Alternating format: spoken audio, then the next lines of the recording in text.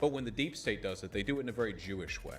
And so for that reason, it's completely incomprehensible. It cut out again. That's incredible. All right, folks. I am hoping that we finally are, in fact, live here. And my stream's actually showing on my channel. There's some results. Early results in 25,000 votes for Trump, 14,000 for Biden, spread across 3 states. But these are, I believe, fairly safe Republican states. Nothing to worry about here. Oh, look at that. Just now, Biden surged. He has 75,000 to Trump's 45,000, as some results have come in from, and help me with my geography here, Kentucky. How nice is that? Let's just get the window back in place. And there we go. Yeah, so I will return in a few minutes. I want to double, triple check to make sure that my live stream is up and showing and everything's fine. Because I'm not nervous about tonight. I think I have a pretty good handle on what's likely to happen tonight. Live, okay, excellent connection, live. Okay, that's a good sign. It's telling me. I have gigabit internet. Okay, I have fiber, so I don't want to hear anything about this. My internet being the issue. Okay. Okay. Let's pop this back up. Okay, so you can see the live results as they come in. 75,549 votes for Biden, 45,839 for Trump. But these results are pretty much meaningless. They're, at least at this point, extremely early, extremely small number of votes, about 120,000 votes spread across 3 states. Doesn't really matter at this point. We're going to wait for more results to come in, obviously, as the evening goes on. And I will be back. I have to take care of something, and I will return. Let's check in on Sam Cedar, what they're chatting about. Appropriated, and Koch brothers put a lot of money into it, and that era was very libertarian. And also just young people responding to the lack of popularity with, like, the values that they grew up in. So it's kind of a revolt against the establishment of a party that has that unpopular president too. It's like also associated with youth. Yeah, I think it's a way of sort of like reinvigorating, you know, a right that has been discredited in some ways. Yeah, I definitely agree, and I think that, you know, what's good for the progressive movement going forward is that, you know, logically, once you get past the sort of that you have are perhaps more in line with the progressive agenda when it comes to, you know, having some social freedoms and having, you know, the social ability to go do whatever the hell you want to do and to be whoever you want to be, regardless of race, creed, or upbringing. But I think in the military, especially, some of that libertarian revolt has to do with the fact that, you know, we as people in the military do exist in a wholly socialist system. I think it's, I mean, I think on some level, there's got to be some cognitive dissonance when you're like, we should not have government-run healthcare. Or even like health insurance when, like, wait a second, I have government-run healthcare. I think a lot of the military reacts against that, especially because, you know, when, you know, we have test-based, you know, rank ups, you know, it's supposed to be merit-based, but, you know how those things everybody kind of go. has a crane. Right. But in general, you know, I think that a lot of people have this sort of sense of, well, I work harder than everybody else and I should get more, but I'm not. So this, you know, socialist system, if you will, doesn't work for me. And then they take their anecdotal evidence and they try to apply it to a whole and say, well, the government's bad at everything and we can't have socialized healthcare, so on and so forth. You know, now I personally don't necessarily agree with that. I think that there's ways to improve upon it, and I think that in general, once again, anecdotal evidence. I think that's like a key sort of phrase here. My overall experience with the, big military sort of medical thing is that they're very good at taking care of the low level stuff. So like you have a flu, you have a cold, you have COVID, you have a broken leg, all that kind of stuff. They're very, very good at that. They're good for things that have established practices. But when it comes to fringe medicine or research-based medicine, where it's, stuff that's kind of cutting edge, or people who have very specific conditions that are rare or something like that, the socialized medicine structures sometimes do struggle with that. Well, I will say this, and I appreciate the call. Thank you for calling in. Got to remember, you're talking about 1% of the population, too. So things that are marginal, it's harder to serve a small percentage of a small percentage.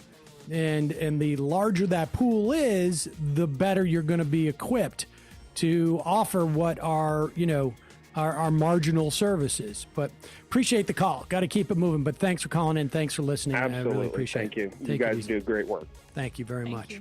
You.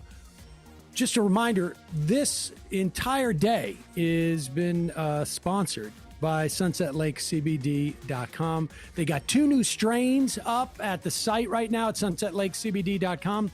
Server, which has got 18.9% CBD content. It's the most potent hemp flower they grow. You can also check out Sour Special Sauce with 16.6% CBD.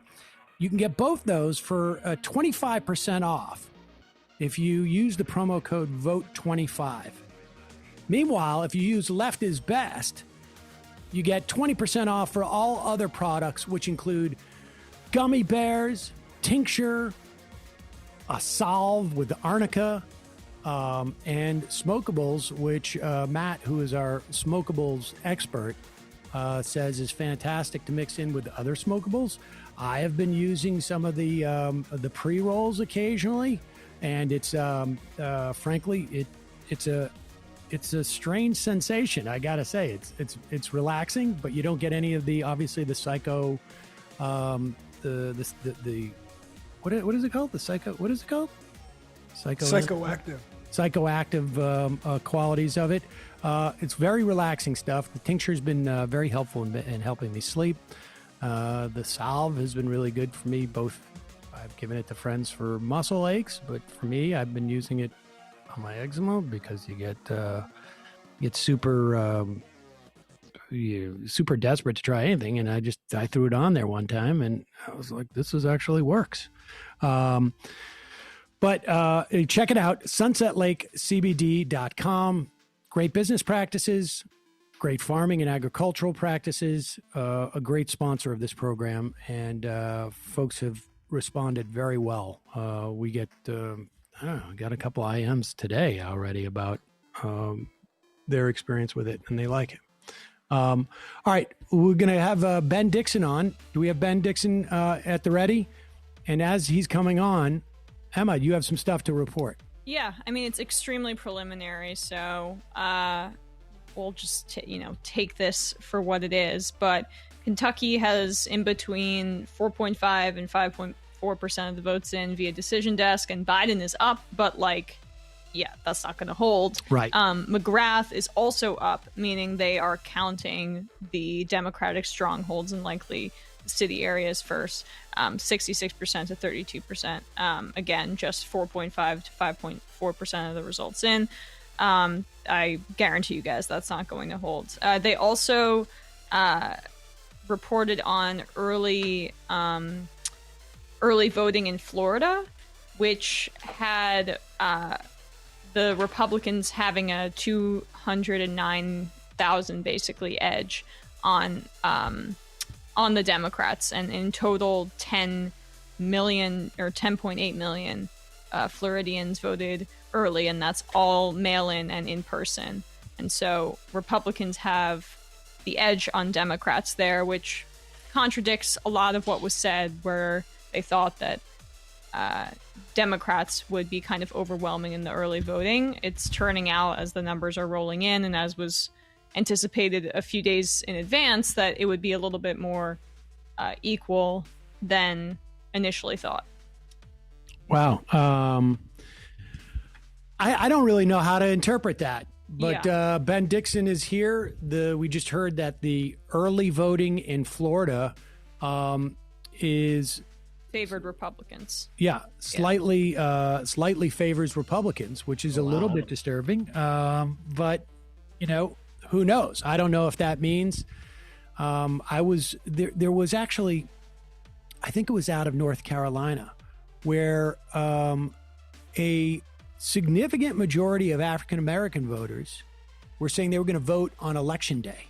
Like it was like 65%.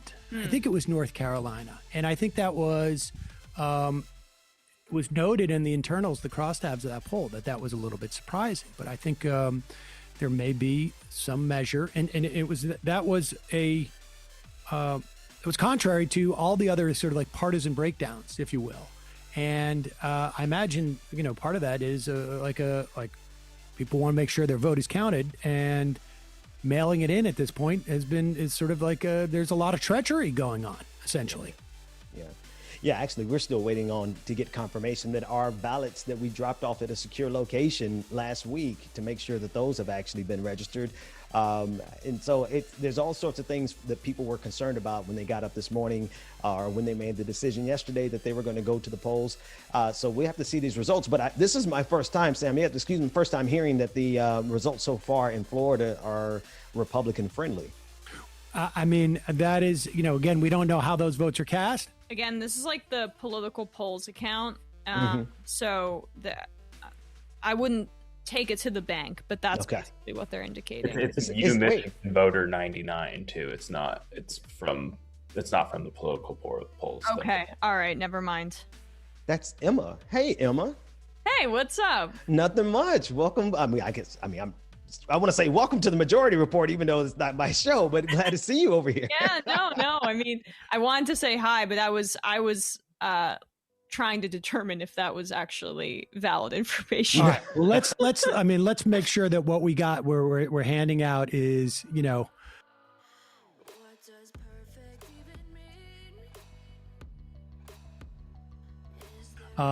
heavily validated, let's say. Yes. And I would rather be slightly behind, and that's okay. All right. But scratch everything I just said. Well, yes, I'm glad to hear that, because I didn't need that anxiety already this early in the evening. We need to, that is, I don't know who you Michigan voter is. Yeah. It's unclear to me where that's coming from, but. Yeah, this account is usually on point, but I realize that it's not. Like, I don't know why they're retweeting that data from. And I'm seeing something different on the actual account itself. It's saying the opposite, that there was a $113,000, a thousand voter. But I mean, look, this stuff is, largely irrelevant. I still remember the analysis of Florida in 2016, which is like, this is going to be a huge blockbuster sweep for Democrats. It didn't turn out to be that case. So, I don't know, Ben. What is, to a certain extent, we're all just sitting here vamping, celebrating the 10-year anniversary of the show, though. Congratulations. Thank you very much. But, some of the things that we're thinking about is there was this Chuck Schumer, a report from Adnan Girdadis that Chuck Schumer, or I guess an interview, had said, started to lay out an agenda for the first 100 days that involved $15 minimum wage, had talked about climate change and maybe an infrastructure thing, sort of missing was, healthcare, but and he didn't say anything explicitly about voting rights either, I think, in that, but I would imagine we're going to see that early on. It's really going to be a question of how willing, and maybe the things he's talking about are things you can do in reconciliation, right? Because reconciliation, you need to have something that's going to impact the budget. voting rights don't necessarily, you couldn't necessarily do that, and it would require maybe getting rid of the filibuster to do that. But I don't know. What are you thinking about at this time, other than just sort of sheer anxiety? I was doing good with my anxiety until you just reminded me of it, Sam. But to be honest with you, listen, if things pan out the way they should, right? Donald Trump should not be the president for a second term, considering everything that he's done in 2016, between 2016 and 2020 alone, right? So if everything pans out the way that it should pan out, and the way the polls are saying that will pan out, the Democrats are going to have to make a decision. I think they have the potential of taking the White House as well as the Senate and holding the House, right? That's the ideal scenario. At that point, Democrats are going to have to put up or shut up, and they're going to have to implement reforms that are probably giving Chuck Schumer and Joe Biden, quite frankly, some anxiety, right? It's not going to be an easy road for them if they get all three branches, because we're going to have serious expectations for them to reform this system so that the things that Donald Trump exploited over the last 4 years can't be exploited again, and also to undo some of the damage that he's done, particularly in the judiciary. Yeah, I mean, one of the things I think that seems to be impacting Chuck Schumer right now is the idea of a primary, and that is, it's possible we could see in New York, and in some respects we're still seeing this with sort of like a Governor or Nixon impact, and the one. Nixon, Cynthia Nixon, in many respects, pushed Andrew Cuomo, also got rid of the IDC. I think a lot of that is a function of her run. Yep. Andrew Cuomo apparently is like sort of working in the background to try and prevent the Democrats from taking a veto-proof majority in the New York State Assembly because he wants to be able to veto, or he doesn't want... He wants the threat of his veto to hold up legislation. I mean, this guy really is doing everything he can to prevent more progressive legislation going forward, because I think he's thinking about the presidency, right? Still, I hope not, but okay. If he's that ambitious, but here's the thing: like, that style of politics was effective all the way through Super Tuesday of 2020, right? And we got everybody to fall in line, all of the major leftist voices, all of us put our platforms on the line. We all risked our reputations so that we could help prevent a second term of Donald Trump. That said, we are going to cause the Democratic establishment some significant pain, because if they're using those type of tactics, which I expect that they would, to block progressive legislation, which I think they want to block, then we're going to have to primary the hell out of them at every single level, every single stage, from the state level to the federal level, the House, the Senate. We need to organize, because they have run their course just as much as Donald Trump has run his. Yeah, I mean, the first hour of this program on most days, not today and tomorrow, which is good to know. Yeah, I mean, Cuomo, just to quickly comment on Cuomo, his effort to capitalize on his COVID response is pretty clear. And then he obviously floated trying to be in Biden's cabinet in that Axios story. It was like the most obvious attempt. Chief of staff, right? Yeah, or attorney general or something like that. I could find it right now. But yeah, I mean, and then you're going to have Kamala Harris in the administration and a lot of other people who want to run in 2024. Elizabeth Warren's openly vying to be a part of the administration, Treasury Secretary. So there's going to be a lot of people in Biden's cabinet who have further political ambitions in a way, and very close down the line, like in 2024 to run for president in a way I don't think we've ever seen before. Not that he's going to actually even let Elizabeth Warren anywhere near the cabinet, please, but she keeps trying. Well, the interesting thing is, and I was going to say that I was looking forward to announcing on this on the Peacock app that, like, I hope Joe Biden wins, and then I just want to prepare you folks, like, on day one we're going to start to push Biden. And I think, like, the point Emma brings up, and I think both of you on some level, is that, and I keep using this metaphor of like the the king. That scene with the king, the medieval whatever show it is, and the king has got consumption, and he's on his deathbed, and he's coughing up blood, and there's like 12 people standing around the bed, and they're all planning to take over. And that's the type of situation where there's real opportunity, it seems to me, for less, the left is just simply less powerful than maybe corporate entities. But when there's that type of disaggregated power looking to take control, right? That's like how, I don't know, you win an election when there's 20 people running type of situation. Yeah. It opens up, it lowers the threshold for what you need. And the question is like who's getting ready to take advantage of that? And I feel like some of that work has been done on the left.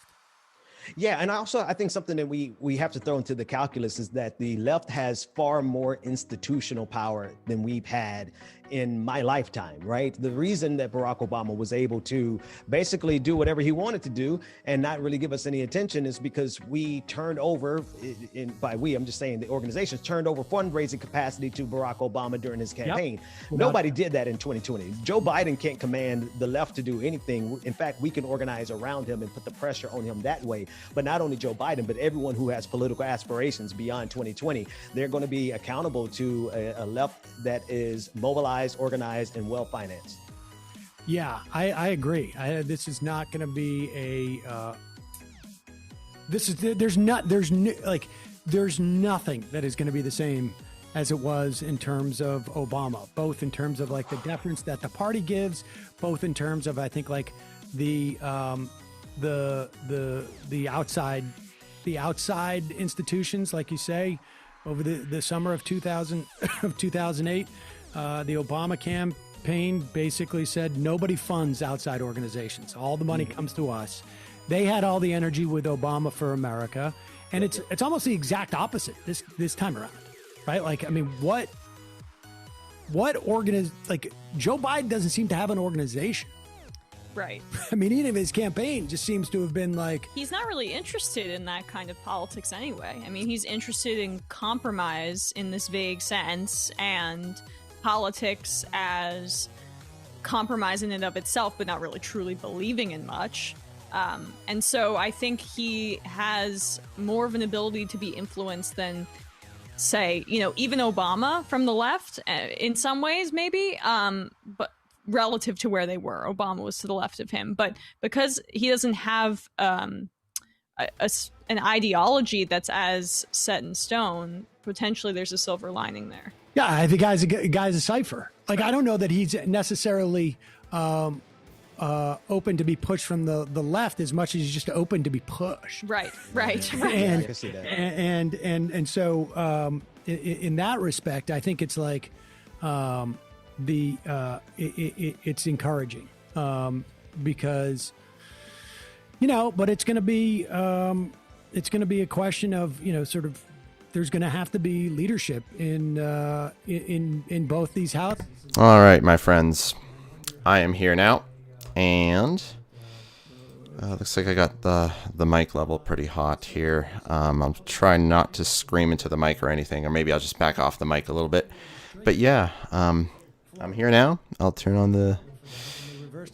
oh, there we go. There I am. Perfect. Yep, so welcome to election night. But it's also not... Man, it's been based upon the hotly anticipated for so long. It's finally freaking here. I'm going to try to... get somewhere more crossover votes. The break-even point for Trump win was about an R plus 3.5. You know what? I think I'm going to put the filter on the audio for the streams so that it comes in a little bit less bassy. Let's go back to Vosh's stream here while we wait for David Pakman. Yeah, so here's what I'm going to do. More, Trump would be the favorite.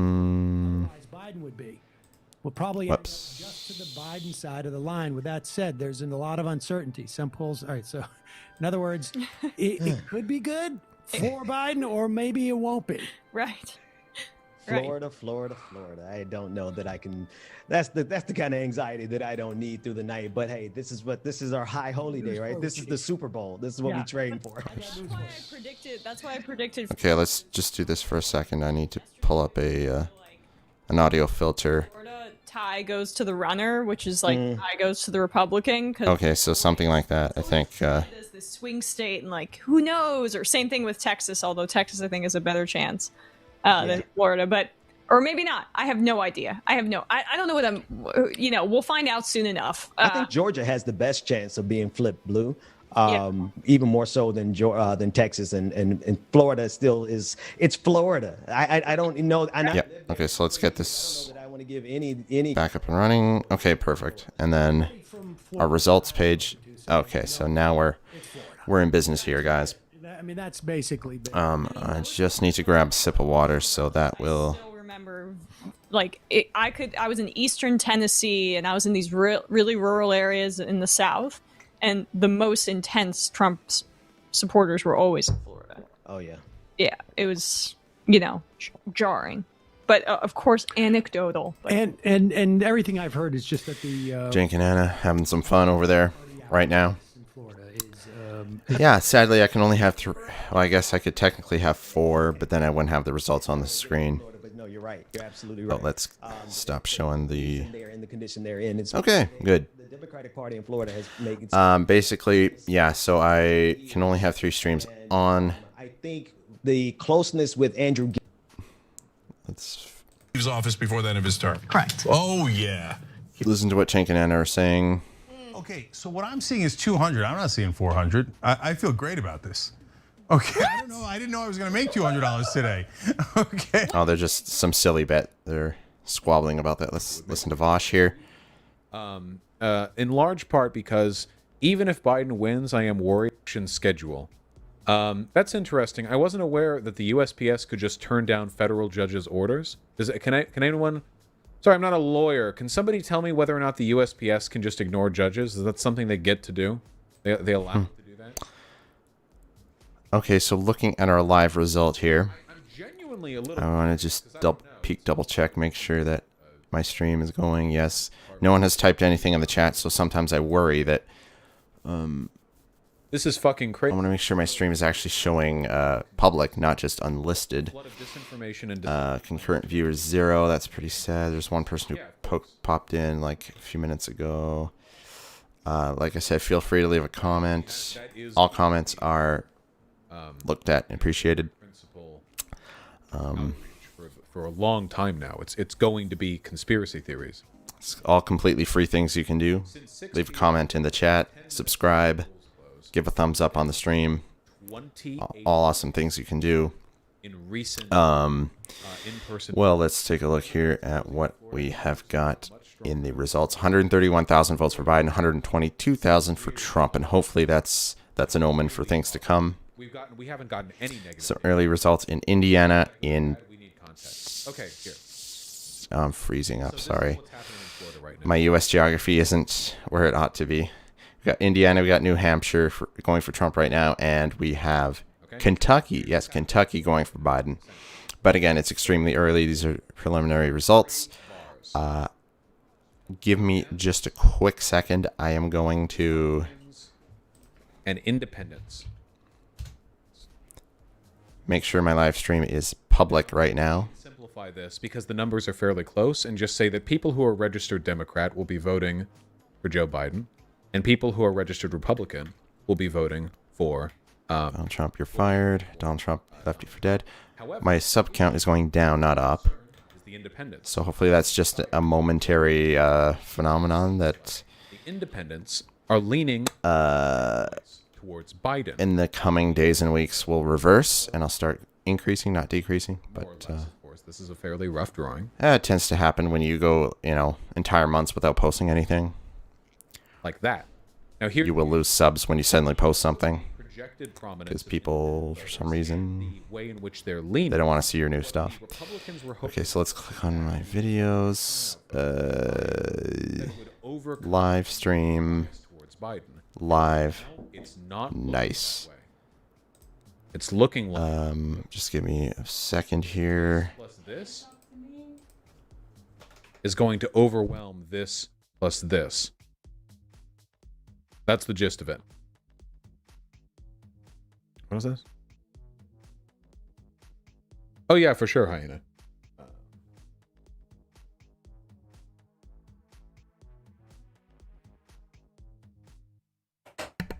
There we go. Left for an hour. What is Sorry about that, folks. information about Florida? Just a brief interruption here. Let's get back to the... Pack isn't something we need to worry about right now. Okay, back to the results, back to the coverage. Okay. Wait, what states did we lose? I should never just read chat. All right, I'm going to Mark Sanford. swing it over to TYT. Cenk has something to say. Chance of winning in 2016. Donald Trump's going to get shellacked in 2020, and I could go down. I even called a month before. I think I'm going to actually jump on over to David Pakman's stream here. I can go on and on all night long. David Pakman stream, 14 watching. Oh, it still says we'll start soon. So let's... No, but this one, kidding aside, Okay. no question that one was wrong. Okay, and so it's no big deal to admit that when you're wrong. And I'll tell you what I got wrong. It wasn't Trump's incompetence or malfeasance that I got wrong. I was 100%. Okay, so Cenk's just basically talking about how he got the bet wrong with Anna on Trump leaving office before his term is up, before Election Day. I don't know if if Trump were to resign during the lame duck period, I don't know if that would still technically be during his first term. If Cenk could still win the bet on that, it's not clear to me. Let's head on over to Sam Cedar. Huh? Gardening. That was. Let's make sure we're live. Sometimes these streams tend to slip a little bit behind on the liveness. Gardening beds. The liveness. I just made up a word. Don't you like that? But Carl from the Geest says, have you tried Cosmic Crisp? Very good new apple. Yeah, that's a pretty good one. Neff, happy 10th. Soft open. Okay, nothing important here. Back to Vosh. So that's 60. Yeah, that's about 60,000 out of. He's going over some results on Twitter. 1/30th? That's pretty good. That's pretty fucking good. What state is that? That's Florida. But we need more info to come out. We're 3 minutes away from more data coming out. 3 minutes away. 3 minutes away from more data, apparently. Calvin?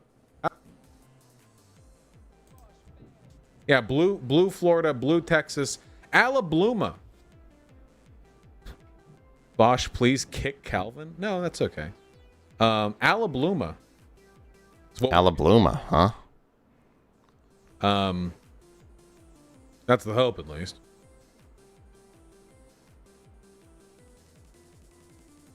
Yeah, Alabama. It's true. Okay, so what's going on with my noise filter here on my mic? Prison guards who left a prisoner in a prison cell covered in. For some reason, my noise filter... Wait, I thought that they said they weren't being. No. So they were. Noise gate. Oh, that's why. Oh my goodness, you guys. I'm sorry about that. My noise filter wasn't kicking in. Wait. Destiny currently live with Sargon of Akkad? Yeah? Hold on. Yeah, that's going to improve the audio quality so much here. And I'm bobbing in and out between streams and listening to streams and not talking. Anyways, unlikely, I get it. But funny enough, we end on me and Carville agreeing again today, and we'll see if we're right or wrong. But he said just yesterday, this election will be called by 10 p.m. Eastern tonight because Trump's going to get annihilated. And oh, how nice would that be? I hope that happens. But I think it's going to get called tonight, which is we're in a very small minority of people who've been saying that for a long time because Trump is definitely getting shellacked tonight. So it's interesting because I don't agree with Carville much these days anymore. We're in totally different wings of the Democratic Party, but we are united in our disdain for Trump. But last thing, Anna, again, congrats. You win, I lose.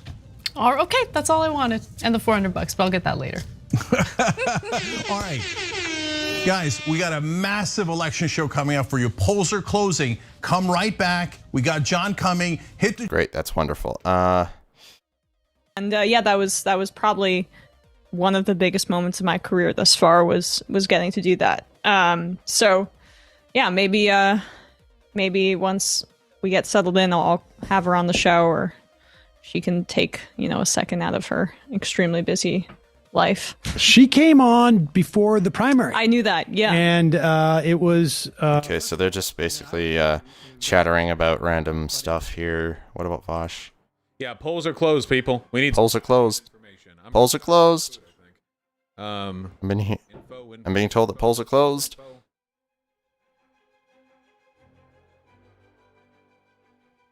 So the results here in New Hampshire, Kentucky, and Indiana are showing now that Trump has pulled into the popular vote lead. But again, popular vote means squat. We're beginning to... Trump will probably win Indiana and Kentucky. Yeah, we're beginning to... wins Vermont. Okay. Too close to call Virginia, South Carolina, Georgia. Oh, dude, if South Carolina is too close to call... Wait...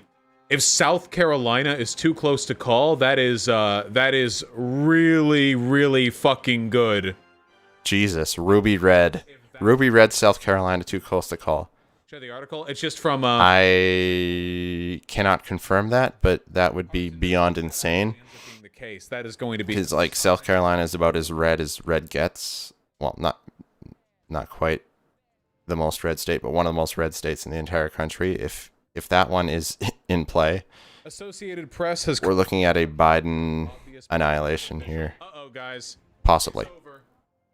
We got to give him Kentucky. Hold on. All right, we did it. We lost Kentucky! Wait a minute. Alabluma, okay? Look. Why is Kentucky showing blue on the Vox results, and yet Vosh seems to... There we go. Is giving it to... victory right there.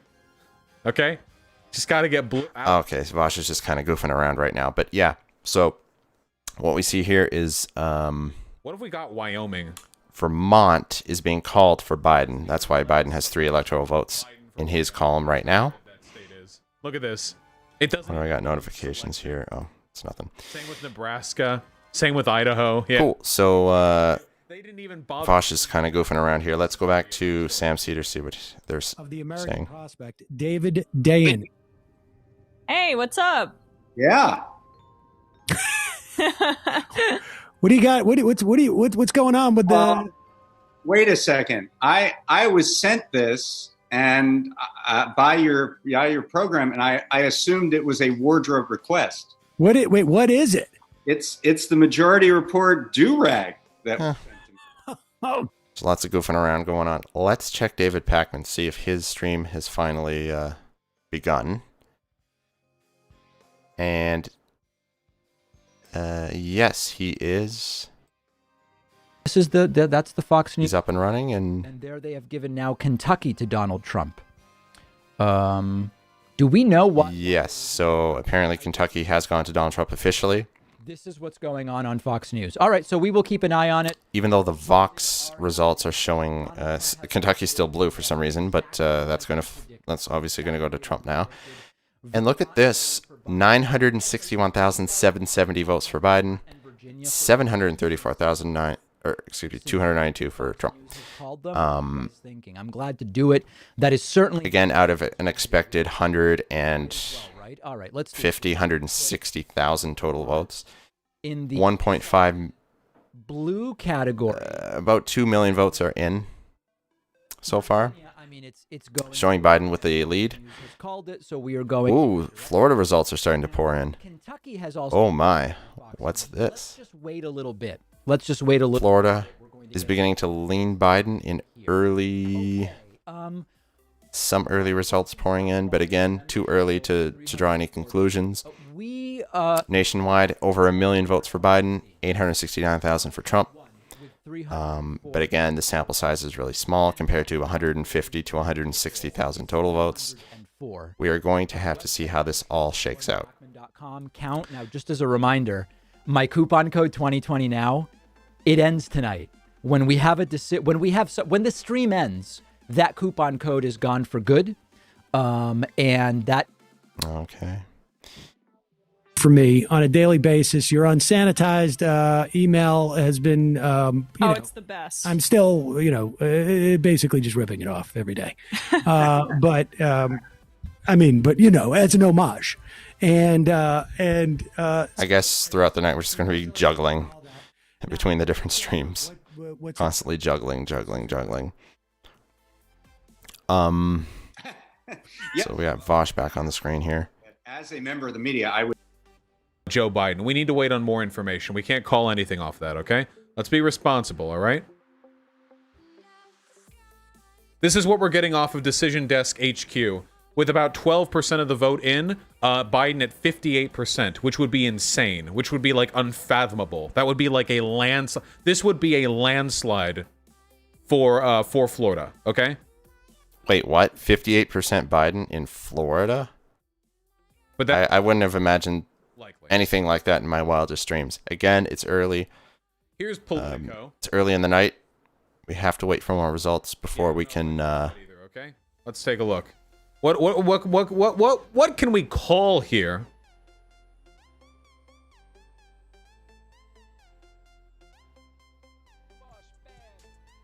%1 of expected vote in, 8% of expected vote in, 6% of expected vote in. We need time, people.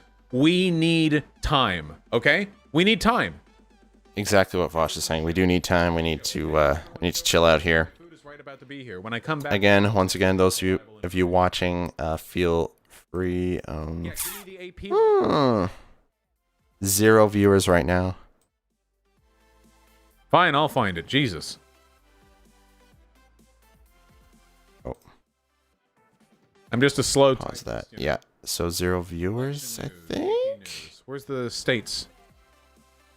Sadly, no one watching. Well, hopefully that changes. Do you think abortion rights are safe if Trump wins? No. Okay, AP. Abortion rights are pretty much okay. Toast if Trump wins because he has the Supreme Court in his pocket now, and there's nothing to stop him from overturning Roe v. Wade. So if he gets a second term. Vermont has basically been called for Biden, which we expected. Kentucky. All right, so Kentucky is officially in Trump's. For Donald Trump, which I think is to be expected, and that is those are the only calls we have right now. Fox is saying Biden is winning. Winning where?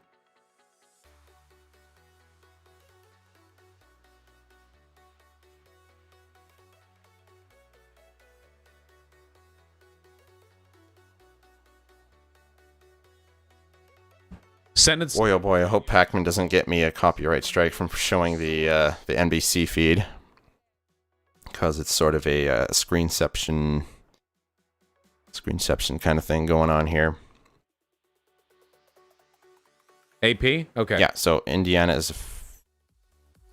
and Kentucky are both officially called for Trump. That is absolutely no surprise. Those are completely red states. How about we take a quick second, huh? Not a shocker at all. Looks like Florida is beginning to swing to Trump's. Stop with the links. Stop with the links. Everyone chill out. We are... Yeah, Florida has taken a big break in Trump's direction. The recent results... A recent update in the results is showing that Trump is now leading in Florida. So I guess the page that I'm looking at is a little bit slow, a little bit behind the results that some of the other sites are showing.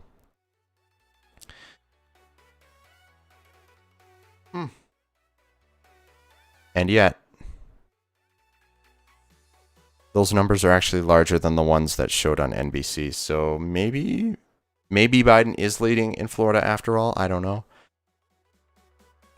Minute by minute, second by second, these results keep jumping all over the place. So we're gotta keep our eyes glued here.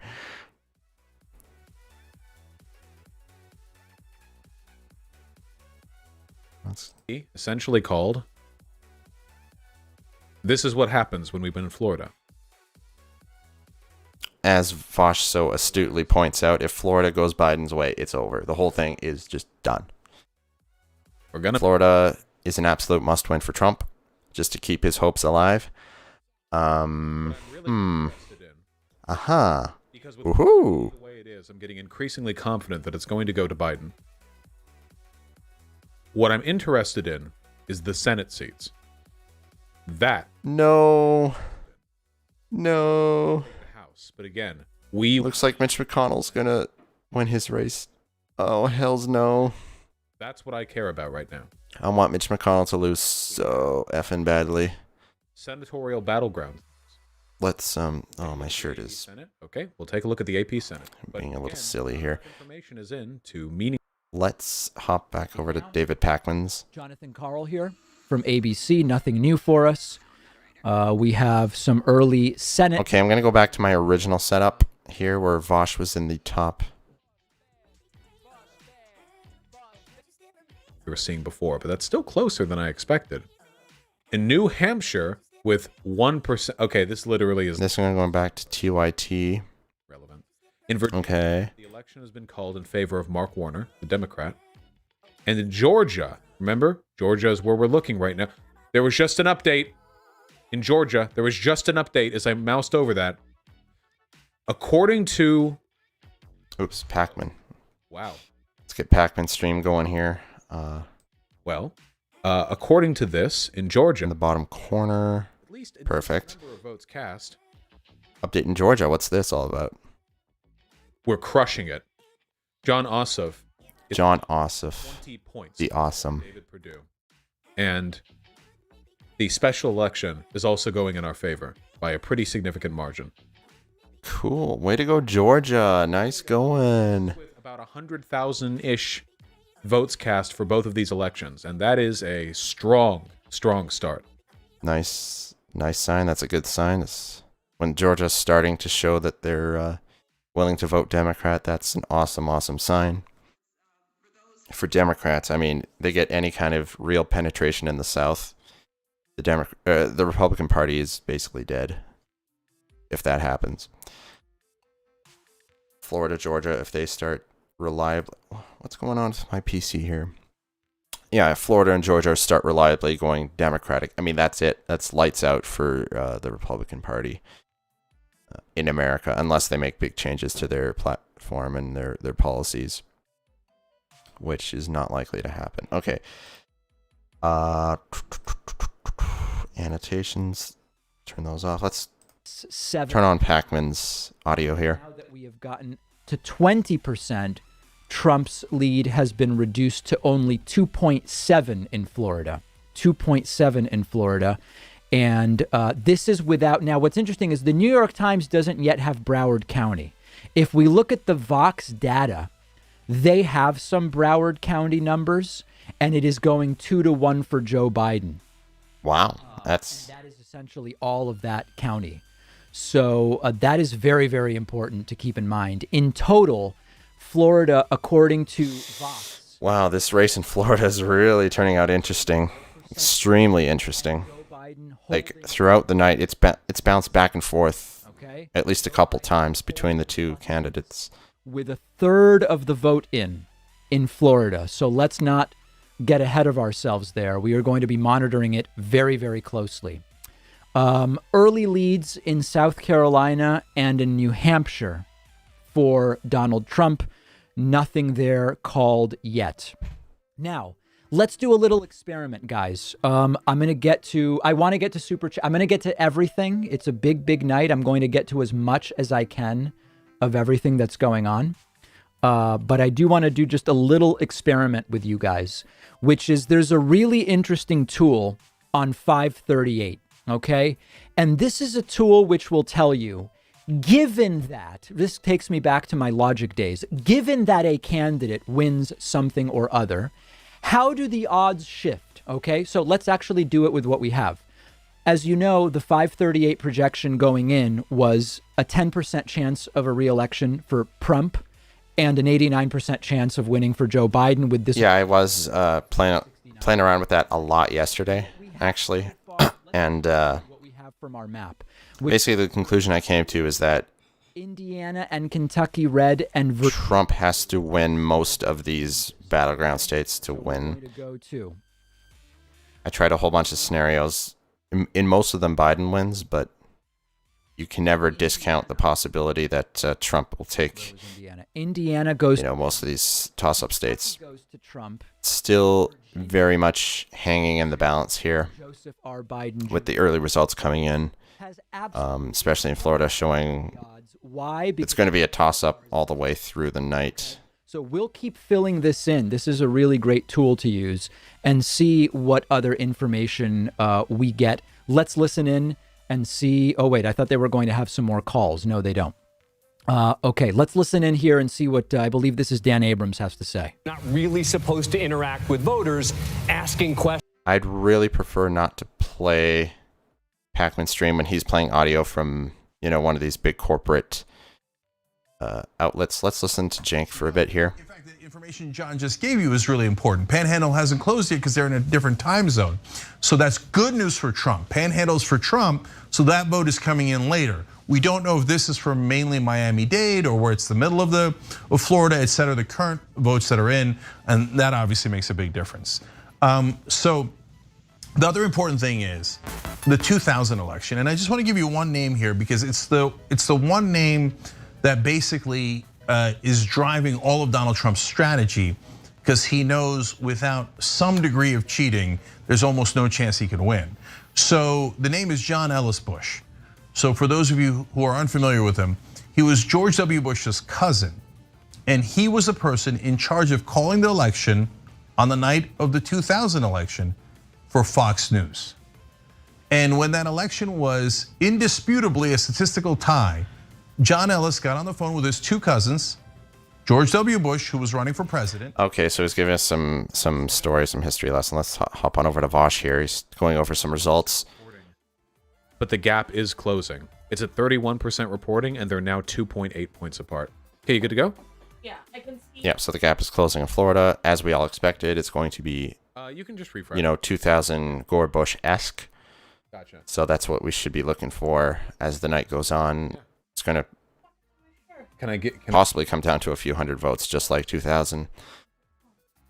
It was. It's just. But I think the difference this time is that Florida might not, all right. Yeah. There. Be the determining state for the entire race.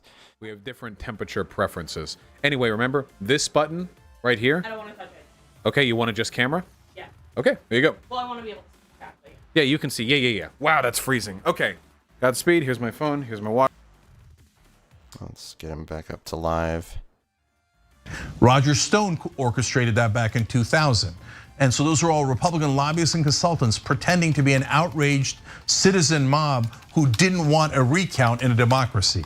And that insane trick already worked once. So Trump has about at best a 10% chance of winning tonight. So what he's hoping for is a total mess and chaos, and to call the election early. And in this case, instead of preventing a recount, he wants to prevent a count from completing. So they'll say absurd things like, well, if you keep counting, it'll flip the results. No, we don't know what the results are until you do the full count. That's not flipping the results, that's finding out the results. Absolutely correct what Cenk is saying. The reason Trump has been beating that war drum over the last couple of months is because he's seen the disastrous poll numbers for months. He knows he has almost no chance of winning, so he's hoping for mayhem. But yeah, if it's a close election, he needs mayhem. If it's a blowout, you will not get mayhem. You'll just have it be called. I mean, that's the DNA of the Republican Party. It has been for decades. Is they need mayhem, they need electoral college, they need cheating, they need voter suppression, they need all these things just to survive. And the nice thing is that even with all of that, they're starting to. I think Biden's going to win. They're starting to fade. But I think he's going to win it by a couple of points. It's a close race, and I wouldn't be at all surprised if Trump won it. This is the important part. Biden doesn't need Florida at all. He could lose Florida, he could lose Ohio, he could lose North Carolina, he could lose Arizona, Iowa, Georgia, Texas, and still win the election, and pretty easily. Trump needs to win all of those, plus Pennsylvania. And even that's true. Biden could win the election back by winning either North Carolina or Arizona. So Biden has in poker parlance, he has a lot of outs. There's a lot of ways to win. Trump has only one way to win, and it's a very, very tough road. So yeah, that's what we were discussing a bit earlier. Now these are starting to be the numbers large enough where they're starting to be relevant no matter where they come. Look, 100 and possibilities. If turnout will be the same as last year, this represents an overwhelming majority of the total expected vote. If this is not, there was over 101 million early votes, as David's pointing out. Voting, we could see 65 to 68% turnout in this election. I don't know how far back. That goes as far as being a record. But last election, I believe 55% was the turnout. Raising turnout 10 percentage points in a country of 331 million would be an historic event. And as many of you know, 8% more people. I prefer to say ahistoric, but total number. A lot of people 2016 are in the habit of saying anhistoric, which is about 110 technicality. Really incredible numbers. I mean, truly, unbelievable numbers there. Okay, unbelievable numbers, but in a good way, in a fantastic way. Good on you, America, for voting early and in the numbers that you did. Right now makes me happy. Yeah, it's a huge win for democracy. Numbers are going to go back and forth, and we can't read too much into anything. I do want to say thank you to everyone joining us right now on YouTube. We have never had more people watching our stream. We are at 58,000 live viewers on YouTube. 4 years ago, it's fantastic. Last election, it wasn't exactly 4 years ago, but we had 1,500 people who watched our election. Good stuff, David. Good stuff. And see how close you get. There's a bunch of other things too, and the reason I brought it up here is one of the questions is how many QAnon members do you think there will be in Congress after this election? I had it at 2, and already 1 is on the board. So for her, the challenge was winning the primary. That is a very, very red district, and a Republican had almost no chance of losing. So we knew she was going in. There's a second QAnon Republican who's very likely to win. We'll, if that happens, we'll let you know about that as well. Yes, Anna? Yeah, I was just gonna say, look, I think that one thing that we need to keep in mind, and one of our viewers mentioned this through a tweet. Let's say best case scenario for us tonight, Biden wins, right? It's not as if all of the problems that we're dealing with currently just disappear, right? I think Donald Trump, I think he was a symbolic figure in essential, or the culmination of all sorts of societal issues that we've had but haven't been dealing with. So the fact that we have QAnon people getting elected into Congress, that's real. And QAnon isn't just some fringe group of conspiracy theorists. It has now become pretty indicative of what the Republican Party believes and what they want, right? And so we need to keep that in mind, and we need to ask ourselves, how did it get to the point where the Republican Party became such a welcoming place for, honestly, some of the most dangerous people in some cases, like people who will show up to a random pizzeria. Yeah, I mean, we kind of get the point there where Trump is a symptom of a larger problem, and yeah, it's well understood. It's well understood. I'm not going to get into, I'm only going to do the one that it corresponds with the results tonight, and I will do it tomorrow. I'm not going to get ahead of myself as far as that goes. Let's see here. Austin says 300,000 votes not being counted. Check your Twitter. I have sent a link. Yeah, I don't have an easy way of doing that right now. Let me votes. 300,000 votes not going to be counted. That is worrying, to say the least. Okay. What's going on? Yeah, I saw this article. The Postal Service was under a court order to deliver 300,000 ballots, and they've not done that. Hearing some strange noises. They've not done that. Now, that doesn't mean all of those ballots are undelivered, and it doesn't mean they're not going to be counted. But what we do know is that they were supposed to have been delivered already, and they have not been delivered already. That we know, and that's not good. So we're going to be keeping an eye on that, and as we get more information. Certainly a concern. We'll keep an eye on that as the night goes on. That 2022 challenge, or are you going to wait a week and just take that time to think about it.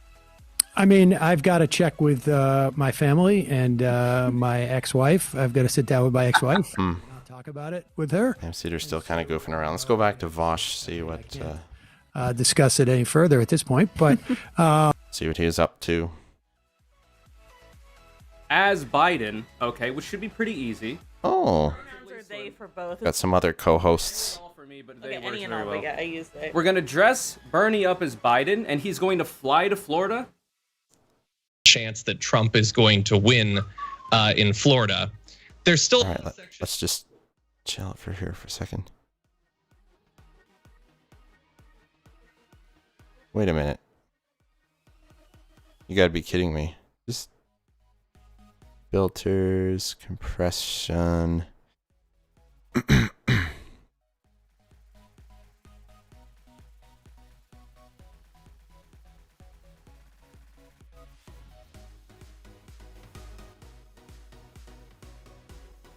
Yeah, there's supposed to be some background music. I guess I put it way too low that people couldn't hear it.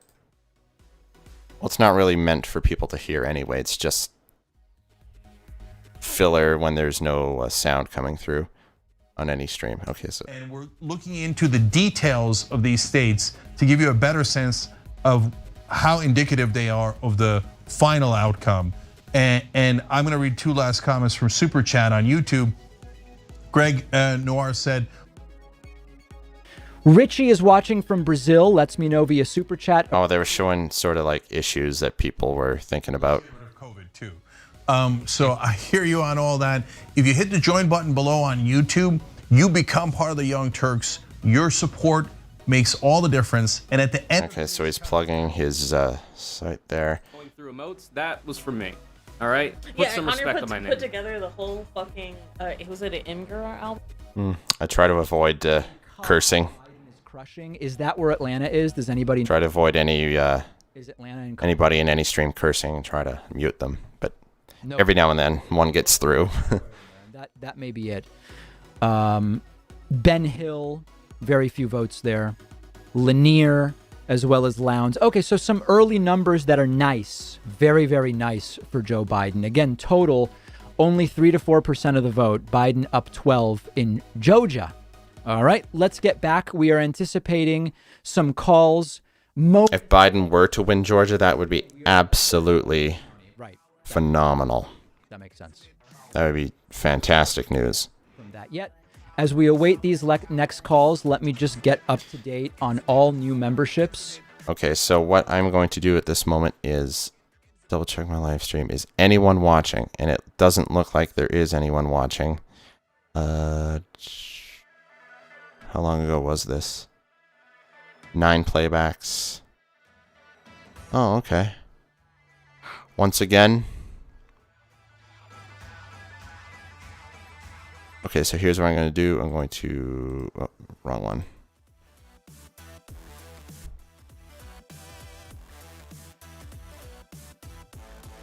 I'm going to adjust the...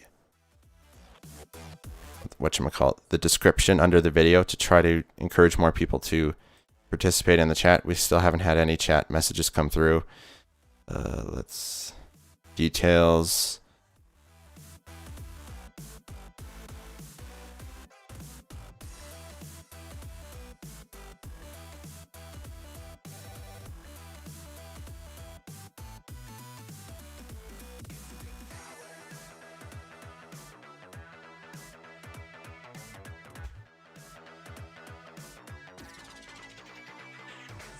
Don't be shy. Leave a comment in the comment section.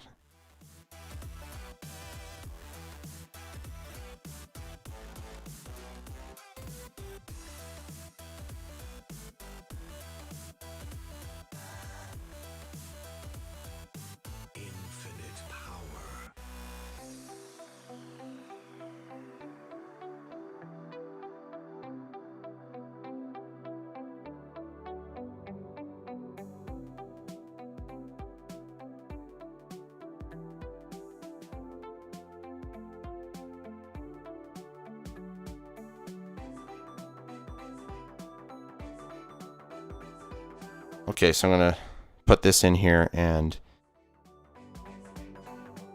Looks like all the streams are on commercial right now. On a commercial break. I guess it's coming up on the bottom of the hour. Don't be shy. Leave a comment in the chat. Let's have a conversation. Last selection night, Jomi. Okay, good. Let's save those changes. Boom.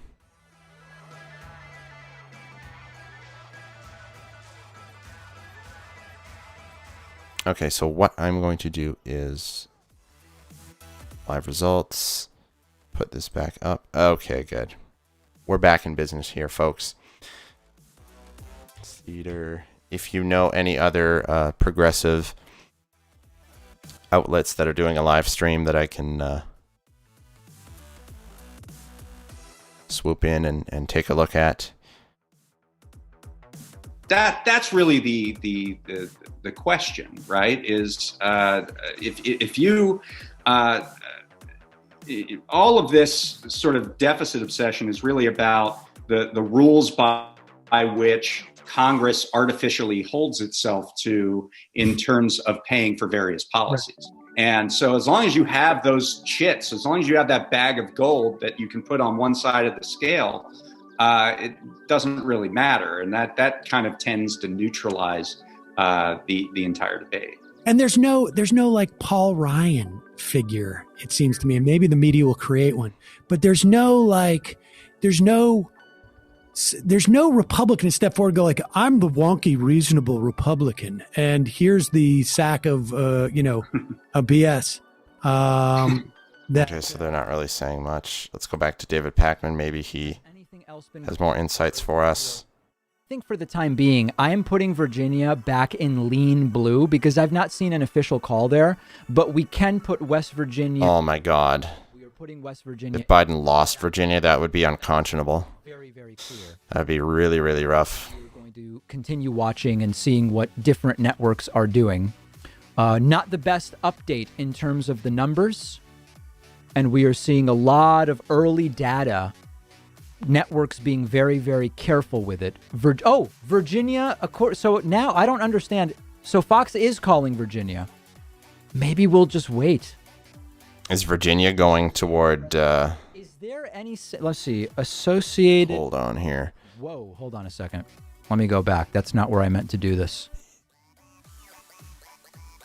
Let me actually get the Associated Press. I want to double check something. Associated Press BL 2020. Video URL here. I just want to BL. Yeah. I don't think AP I have the correct chat. The map necessarily. Let's bring back the results here. Boom. There we go. They don't. Okay. I have the correct chat box open. All right. Well, we will continue watching that. Nobody is chatting. I'm not loving the Virginia, which makes me sad. I wish people would but it was expected. Get engaged. So add to the conversation here. No one has done that yet. I don't know that we have too much of a choice as far as that goes. Georgia Biden still up. Okay, so we'll watch that. We're going to watch that. AP feeds to Google. Okay. 2020 election. Then I'll just pull up a Google feed. Beautiful. I appreciate that people are telling me that. Let's look at that feed right now, in fact. Okay, so according to Associated Press, Vermont is for Biden. Kentucky and West Virginia are for Trump, and otherwise they've not called anything else. With 63% reporting, the AP has Biden plus 2.4 in Florida. 63% reporting, Biden plus 2.4. Very important. Very, very important numbers. Yeah, that is huge. That is absolutely huge, and we're going to watch that extremely closely as the numbers come in. At the top... Absolutely. That's absolutely true. Trump pretty much needs both Florida and Georgia to go his way. Okay, other super chats coming in. If he doesn't win both, it's not technically impossible for him to win the presidency, or a second term, I should say. But for all intents and purposes, he pretty much needs both. And if one of them goes Biden's way, especially if it's Florida, then the race is over. Glass of water. That would be a really crazy, crazy situation. Max says never under... So I'll just be a minute. I'm grabbing some water here. Speaking of which, I do want to take a look at Donald Trump's Twitter just to see if there have been any recent tweets from Donald Trump. Let's see if he's tweeted. An hour ago, Trump tweeted, "We are looking really good all over the country." Nice. No, it's not looking really good for Trump all over the country. Of course, he's going to lie. Lying is literally all he ever does. This is no exception. This is no surprise. North Carolina. Oh, no. It's looking like it's going Trump's way pretty decisively. So that not a good sign. I was expecting that is just something we're going to have to keep waiting on. For me, it would be closer than that. That is the most interesting early state because oh man, I think it could be a sort of bellwether in terms of the way the rest of the night could potentially go. Thanks to everybody who's watching on Twitch. I'm seeing the messages. Rubbing Your Rhubarb says, "Don't jack this up, America." Don't jack this up, America. That's right. Over 400 electoral college votes in that election. But he beat him by about 10 points. And going into this election, for the national popular vote, Biden in the very last poll had a 10-point lead. Now, but what's fascinating about that is the country and the states have become so polarized that when Reagan won by 10 points, he won everywhere but 6 states. And by the way, one of the states that Jimmy Carter won was West Virginia. So in 40 short years, instead of us being a united country where if someone won big, they won everywhere. Reagan was a Republican, but he won in New York, he won in New Jersey, he won in California, he won in Vermont, etc. Now, nope, the blue states are blue, the red states are red, and there's only about a dozen swing states that still fluctuate. I don't think that kind of polarization is good for the country. I think the media drove that polarization. I also don't think it's a good trend that we lost populous states like West Virginia that used to be so Democratic and now have become so Republican. So those are just big macro trends. But overall, the biggest trend of all is that the Republicans, I know right now in this current state of the election, this early in the first quarter, as you're seeing. Whoa, sorry about that. And you see Florida starting to go in Trump's direction, I'm positive that you're out there getting nervous. But the reality is that the big picture is the Republicans have an overwhelming challenge to overcome demographically. Trump did overcome it in 2016, and it would be one of the most amazing things I've ever seen if he overcame it in 2020. Latest results from Florida, now 2/3 of Florida reporting, 66%. Ooh, hold, okay, they just changed the numbers again. Now Biden has retaken the lead at 50.2 to 48.9. You see that? Every time you turn your head, Florida is flip-flopping between a Biden lead and a Trump lead and a Trump lead and a Biden lead.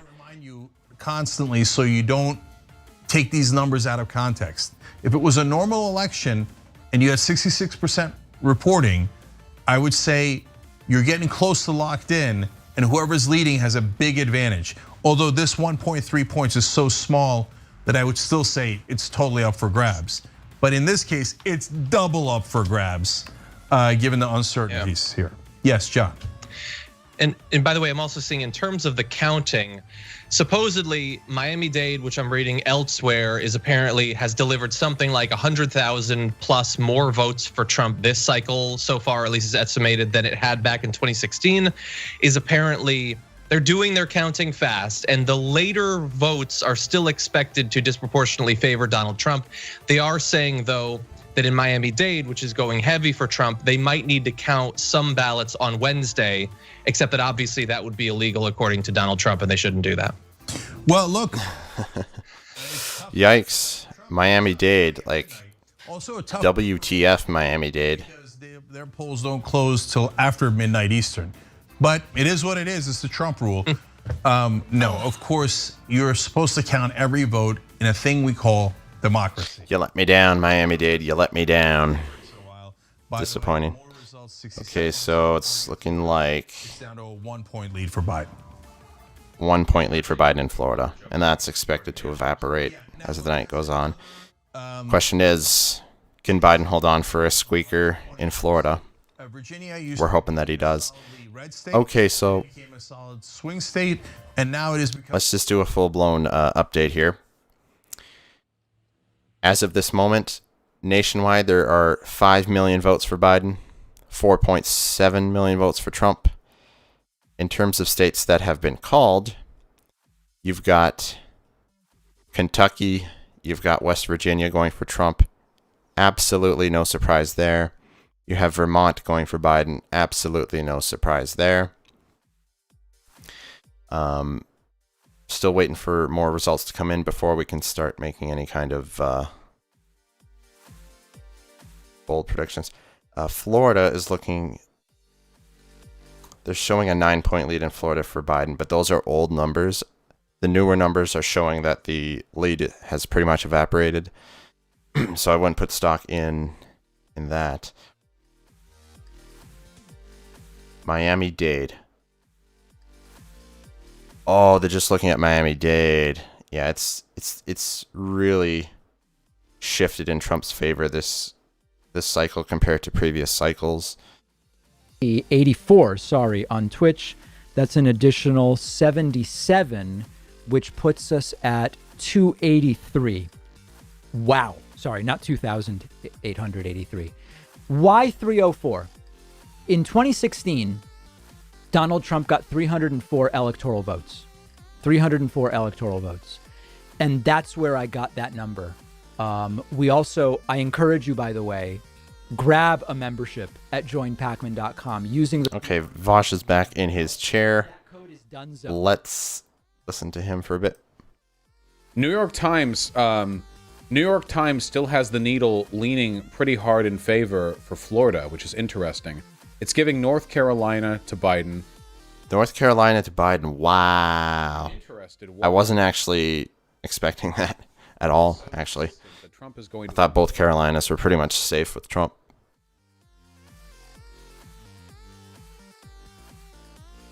If North Carolina goes Biden... Look at this for Georgia. And all of the expected blue states go for Biden, then Trump is sort of down to his last out, so to speak. He needs... Like, he would need everything. If he doesn't get North Carolina, he needs everything. Like, he needs Texas, Florida, Georgia, Pennsylvania, and one of the other states, and Arizona too. I know how exit polling works. Ohio is looking really good so far. Yeah, so getting North Carolina is huge for Biden now neck and neck. if it holds up.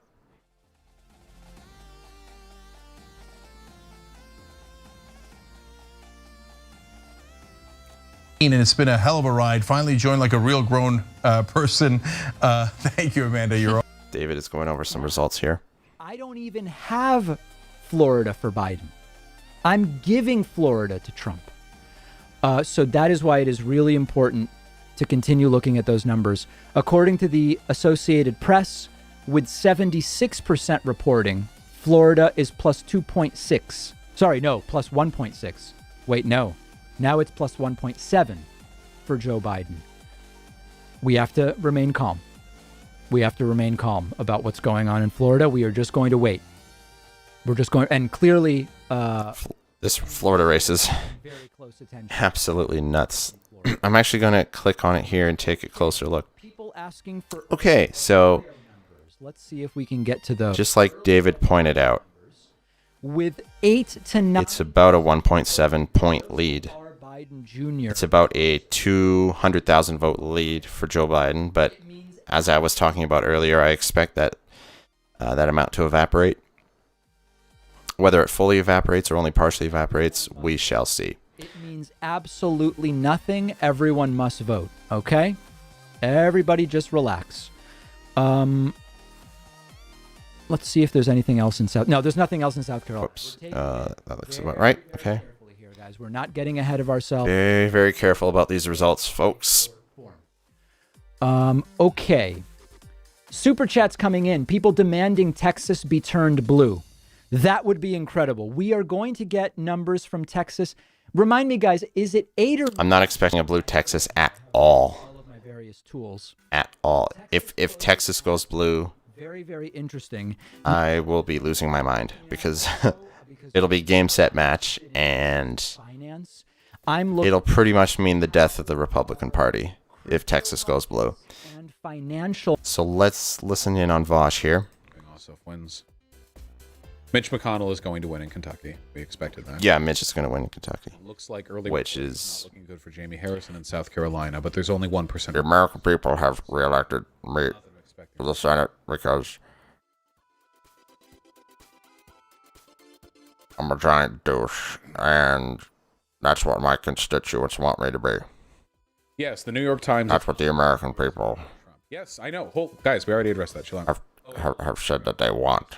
Bruh. 5'2".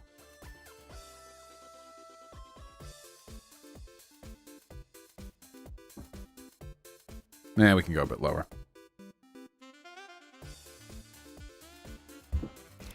That's better. Okay. Okay. Cool stuff. Cool stuff. Let's head back over to Sam's stream. Does he have anything interesting going on? Not really. Verb. Manburger help. We'll look at that in a little bit. No, let's go back to TYT. These streams are kind of weird. It's kind of like they all go on commercial break at roughly the same time. We desperately want Florida. You can't even begin to imagine how much we want Florida. 78% reporting. 1.6 points ahead in favor of Joe Biden. NPR just reported Biden won Virginia. Yeah, Virginia is Biden's. North Carolina's looking red again. See, Florida, dude. Why does it I wasn't quite, Motherfucker. We still have essentially no reports coming in from North Carolina, so we're going to see how that goes. I wasn't getting too excited when they were talking about North Carolina going for Biden because It's Dade, not Dade? Gotcha. It didn't really make sense to me that was what was going to happen. Fox is declaring that Senator Mitch McConnell has won a re-election. Unfortunate, but that is to be expected. Take that, America. I have been re-elected to the Senate. And oh God, we're actually going to end up with I will continue to haunt the American people. Continue to haunt the American people for the next 6 years. Narrow margins. Well, let's see how it plays out.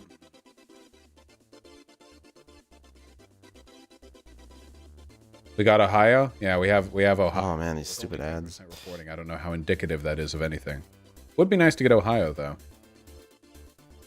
Also, guys, chill out. Holy fuck. I told you that the day is going to be ups and downs. I told you, I warned all of you, it's going to be ups and downs. I told you there's going to be nail biting. There's going to be I'm glad there's ups and downs. Keeps things interesting. Hardcore doomering to chill the fuck. I'm going to take a quick peek at the analytics here. 0 chat rate, 0 viewers. The reason why it flip-flops is because in the past while, ever since 5 o'clock, there's been virtually no viewers. God, we need to keep it together, people. Oh, gosh darn it. Gosh darn it. When counties are reporting right now, are they counting all mail-ins? Yeah. Would have been nice. Would have been nice if people tuned in. Doesn't look like they're tuning in, but hey. You can see there are about 9 million votes counted right now in Florida. I figured this would be a fun thing to do on election night, so we are... Yes, the Atlanta results are going to be delayed. Keeping a close eye on all of our results here coming in. 5.85 million votes for Biden thus far. About 5.4 for Trump. 48% of counties have reported absentee votes. Data for absentee votes may not be available in some places. We'll see. Okay, let's go back to TYT here. Whoa. My PC is freezing up. This is not a good sign. Live. I don't know which way that cuts. I don't know if it cuts in favor of Trump or Biden, really. So for the moment being, Biden with a small lead in Florida, but one that the pollsters or the experts are saying is not going to last. Now it's down to 0.6 for Biden. John, yeah, there's a bunch of counties in the Panhandle that they don't have literally a single vote reporting from. So, if they end up, 0.6 off from each other, and you still have a ton of votes that are going to go heavily for Trump, that might be enough, maybe. Yeah, that by the way, that alone could explain all of it. Panhandle is strongly for Trump. If they, given what John just said, that they're not, the votes from the Panhandle are not in yet. But there's one more curveball to that. How many mail-in ballots were from the Panhandle, and did any of those report? All right, so what I'm going to do right now is I'm going to head to Twitter and try to advertise the link here. Live stream link. With 80% reporting, that's not good news for Biden, okay? So, again, Biden does not need Florida. Trump absolutely positively needs Florida.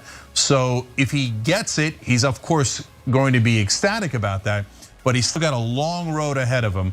And before we get to the rest of the states here, just wanted to do a couple of shout outs here. I think this is for John, and I want to do it while you were still on, John. Unca Monkey in our member section said, just ordered myself a Dragon Squad shirt. Thanks for helping to keep me sane through all of this. Dragon Daddy. Okay. I think that's for John. Cool. I think that's for John. Is that what you No, I are? think it's You're for Dragon Edwin. Daddy? I think that was a message for Edwin. Yeah, I think it was for Edwin. No, it's taken 6 months of me asking people, pleading, begging, really, to call me that. But I think it's All right, so they're goofing off. Let's go back to David Pakman. In Ohio. It is extremely early. These could be all. So you've got Columbus and Cleveland. Okay, you've got Columbus and Cleveland. It's very, very early, and Cincinnati. That explains a lot of what's going on. We are not saying anything else. We are just monitoring Ohio. That's all we're doing. Everybody relax. All right. And then let me go back up and just look at the Florida numbers. So now with between 80... Still 0 chats in this entire stream. 0 chats. Let's try to bust that. We have 83 to 97% in Florida. Joe Biden is up by 1. Joe Biden is up by 1. The Panhandle is blank. Now remember, Florida is in 2 time zones. This entire area, the sort of phallic area, closes at 7. I guess. Please participate in the chat. Don't be shy. Oh, what happened to the Panhandle, the less phallic area, which is really more like Alabama, and with total peace and love. What happened here to the chat? Aaron Cousins and all the Ring of Fire guys. This is a redder area. They haven't even closed yet. They close at 8 p.m. Okay. I believe I can fix this just by going like this. But 83 to 97%, that's powerful. That's very, very powerful, okay? And we are now getting close to... Something like that. Looks better, okay. 8 minutes from potentially some calls at the top of the hour. Okay, let me get complete... Pop an emoji in here. Our new member numbers. I don't want to miss a single person who is supporting today. 198, we were at... I'm going to need my calculator eventually. That's 73 additional website members. 70.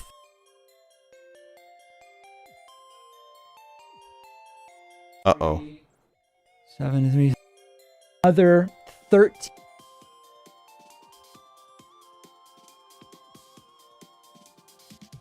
Right. Okay, so let's go back to Vosh.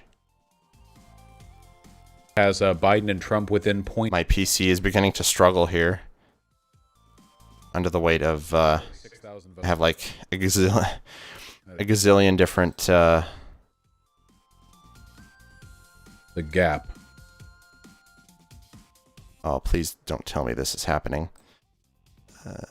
Oh. NPR is behind. It's giving it points. On the TYT stream, I had the chat box open. That was legging down my whole PC. I don't want this open. I don't want this open. The Associated Press. We're probably. I don't want this. Oh, why do I have the chat boxes open on every single stream? That's not good. That is not good, my friends. Okay.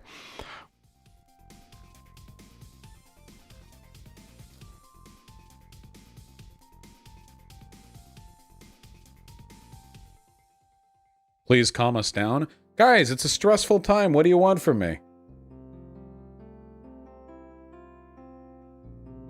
Wow. So, Florida, I am concerned. How long are you streaming tonight? For at least it's gonna end up in Trump's column. And then sort of there's a secondary concern of, is it in Trump's column because a lot of perfectly good ballots were unfairly thrown out? Or is it in Trump's column because he won fair and square? We may never know the answer to that, sadly. We'll see what we get. Ohio is still looking. That pans out. An Ohio win would be very. Does anyone have the? Does anyone else have the? Okay, so we dropped there for 5 seconds, but it looks like we're back. List of which states will be reporting in what time periods?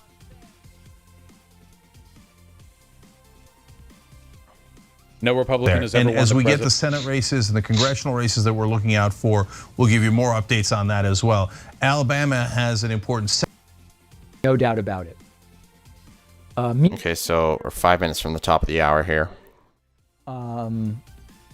Rio is a Dreamer DACA recipient. Says the stream is easing their anxieties. Well, let's wait.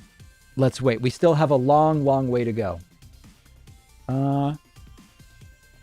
What else do we have going? What is that, the periodic table of states? States close at the top of the hour. So that's going to be important. Yeah, so let's brace ourselves over the next 10 minutes or so. We're going to get some big-time results coming in.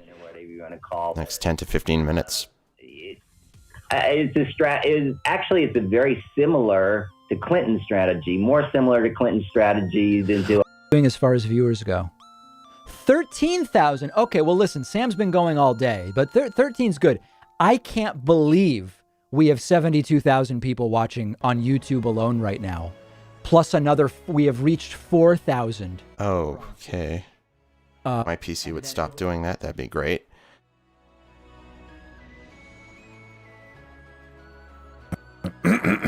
Excuse me. 538 says Blue Ohio leaves Trump with less than 1% chance. Yeah, but that's not the same as Ohio being won by Biden. Nothing. No, Delaware is not at all interesting. Unfortunately, I wish Washington, D.C. was more interesting. Democrats will win in a landslide, and it'll only matter for the presidential race, but not obviously for. Ended up wrong in exactly the same way as they did in 2016. Biden still wins. Have to follow Judge Sullivan order restoring. Whoa, I didn't think I would have stopped this stream there for Pac-Man. That was an accident. Even without all. My mouse is kind of acting up here today. Bleeding in Miami. Okay, so what do we got? Early Florida results are exceeding. As expected, a really close election here. Campaign manager. In terms of the votes, 50% to 49%. Yeah, South Carolina has been called for the Republicans. This is again not something that we should be too concerned with. Yeah, so just like Indiana, just like West Virginia, we're looking at Kentucky. These are all, just like South Carolina, all Trump states. Zero surprises here. Favored Donald Trump. It is nonetheless going to go blue. All right, pulling away a little bit in April. Florida, let's take another peek at Florida. See how they're doing. 25,000 ahead. Yeah, so less than 1% of a lead for Biden. That lead, as predicted, is evaporating fast.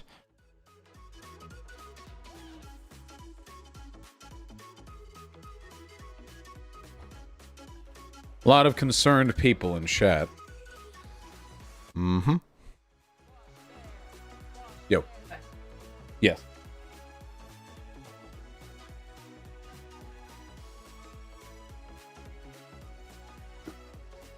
Let's see what we're looking at here.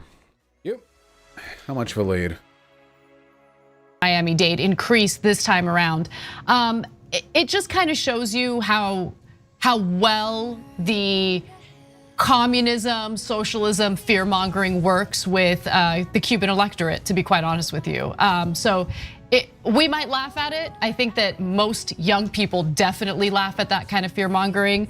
But, you know, Cubans in South Florida are shook. Like every time they hear the word socialist, like, oh no, we gotta do something, we gotta vote against that person. So, of course, Biden is not a socialist. Biden is very much, I mean, I hesitate to even say moderate Democrat. I mean, he's conservative on a lot of issues. So it's just, it doesn't matter, no rhyme or reason. There's no proof that he's socialist, but all Trump had to do was like use that messaging over and over again. And he did gain support among Cuban voters in South Florida. With 81% reporting, Biden hanging on to a 0.1% lead. And we'll give you updates on that. I'm going to give you one more comment here. I'm really thinking that Florida is going to go Trump's way. Really thinking that it will. Thank you, Jennifer. Love you for it. Saying, sitting at home alone with my cats watching this go down, and you guys are helping me not to take a Xanax every 30 minutes. Thank you. Love TYT. We love you back. Don't Xanax. Everything's going to be okay. Let's sure use one of those. A lot more results and another great progressive, David Dane. We'll be right back. Okay, folks, here it comes. We're about 5 minutes away from an avalanche of more results.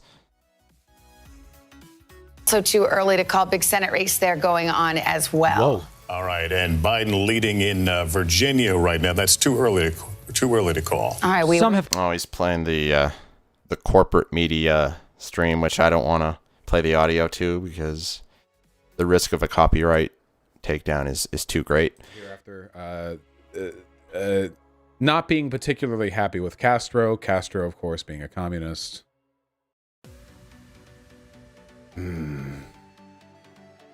Okay, chill out. Fucking zoom in. Yep, the lead in Florida is now officially gone. It's now leaning red slightly, leaning to Trump slightly, as you see there. If that's the case, you should. CBC News is live. No, thank you, CBC News. Not that I have anything against them. It's just I have enough streams I'm flipping between as it is. I'm going to take a peek at Sam Cedar's stream, see what they're up to. Of shifts in precincts that they believe nearly all votes have been counted. Here it is.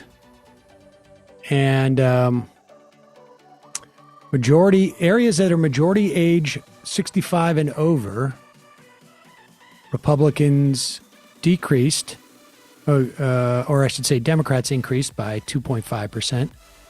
With areas that have white, fewer college grads, Democrats increased by 1. In Obama to Trump areas, Democrats increased by 1. That's not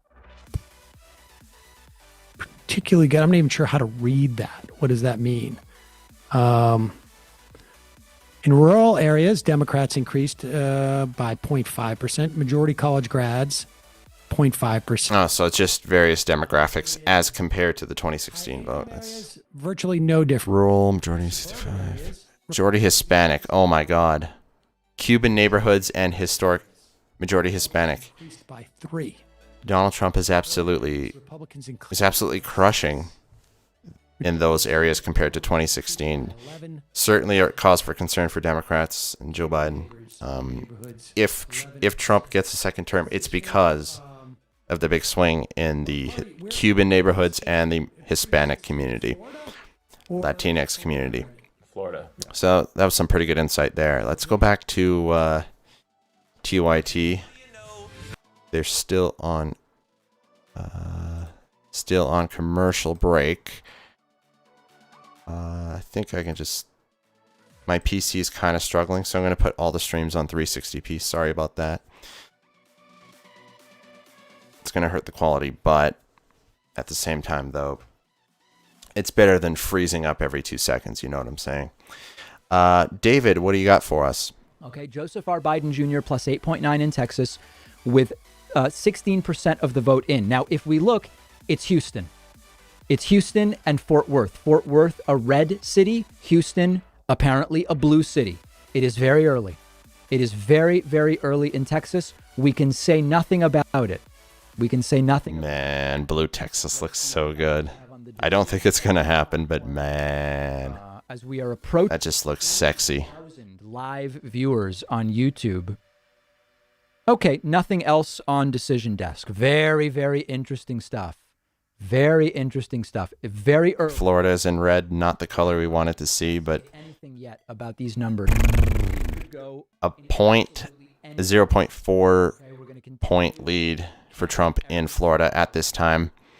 And it looks like most of the precincts are in. So if Biden is going to close that lead, he's quickly running out of opportunities to do that. Oh my goodness, this is not good. Thank you for making politics easier to understand.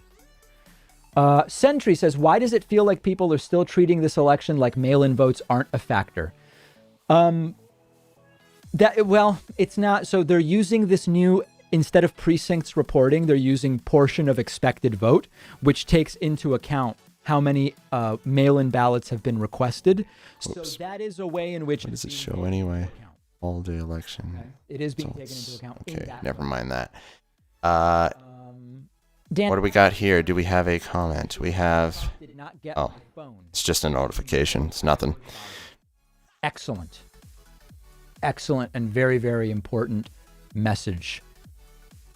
Okay, so they're playing an ad right now.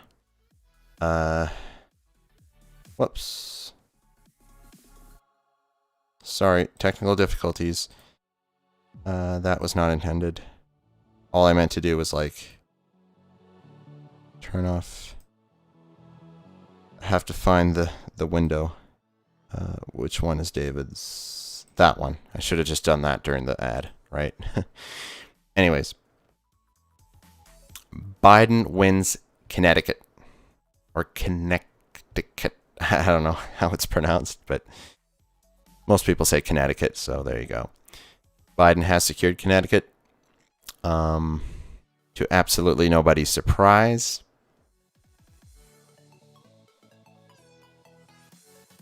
It's not a swing state. Okay, we're freezing up. And Rhode Island as well. Zero surprise there. TYT calling those two states. Not very difficult. Okay, so let's go. Has gone for Trump. Alabama has gone for Trump. David Pacman is updating his map and his forecast for the rest of the night. So let's tune into that. And Kentucky, Tennessee has gone for Trump. Did I have Kentucky in there already? Kentucky has gone for Trump. And I believe I already had West Virginia. West Virginia, no, I didn't. And then we now have Vermont. We have Massachusetts for Joe Biden. We had Maryland, Maine very early still. Connecticut has Adam for Joe Biden. Zulkifli. Welcome to the stream, Adam. Thanks for your chiming in with your... That puts us here. With your comment. Who is the guy at the bottom right? Well, the guy at the bottom right is myself. And a lot of people say Adam Sandler, but it's not Adam Sandler. It's just me. Yeah. Based on this, we are exactly the same. 11% chance of winning for Donald Trump, 88% chance of winning for Joe Biden. Trump picking up 1 point. Okay, so Trump's odds of winning the presidency are 1% better, or 1 percentage point better than they were at the beginning of the night. Not a good, it's not good news, but it's still an 88-11 spread. So at the top of the hour, fingers crossed. I think the result of Florida is going to. In the 52 minutes remaining before 9 p.m., we're going to get a. Oh my God, is that Rich Lowry? Is going to play very, very heavily in telling us how the rest of the night is going to go. Trump was shedding support in more traditional Republican affluent suburbs and then picking up support in working class areas, some of which were more traditionally Democrat. So it seems like he's going to lose more of the affluent suburbs. Can he make it up with more of his, turning out even more of his voters this time around? Wow, Rich Lowry's 52. I still think of him like as a kid. 52, interesting. That's very, very interesting. Wow. All right. Welcome back. If you are looking at the popular vote right now, it's looking like it's basically tied nationwide. Absolutely. Although, you know, by the time we get California and the West Coast in, it's going to change. But until then, we have about a tie in the popular vote, which is interesting. Texas has 16% reporting, and it's Houston. Houston pushing Joe Biden to a lead. It is way too early to say anything at all. Trump is projected to win South Carolina, again, to nobody's surprise. Any suggestion that people may have made earlier 0.7% earlier today about South Carolina going blue reporting has a was complete nonsense. Trump was always going to win South Carolina. Everyone knew it. called early numbers from Ohio with 37% reporting have Joe Biden ahead. But Now, I can't quite understand why the Google results are more up to date than the Vox results. My guess is because Vox is more cautious about calling states. They don't want to call states until 1% reporting until they're absolutely sure it's going to go one way or the other. But very, very early. Oh, people are saying my subscriber number is off kilter. It is indeed. Let me fix that. I don't know how that happened. There we go. Beautiful. Fixed it. And then, oh, and on this shot, it's also, that's weird. I apologize for having to give people a peek behind the curtain here. We're doing the best we can. There we go. Okay, so data coming. I've been there so many times. Do is wait for Or the window just doesn't appear the way it's supposed to appear. has officially gone, I guess, to Donald Trump, although I think I didn't already have it. The Associated Press, not quite ready to do it yet. Not quite ready to do it yet. And that's okay. We can wait. I'm really in no rush. We want to be right rather than first. Right rather than first, I think, is the approach that we're taking today. Let me see what folks... Phenomenal. Twitch sub. Phenomenal motto to have. Be right, not first. So much better to be right than first. Right and second, then wrong and first. We're just taking it one vote at a time. That's the only... Okay, so Jenk. Normal election, I'd almost call that, because that's such a giant lead with a third of the numbers reporting. Whoa, that was not supposed to happen. My apologies. Counting mail-in votes first, and Biden had a huge lead in mail-in votes. And New York Times does not have enough. I hope that didn't show anything compromising. English default, no. New York Times has Florida with Trump 95% chance of winning, and 86% have already reported. Trump only has a 0.7% lead, but they take into account other factors, exit polls, and what other information they have access to. Bad news. Trump with a 4-point lead in Georgia, and New York Times has him at a 78% chance of winning Georgia. So now that's obviously not good news for Biden, because it seemed like Biden might have a real shot at Georgia. On the other hand, I'm not too worried about... The OBS setting didn't expose anything. Okay. Thanks for clarifying that for me. Nas Stream Cine. Welcome to the stream. Good to see you. Of course, that's where the strength of the Republican Party is. Georgia. Thanks for chiming in. You know how close elections... Yeah, so with Florida, it's now looking almost certain that both Florida and Georgia will go in Trump's favor, which is disastrous news. But, like, it's not disastrous news, but it's extremely bad news.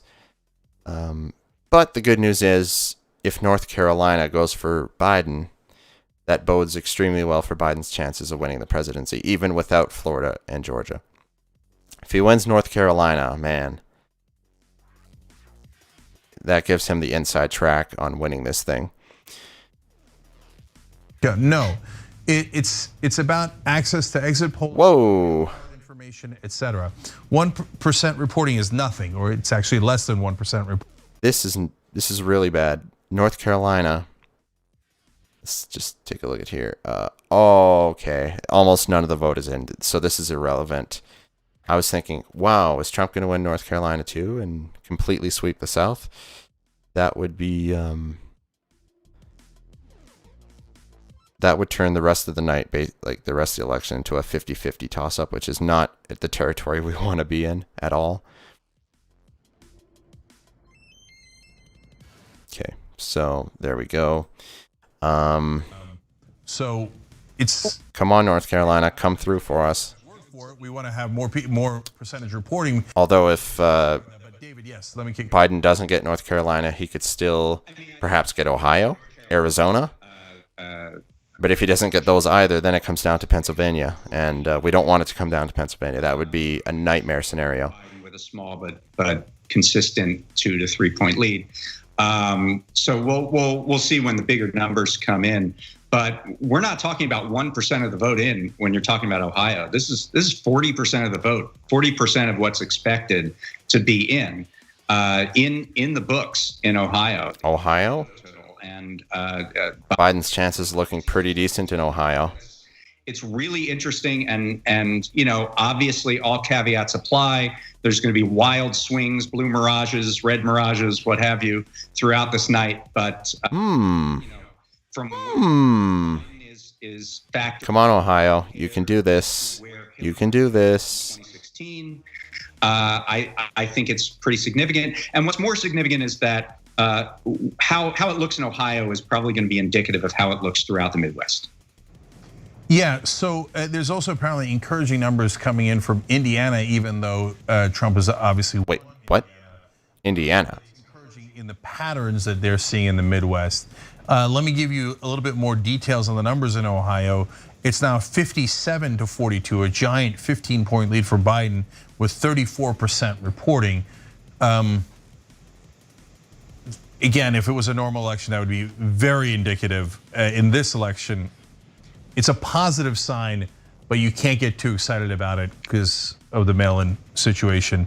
Good point by Jankless. I mean, they both operate in just looking at the fact, like the Biden's plans, I guess, were so much more better laid out. At least I felt like I could sit down and read policy proposals, and then it's like Trump's thing was like go to space and invent more jobs, and it was like that sounds good, but how? Energy will build more jobs than apologies here. Every so often, that is easily the best direction to take, especially since that in some of these streams kind of stutter a little bit, and then you fall behind. More Starbucks live stream. Employ baristas, but engineers, West Virginia, Shelley Moore Capito won. In Kentucky, it has been called for Mitch McConnell. It is not happening today. Kentucky has been called for Mitch McConnell. I am the master of Kentucky. It is not happening because the American people have said so. It has been called for Bill Hagerty. Illinois, Richard Durbin has been reelected. He is the incumbent. In Oklahoma, James Inhofe, who famously disproved climate change by throwing a snowball in the Senate, they've reelected him apparently by incredible margins. And very, very... Can I do a Bernie impression? We just don't know. I'm not really South Carolina. a good impression guy. Mitch McConnell's like the only impression I can kind of do.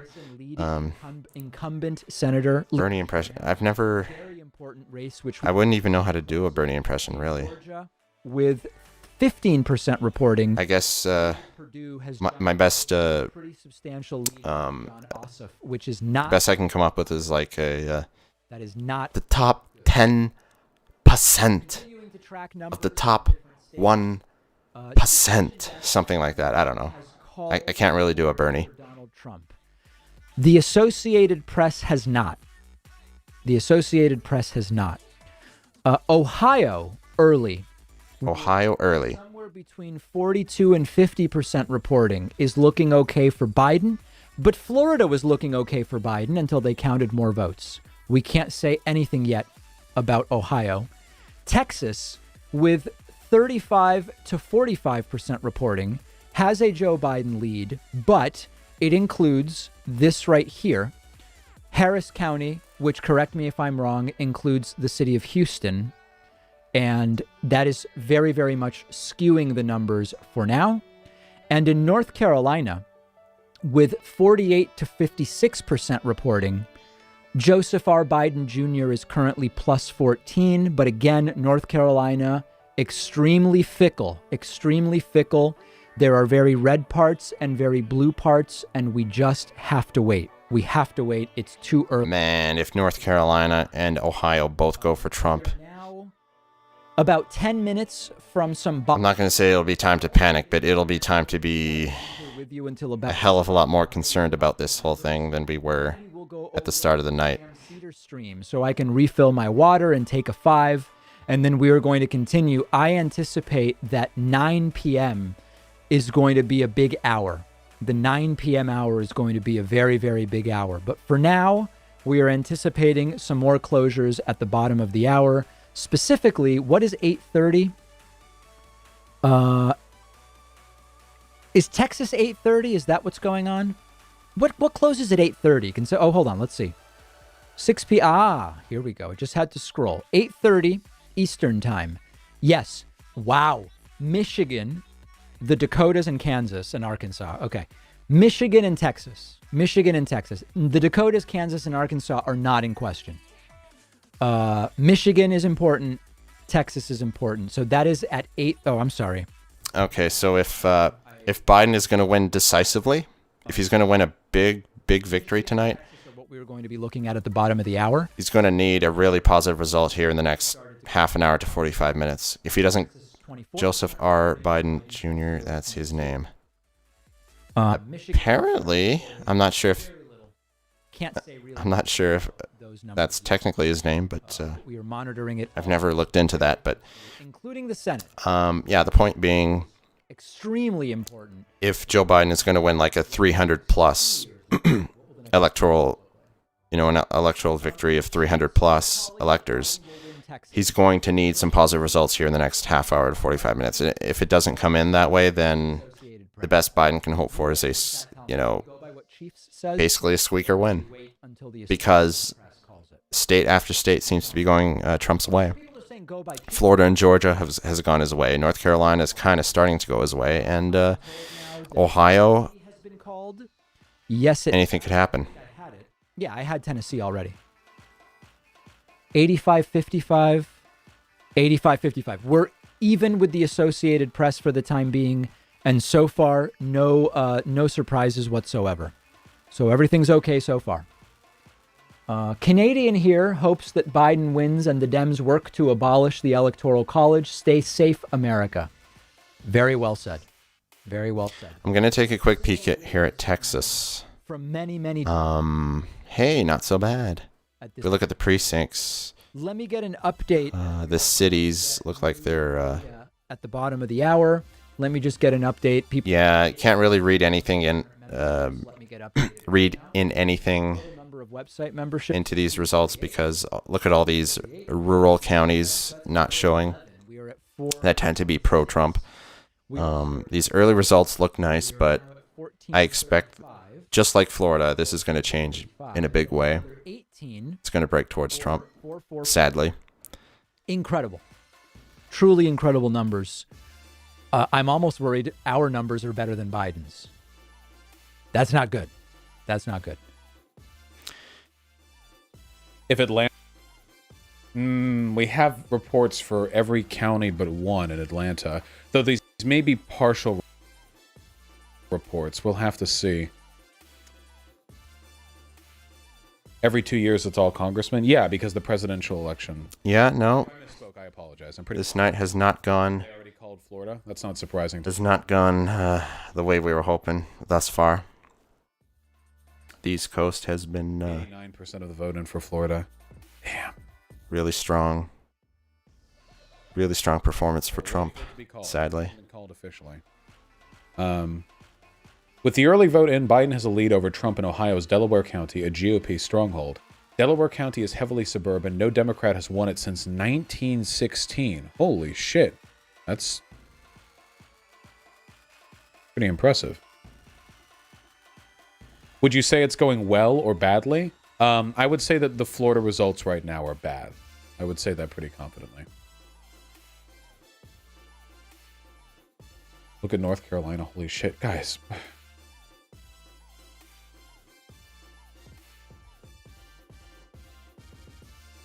Hassan is getting 200,000. Nice. I'm glad that people are getting some socialist political information and engagement.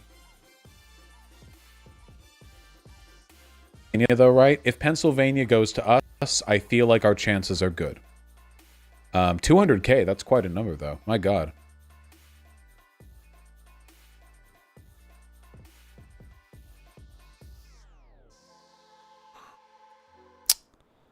Yeah, Trump is certainly exceeding expectations.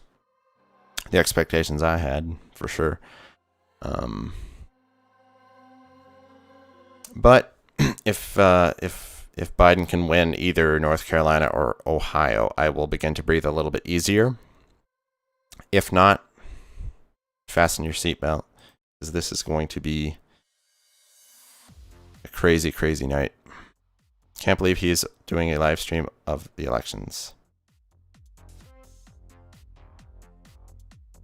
Pay money, Wubby?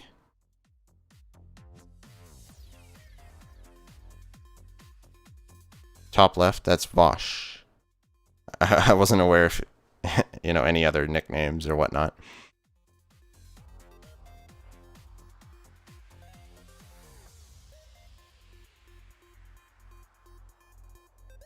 Do people call him Pay Money Wubby? I'm not aware of that. I'm getting a little bit frustrated with YouTube because Decision Desk already called Florida for Trump. We'll add it when it's called, comrades. God damn it. Oh, North Carolina. No. What are you doing? New York Times being doomer over here. We need to chill out, okay? Georgia, North Carolina, Florida. We lost all 3 of those. Pay Money Wubby. Be about a coin flip for this country. An overweight TJ Miller. Pennsylvania, which would itself be a coin flip.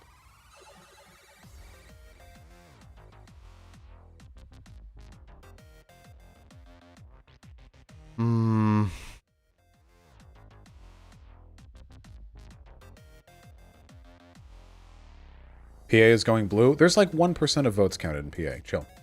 PA is major blue. It's 4% reporting.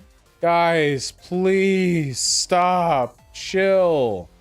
It's fucking Philly and Pittsburgh are the fucking county. Yeah, of course.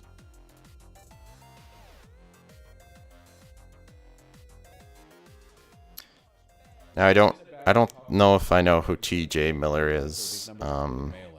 Most of these numbers are including mail-ins. I don't know if there's a TJ Miller hockey player or something. I could be wrong about that. Anyways, I'm gonna switch over to David here. I had Michigan as leaning Biden. Trump had been surging in Michigan over the last few days. And it is not inconceivable to me that if Biden is going to win Minnesota, Wisconsin, or Michigan, that it would be Michigan. It's only 3%. Everybody must vote. I see everybody in the chat. We are staying calm. It is extremely, extremely early. All right, let's see. We are 3 minutes from new calls on NBC News. We will see if they are able to make any. We don't know yet. Michael Hicks says, David, isn't the Electoral College affirmative action for rural states? In a sense, it is. In a sense, it is. Loki says, what's up from Northern Kentucky? Voted for McGrath. I'm kind of surprised. But what do you expect from the state of chickens and horses? I said from the get-go it was an uphill battle. And Mitch McConnell won. And it seems like he won easily. Harry pointing out the race is a lot closer than it has any right to be, David. Yeah, it's an embarrassment for the United States that it's even this close. Like, there's no question about that. This should be, you know, a 95-5 race. People are asking when is time. Absolutely.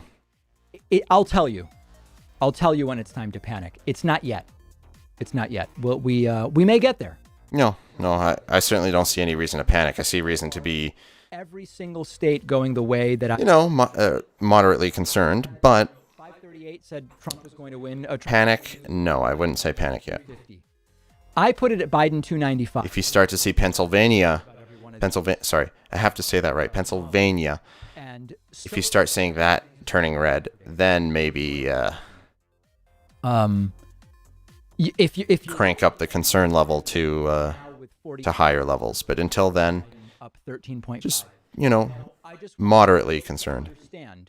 Okay, so what are we looking at here? When you get beyond 50, the type of math you have to be doing is, okay, if the lead is X, what portion of the votes outstanding need to go the opposite way? Okay? We're not there yet with Ohio. It's only 49% reporting, but we're starting to get to where that's the type of math we would be doing.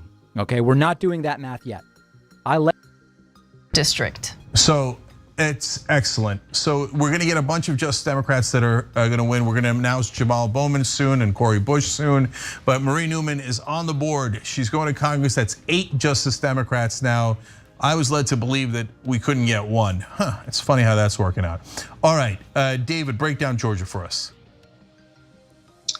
Yeah, so there are 2 Senate races because Johnny Isakson, who was previous senator, retired, and Kelly Loeffler took over for him. So she's having a special election. Yeah, Trump's looking really strong in Georgia, unfortunately. Are done in California, where you get to vote for anyone on the ballot, and then the top 2, provided that nobody gets 50%, the top 2 advance to a runoff that's going to be on January the 5th. Another thing that happens in Georgia is that if nobody in even a general election gets 50%, that goes to a runoff, and in this case, it'll be on January 5th. That's likely in the Purdue Ossoff race because there's a libertarian there that's expected to get a sufficient number of votes such that nobody will have 50%. So it's very likely that you could see 2. Philly is lost. Their hatred for LeBron is too much. On January 5th, the Senate begins the next session on January 3rd. So we might, you could have a 49-2 Georgia races out. Why would Philly in particular have particular hate for LeBron? Advance to that top 2 in the special. It's. I mean, maybe. I'm not disputing what you're saying, but Ebenezer Baptist Church in Atlanta, and then who do you think will win? And will Trump give power willing? I still think Biden is going to win, but I'm not as sure about that as I was at the beginning of the night. At the beginning of the night, pitched battle over who's more. I thought the only question was, is he going to win to that runoff with Warnock, marginally, or is he going to win big? Now it's looking like a Trump win is very, very much in play. A Trump second term is very, very much in play. It's very much very possible here. Yeah, with Florida going so decisively to Trump, it doesn't bode well for the rest of the states. And yeah, let's see what happens here. Rabid right winger. So in the same. Dude's just a basketball fan. Ignore him. Well, that's okay. I mean, there's nothing wrong with talking basketball. Or the crazy. Of course, I'm going to prioritize talking about this race, but. And obviously, Warnock gets to the runoff. We're hoping he's going to knock out either of those folks. But some Democrats were. Basketball's not the worst thing to be talking about, I guess, either. Press to call things, and I guess the Associated Press may have called a few more things. Oklahoma, Arkansas. Oh, okay, Arkansas has been called. So let's go Arkansas red. And that's it. Okay, so that's the only additional call so far from the AP. Ohio now with 51% reporting. Joe Biden's lead actually growing to 12. Whoa. Joe Biden plus 12.8 with 51% reporting. Very interesting number. Wow, Ohio. In Texas, you could be like the savior in all this. Now as we start to get... Because if it goes Wisconsin, Michigan, only Ohio, and Pennsylvania, that whole area goes blue. The early numbers from that could be what puts Biden over the top. We'll see. And then Virginia, again, Virginia has been called, even though Joe Biden is well behind in the 32% that has been reported. Multiple networks already calling Virginia. Virginia called for Biden. That's good news. They seem to be very... but not unexpected. Let's see here. What's going on here in Michigan? Michigan. Just starting to get Pennsylvania. What the hell, Michigan? Show these numbers because it's only 5% reporting, but still, what the hell? But we are starting to get Pennsylvania numbers. And then out of North Carolina with 50% reporting, Joe Biden has built himself a 10-point lead with 50% reporting in South Carolina. So I am going to take my first break, refill water, take a 5. Do you guys prefer that I put on the Sam Seder feed, or do you prefer... What's with this white bar? Is good in terms of keeping everybody updated.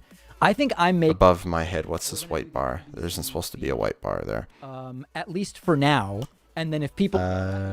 is there... Look at the Sam Seder feed for the next time. I will be back with you. It's going to be so soon. You won't capture. even know what hit you, my friends. Yeah, that didn't work out very well. But I swear to God, there's a 2% number here. I mean, it is amazing here that you're seeing that. Andrew's brought it up. I mean, that's Wisconsin, Michigan, and Pennsylvania. You're saying that there was a third-party vote that drew votes from Clinton in 2016. We don't have that same third-party vote this time. No, we don't. This is head-to-head, and it's a whole different Let's just take a look at Florida and check back in. And as you can see, the lead keeps growing for Donald Trump. So this is not looking like, yes, there's... Brutal. Brutal Florida. Brutal. I understand guys. I understand your frustration with Cubans, but it is a little bit sus when you guys take the opportunity to rage out at a specific ethnic group. Okay, chill out.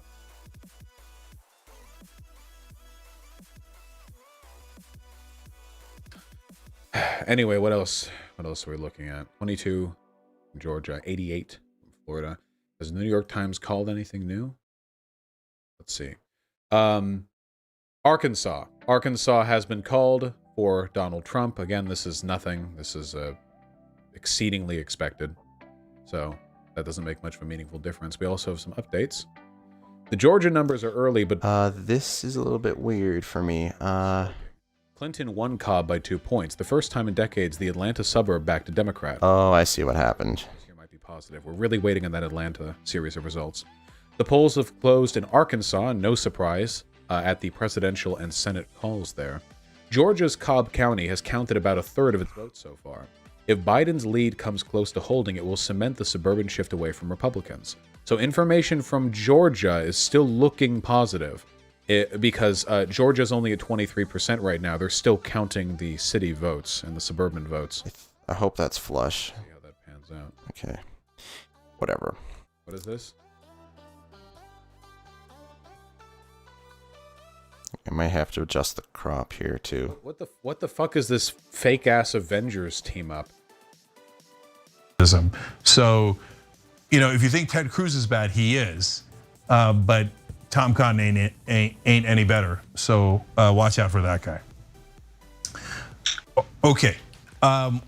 If you guys have okay, that looks about right now. Jump in. But meanwhile, I'm going to read one more comment here. Ash Cash Bagash. Oh, so you got one? Go ahead, David.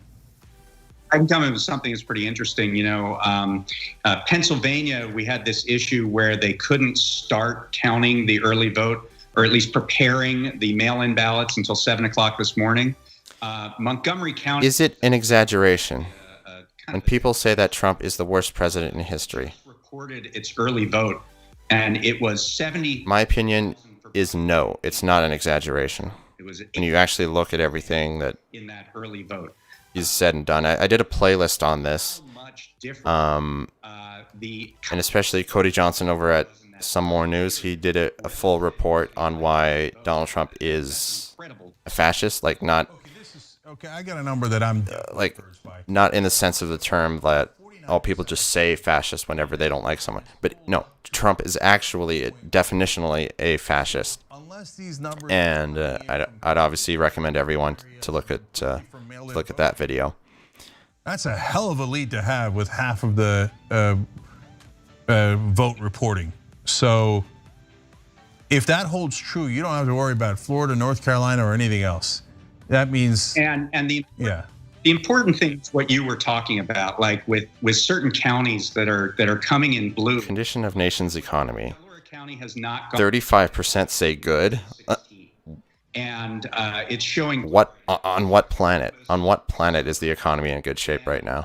What we knew is that suburban voters was going to be this. It was a swing in 2018. You saw cities, suburbs. Oh yeah.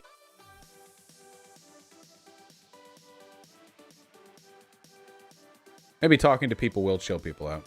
Why 20 minutes? Because I'm trying to talk to Zan. Trump, are you exhaling yet? No, we know we've got a long way to go. Even in 2016, Savannah, we waited until 2:30 for Secretary Clinton to call and concede. These things can go late into the night, but we do like what's happened in Florida for several reasons. Obviously, it's an incredibly important electoral vote-rich state, but also it's a representation of the country. Many people are moving there from other states, obviously. 70% of Miami-Dade roughly is Hispanic, and we see that Vice President Biden has underperformed there, but we also are looking at some of the exit polls among Hispanics elsewhere. So in Florida, plus 27 for All right, guys, so it's Kellyanne Conway, and indeed it is an appropriate... Emphasis on the con. You might remember she quit... Emphasis on the con. Remember the big hubbub? She's leaving. She's gone.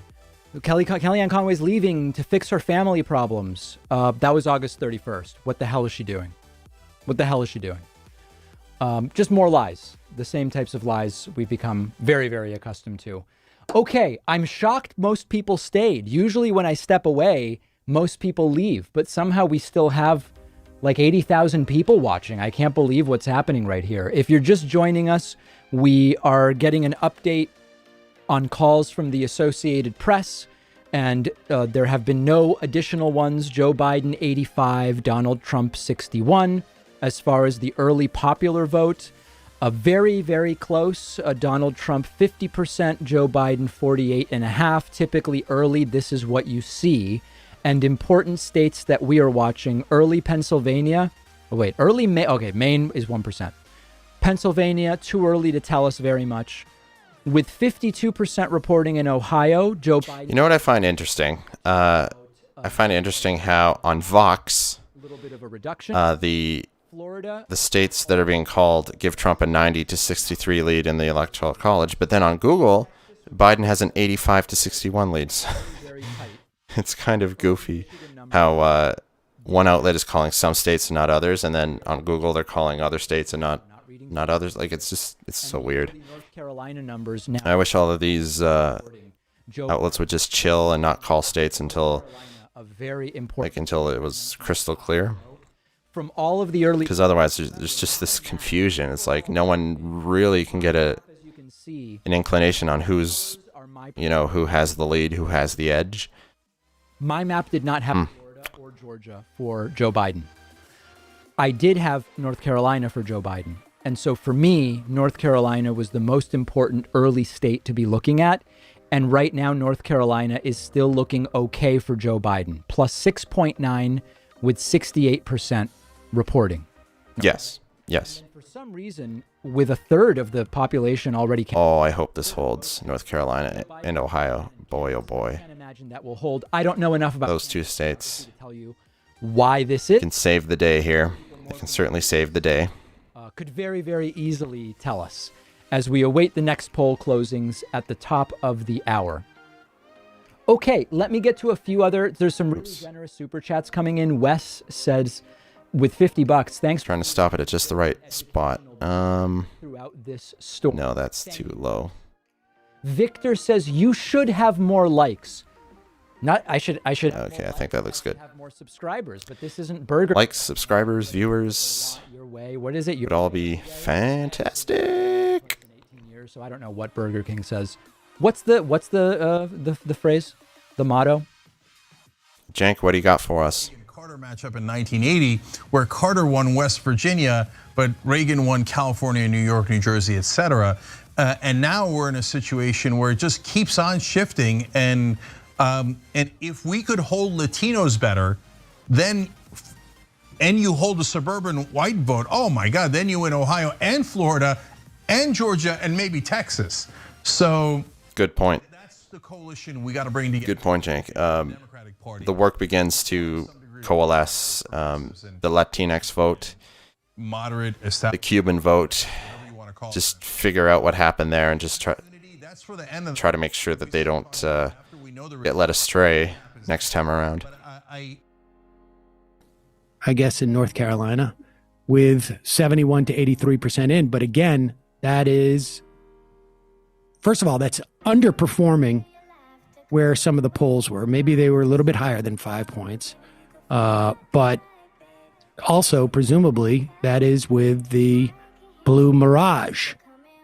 And so the next 20 25 points or so, 25%. Can I check Florida's right now? I certainly can do that, but I'll tell you up front that Trump has basically already won Florida.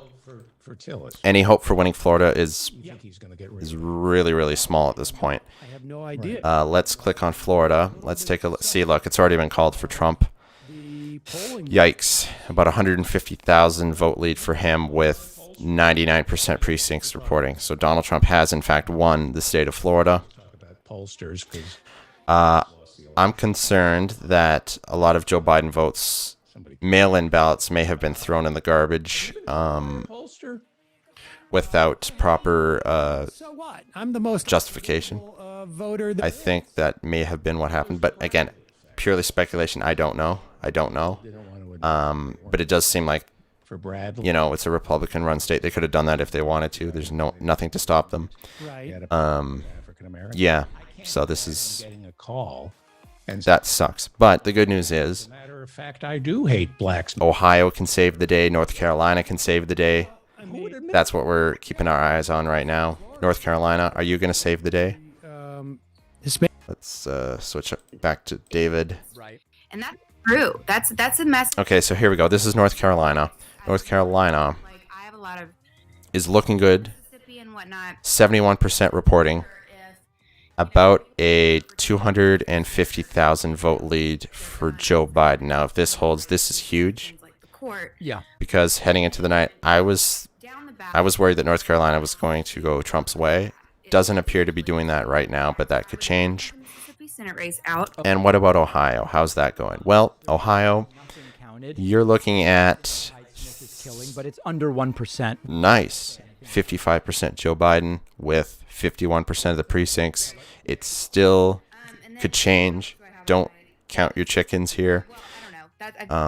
What have you been drinking, can you say? Well, they're not really talking about anything here. Give it to Trump. Obviously, Trump wants it more than Biden does. Yeah, so Ohio looks like that's better than 50-50 chance that Biden will win. Same thing for North Carolina. Better than 50-50 chance that Biden will win this as well. Winning happened. And if either of these results hold up, it's good news for Biden. Great news for Biden. And we will look. Even though Florida slipped away, he can still make up for it by capturing one of these two states. We will lose by much. Well, not fully make up for it, but at least, you know, mitigate the damage. Well, the good news is there's a lot more voter participation this year, it seems like. Yes. So that was Florida, North Carolina, and I think too much. And Ohio. Fingers crossed that North Carolina and Ohio stay the way they are, because if Biden wins both, the race is over. Trump needs at least one of them to stay in the race. In order to find out who we want to be president. We have AI. We have Amazon. We need something like automated self-driving ballots. Some type of algorithm like Netflix uses in terms of like knowing what we want to choose. Right. If you like Biden, you'll also vote. Yeah. Electoral reform is something that is badly needed as well. It goes far beyond just getting rid of the Electoral College. There needs to be a more comprehensive, in my opinion, a comprehensive overhaul of the way the whole system works.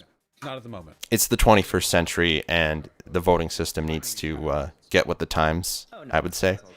I'm actually curious, because I've been wondering about this myself. How much do you think the popularity of lefty YouTube has coincided with how ridiculously bad Trump has gotten, to the point where like your average edgy, not maybe edgy, but somewhat politically interested, center kind of person who's into the anti-SJW stuff, like the average Chris Ray Gun or Seanhead viewer, for example, how much do you think that Trump just being so bad for the last at least year, it's pretty undeniable for anyone who's not living in delusion, how much do you think that is what has led to the... I don't know why this chat is open. It's not supposed to be open here. It's going to go away if Biden... Oh, because I keep flipping the windows. That's why. It's my own fault.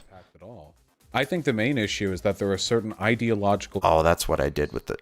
In the left that prevented us from getting involved back when we could have. Dude, back during the beginning of the Obama years... And I keep messing up my stream, don't I? ...could have had lefty cringe... So if I go like this, and then I fix the atheist movement so predominantly conservative for the most part. Like we ceded this territory. Position. Astonishing to me.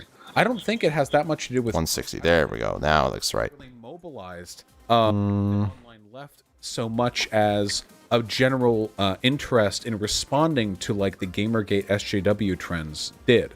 But we didn't have to be the reaction there. We could have been the initial force. We could have provided that initial inertia. Video capture device. I just think the main issue is that ultimately the left, in large part, is behind protecting marginalized communities. Marginalized communities generally aren't as interested in being forthfront in now everything looks you have a lot back to normal. Yeah, so let's head back on over to TYT. It will have appeared easy in hindsight, but as we're in the middle of it right now, it doesn't look easy. So Trump. Oops, that's not good. 95% chance of winning Florida. Some have already called Florida. Let me give you more bad news before I turn to the good news. Biden, again, all these situations are unusual because of the mail-in voting, has a 5-point lead in North Carolina with 70% reporting. Normally that would be fantastic news. But in this case, New York Times says Trump has a 76% chance of winning North Carolina. Georgia, with only 26% reporting, Trump has a 13-point lead, and New York Times says he has an 84% chance of winning that. Now let's go to the good news. Anna, tell us about Pennsylvania. Please give me good news. Based on what the New York Times is reporting, Biden has a massive lead in Pennsylvania so far. Keep in mind that 10% reporting, and Biden's at a 31-point lead. So that's pretty massive. That's definitely a good sign. So we'll see how it goes. I messed up my my windows here. Sorry, everyone.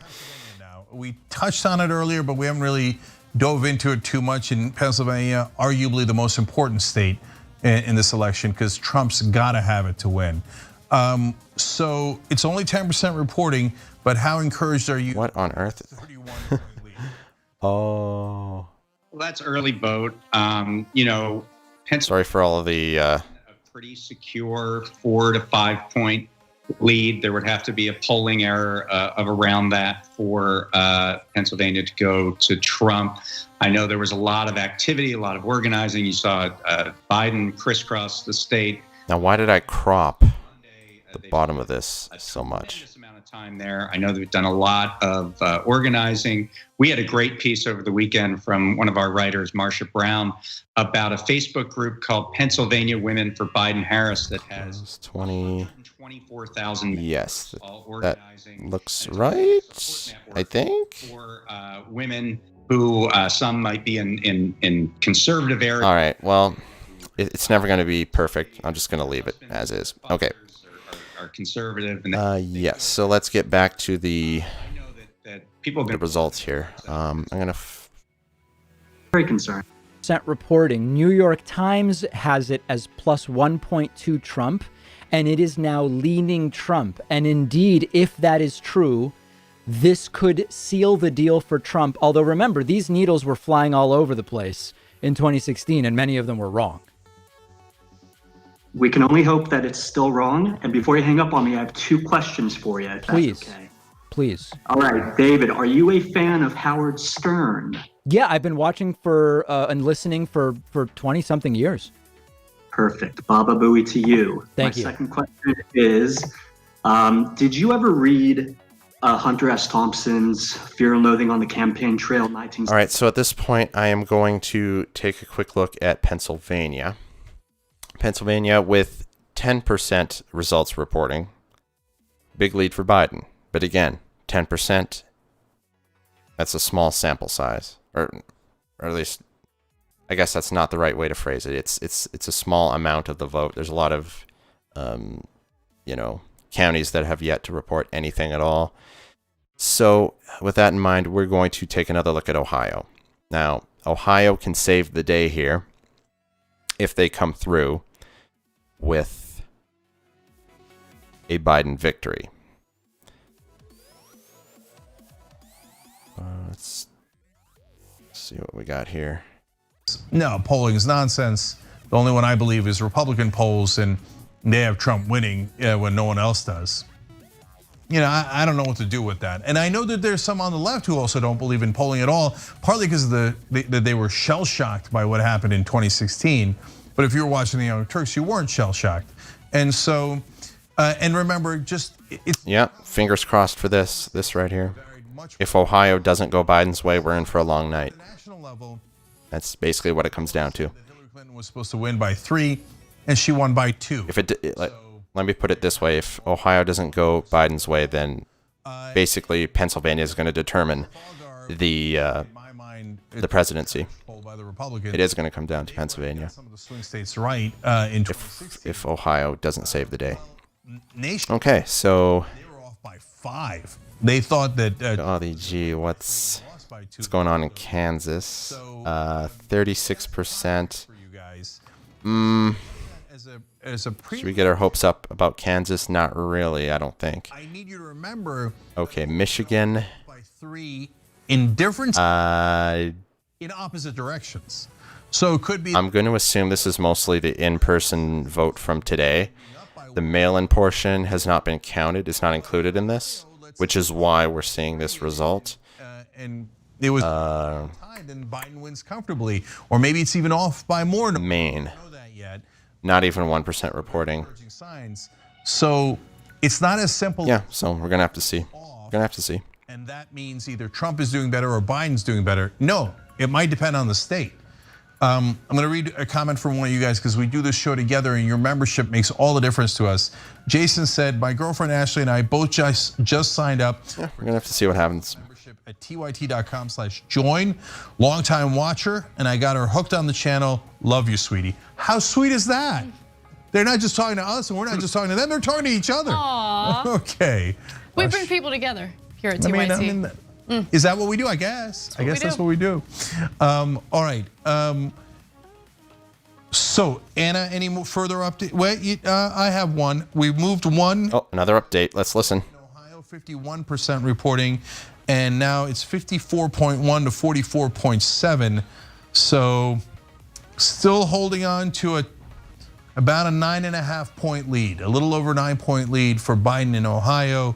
If that holds, that would be terrific news. Indiana just got called, so Donald Trump wins Indiana. I would have thought that it would have gotten called earlier. Unsurprisingly, oh my goodness! I hope that Trump did not get 342 million votes. He's a Republican. I'm hoping that he did not get that many. On the other, and I'm hoping that you're hoping that he didn't get that many either. Today and said I voted for Biden. So that's an obvious glitch. They're going to fix it shortly. I would presume. Kelly what if it was Yang versus Trump? If it was a Yang versus Trump, then as nerve-wracking as this night is, it would pale in comparison to what it would be, how I would be feeling if it was Yang versus Trump. She wins the election, though, it would be pretty. Yes, that's right. 300 million illegal votes were cast for Donald Trump. 300 million insider trading. Undocumented immigrants voted for Trump. That's what that means. The information about how serious COVID was, and then she proceeded to. I have a sense that it's not. Oliver Wilde's a $7.50 goal, a new member for every dollar Trump paid in taxes. I love it. That's exactly what I'm talking about. The new goal is $7.50, which is the number of dollars Trump paid in taxes. We will pay more taxes on today's new members than Donald Trump paid in many years. Let that sink in, kids. We will pay more in taxes on the new members that sign up today only than Donald Trump. I can't get the pixel just right. Whatever, I'll just leave it like that. That's right. David is going to pay more taxes today on his new members than Trump has paid in an entire year. Ohio, and he needs more voting. Huge turnout. All right, okay. Speaking of appealing to normies, something Kyle's better at than me too. I need to get better at that. Do I need to wear a suit? Do I need to wear a suit? Okay. Aren't there only like 10 million Americans? No, there are. Why are we in a spaceship? 330 some million Americans. 330 million and change. But eligible voters is about half that. No, registered voters is about Okay, hold on. No. It's like 200 and something million. Okay, we got that. It's about 2/3. What else has been called? About 2/3 of the population is eligible to vote, and then registered voters is a little less than that. I'm not too even with privy to the exact numbers, so don't quote me on that. Florida confirmed red, and we're looking at 2 to 1. So we'll see. That's going to be called soon. Well, wave goodbye to North Carolina. That's going for Trump, according to the New York Times. According to the votes that are going to come in later, it's gonna North Carolina is going to be secured for Trump. So that means Ohio is basically the last hope 4 points to avoid a situation where Pennsylvania determines the election. Texas has 55% reporting and is up 2 points for Joe, which is pretty good. Yes, I heard about... Yeah, I'm not going to get my hopes up for Texas. That seems like it would be a fool's errand to do. There are a lot of red counties to be filled in. Joe's not winning Texas, barring some sort of miracle. 65% on New York Times. More polls closing in 45 seconds. And still a point up. So let's fasten our seatbelts for those results. Okay, so they have indeed fixed that glitch. Now we have 19.6 million votes for Trump, 19.1 million votes for Biden. Lots of results still to come. With 9 points up for... Tons of results still to come. Bye, North Carolina. Yep. Wave goodbye. What state does Kyle Kulinski live in? The Cubans pulling through for Trump in Florida. I wouldn't call them... I wouldn't... New York? Okay, well... I wouldn't spell it the way you spelled it. It's just they're terrified of socialism, and all Trump has to do is say the word socialism or communism, and they immediately, turn their brains off, and yeah, that's what happens. The remaining Florida votes would have to be 70% Biden for him to win. Yeah. How's Texas looking? 56%, 1.3 up for Joe. Let me call.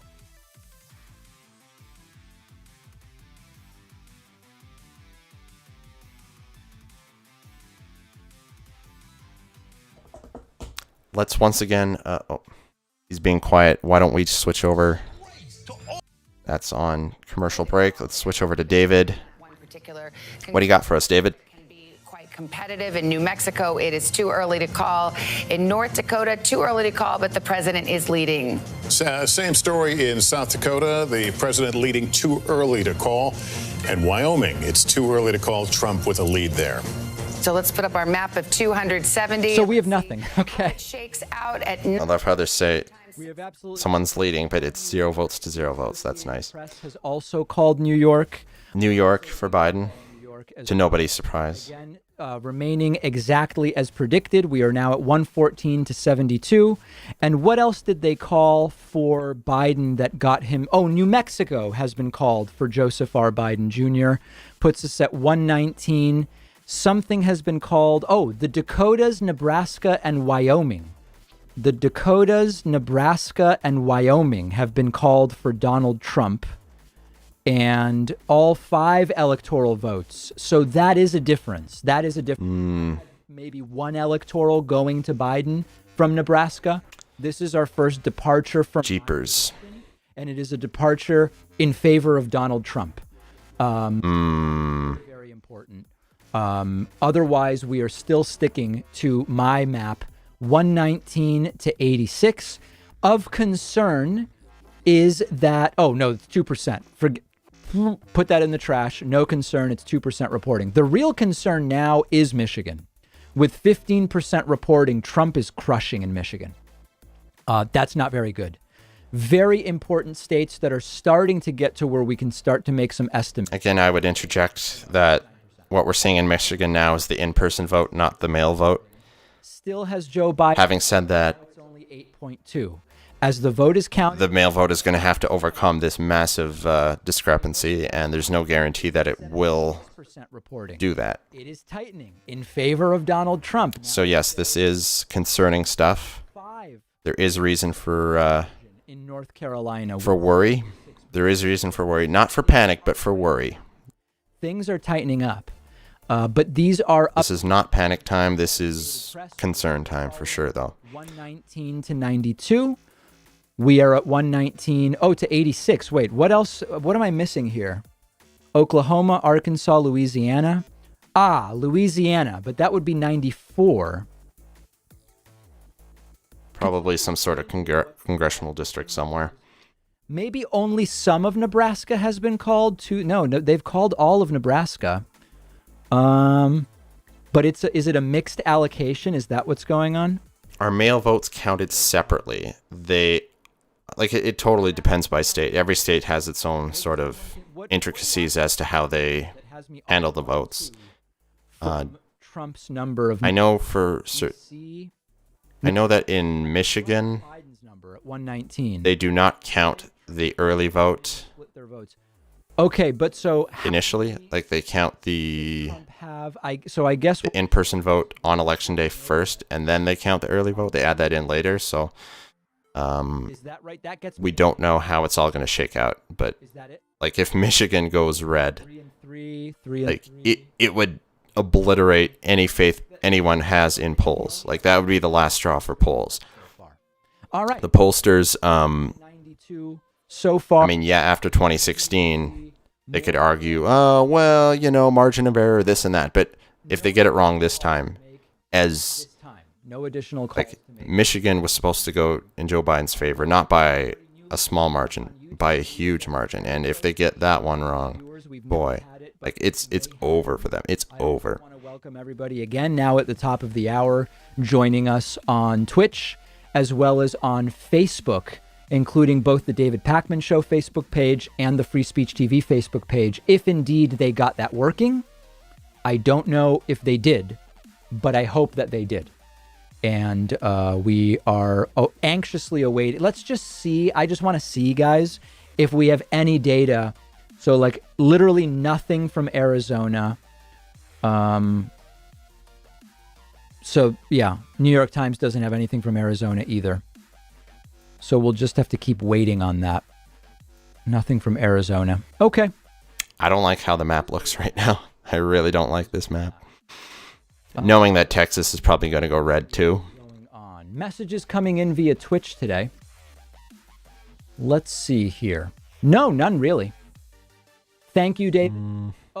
Anti-Fascist Action says the very few people who have changed to Trump will not change their counties to Biden. The Trumpettes have drunk gallons of Flavor Aid at this point. It's way too late to change their minds. Okay. Okay, so let's see what else we got here on the streams. That'd be one of those little bottles. You know what I mean? Like the little. Vosh is still not really talking about anything important. 4% reporting.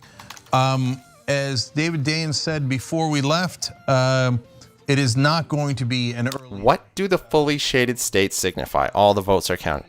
No, the fully shaded states signify that the race has been called. That it's been determined that Trump will win those states. That those states are no longer in question. The ones that are striped are still being contested. It's on those ones they don't know who's going to win. That's not what it looks like it's happening. Now I'm going to give you a depressing analysis from Nate Silver, and then we'll move on to our guest.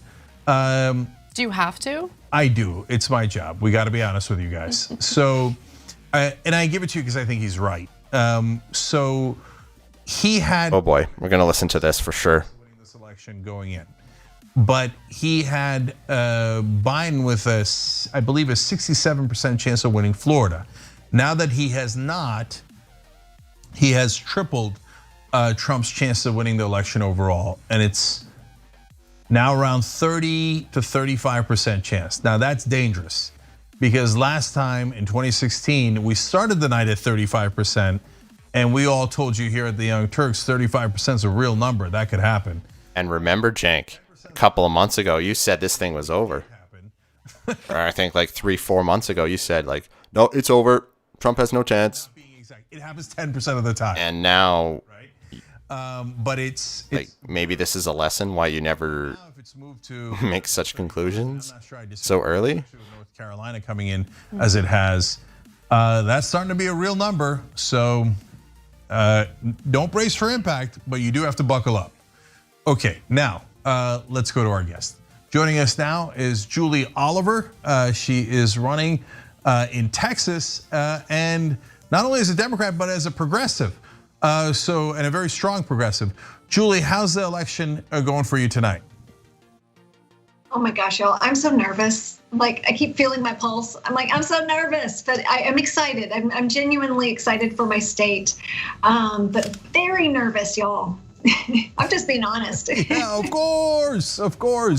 We're incredibly nervous, and we're not in an election. You are. Did you guys game plan at all? I don't know if you had time or. Okay, so they're just doing an interview now. We're going to switch over to another stream. David? I think is the way that I would say it. Okay. Kevin says closing down the bar in Ann Arbor. The mood is a somber one. Wow. Somber mood. The fact that the race is so close is really depressing. It is. Yep, it is. Let's look at some other random super chats. Let's see. I'll just pick. There's just so many. I can't read all of them, but let me pick something.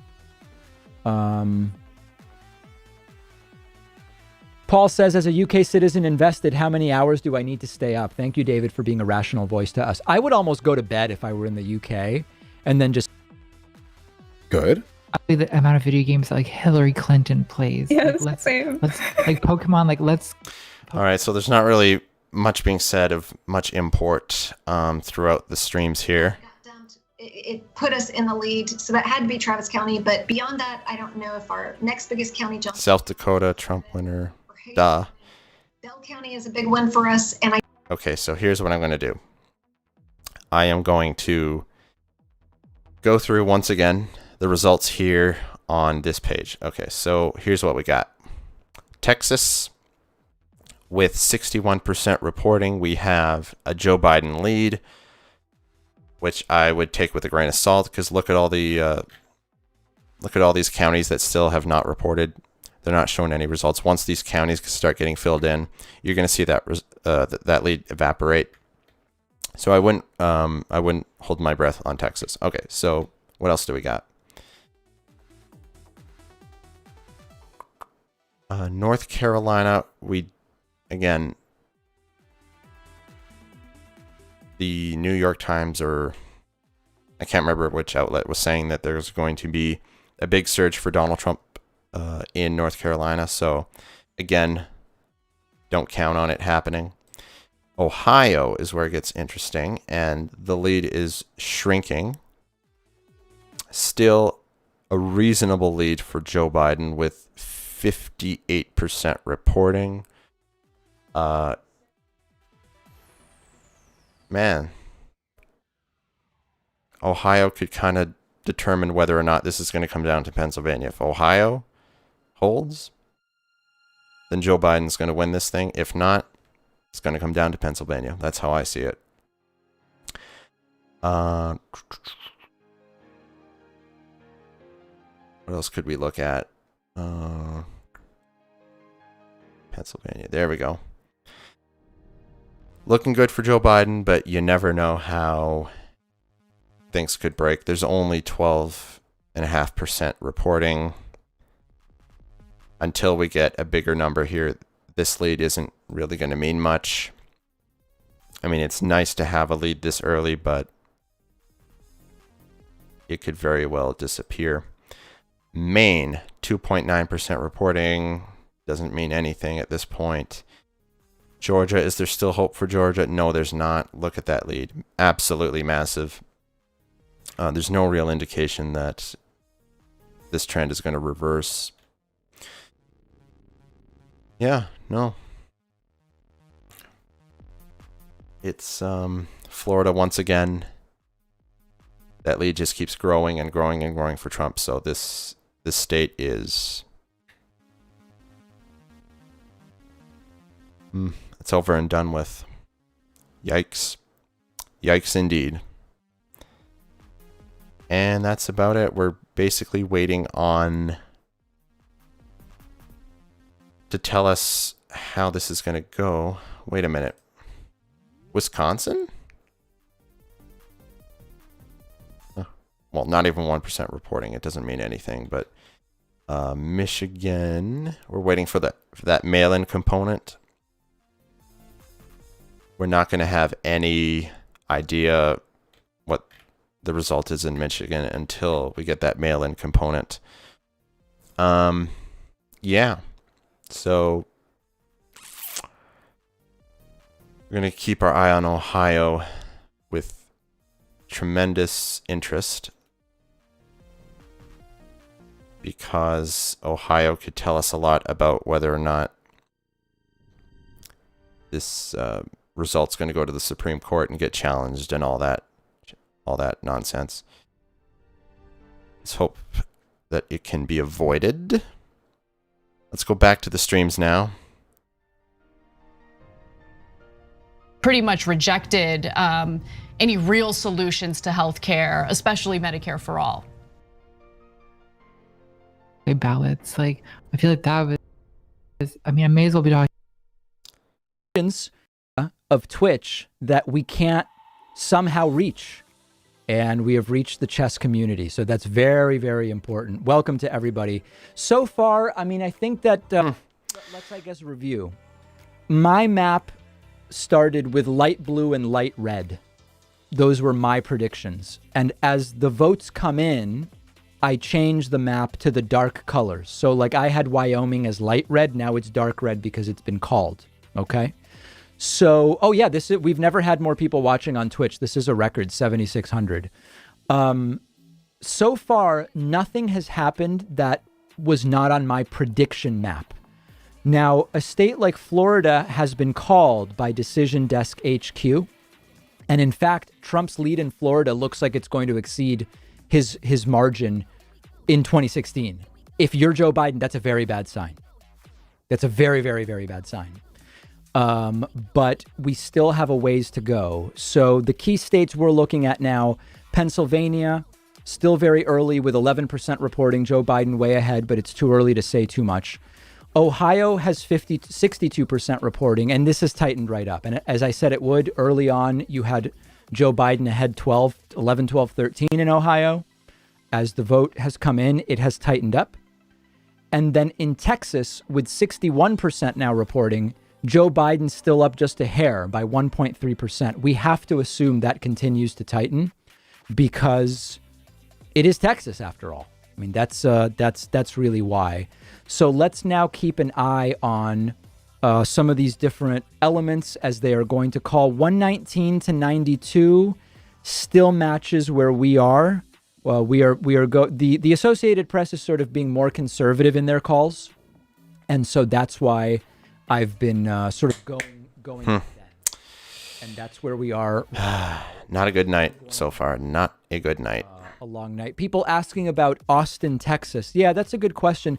Let's take a look at the vote in Austin, Texas. Extraordinarily blue.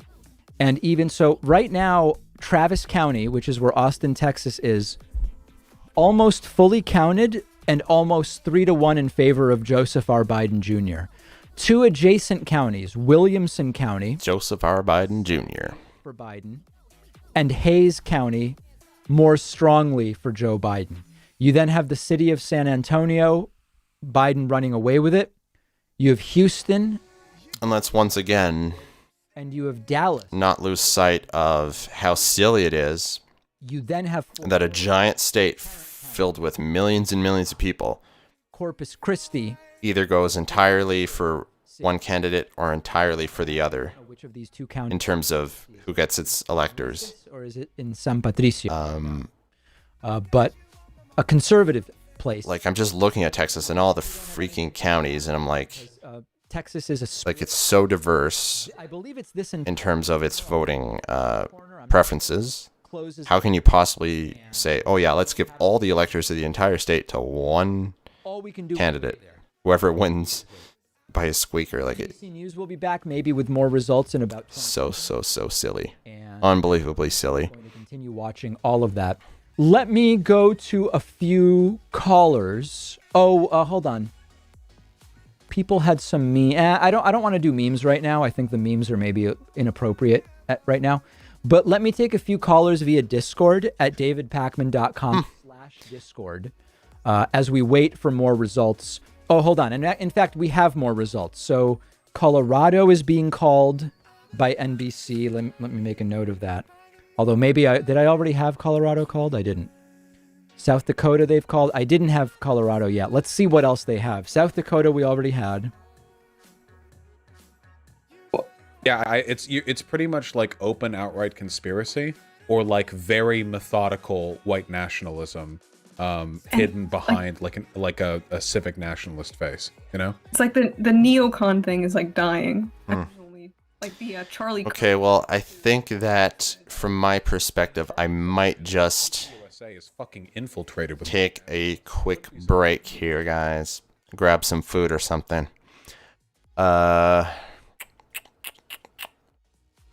Yeah.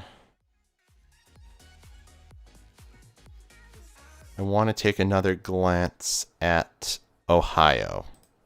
How you doing, Ohio? Well, it's still a decent lead for Joe Biden. 60% of the vote is in. And oh man, I want Joe to win Ohio so freaking badly.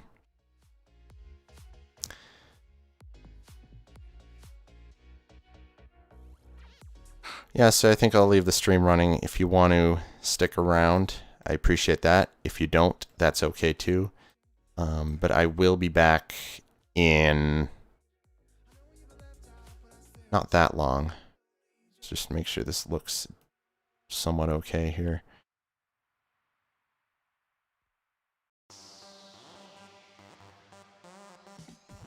Something like that. Okay, that's fine. Yeah, so I will step away and be back in 10 minutes, 15, something like that.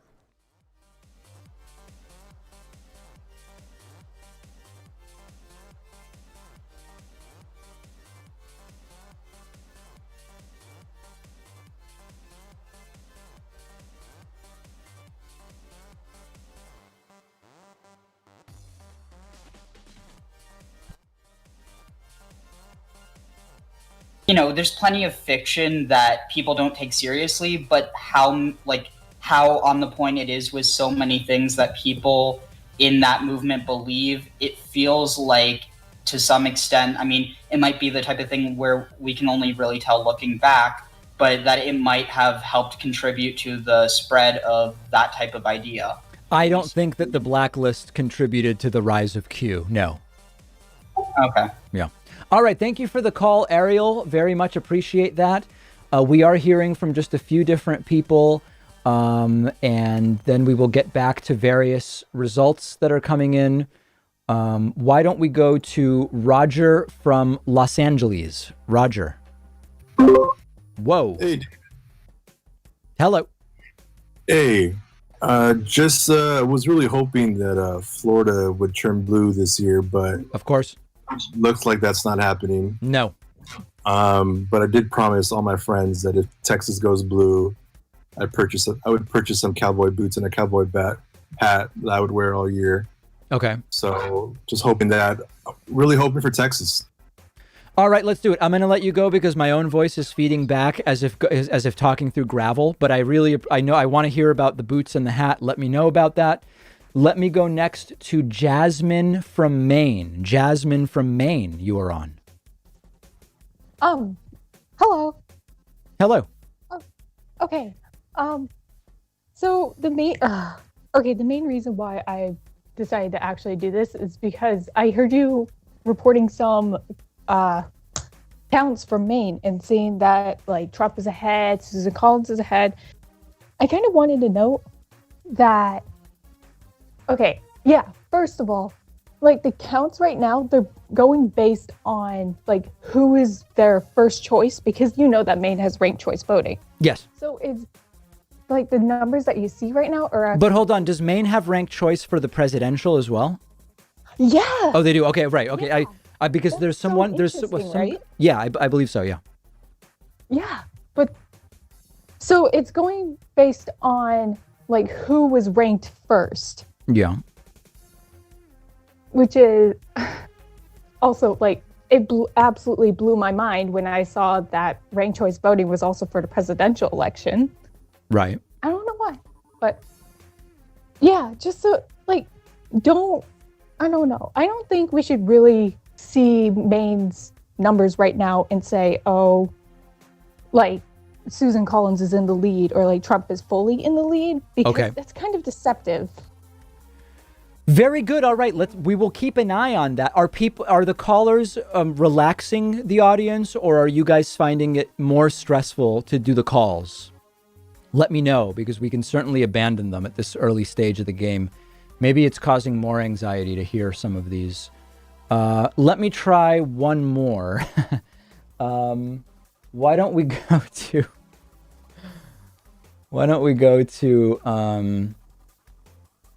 let's go to Peter from Virginia. Peter from Virginia, what's going on? Hey, David, can you hear me? Yes, I can. Hi, I have a quick question for you. Sure. If Trump were to win the election, yes, what do you think that would mean for the future credibility of polling? I actually tweeted about that. It would be disastrous, actually. In what way? Do you think people just would no longer have any trust in the polls? Yeah, I mean, the explanation on the state polls that were wrong in 2016 was that Trump surged so late in Wisconsin, Michigan, and Pennsylvania that there was not polling late enough to account for it. But the polls have been so steady now for so long that it would be a major indictment of the entire polling industry. All right, interesting. Thank you. Yeah. Thank you. Very good. All right, that was a solid call. We'll get back to calls. I'm going to get now back to the data we are anticipating from NBC very shortly. And President Trump is the projected winner in North Dakota.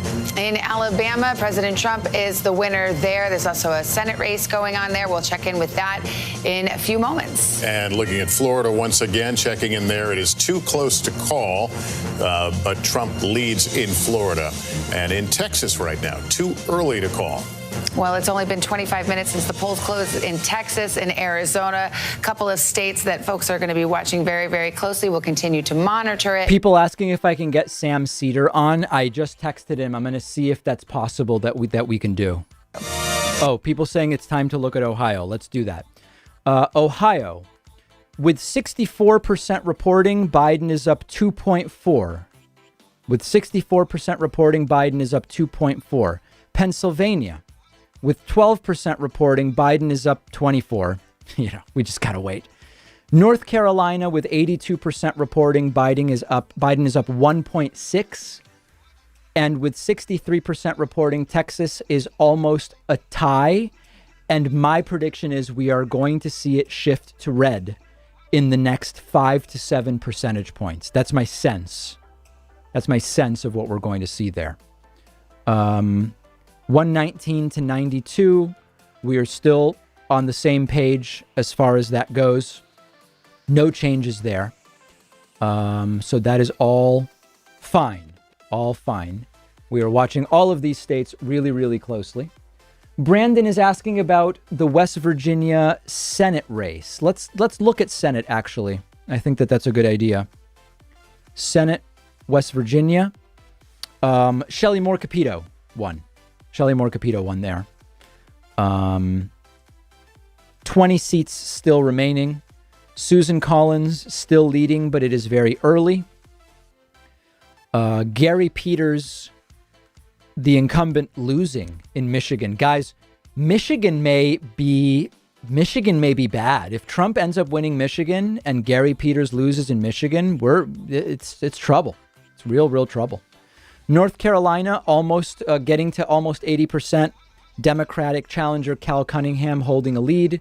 South Carolina, Lindsey Graham is well ahead now with about 28% of the vote. In Georgia, David Perdue well ahead with 39% of the vote. Doug Jones is behind in Alabama. Mike Espy is behind in Mississippi. Adrian Perkins is behind in Louisiana. We do see John Cornyn, the incumbent, up by only by about 4 points. And we have nothing yet from Arizona. Nothing yet from Alaska. Number of different places. Hickenlooper up quite a bit in Colorado. Some have called it, I'm told. And in Kentucky, if you're just joining us, Mitch McConnell has won. He has defeated challenger Amy McGrath, and very, very easily. I mean, it's not even close. It's not even close there. So that's not looking so good. That's not looking so good. We have bottom of the hour updates coming in 30 seconds. Let's get to those, and then I will catch up on messages, and we'll update our progress to 750 and see what else is going on. Sitting here talking to Joe Biden and President Trump, what would you want to tell them right now? On the ground. The winds fanning these flames are expected to last another 24 hours. And in depth. We now have 2 vaccine trials on hold. Should people be concerned? NBC Nightly News with Lester Holt.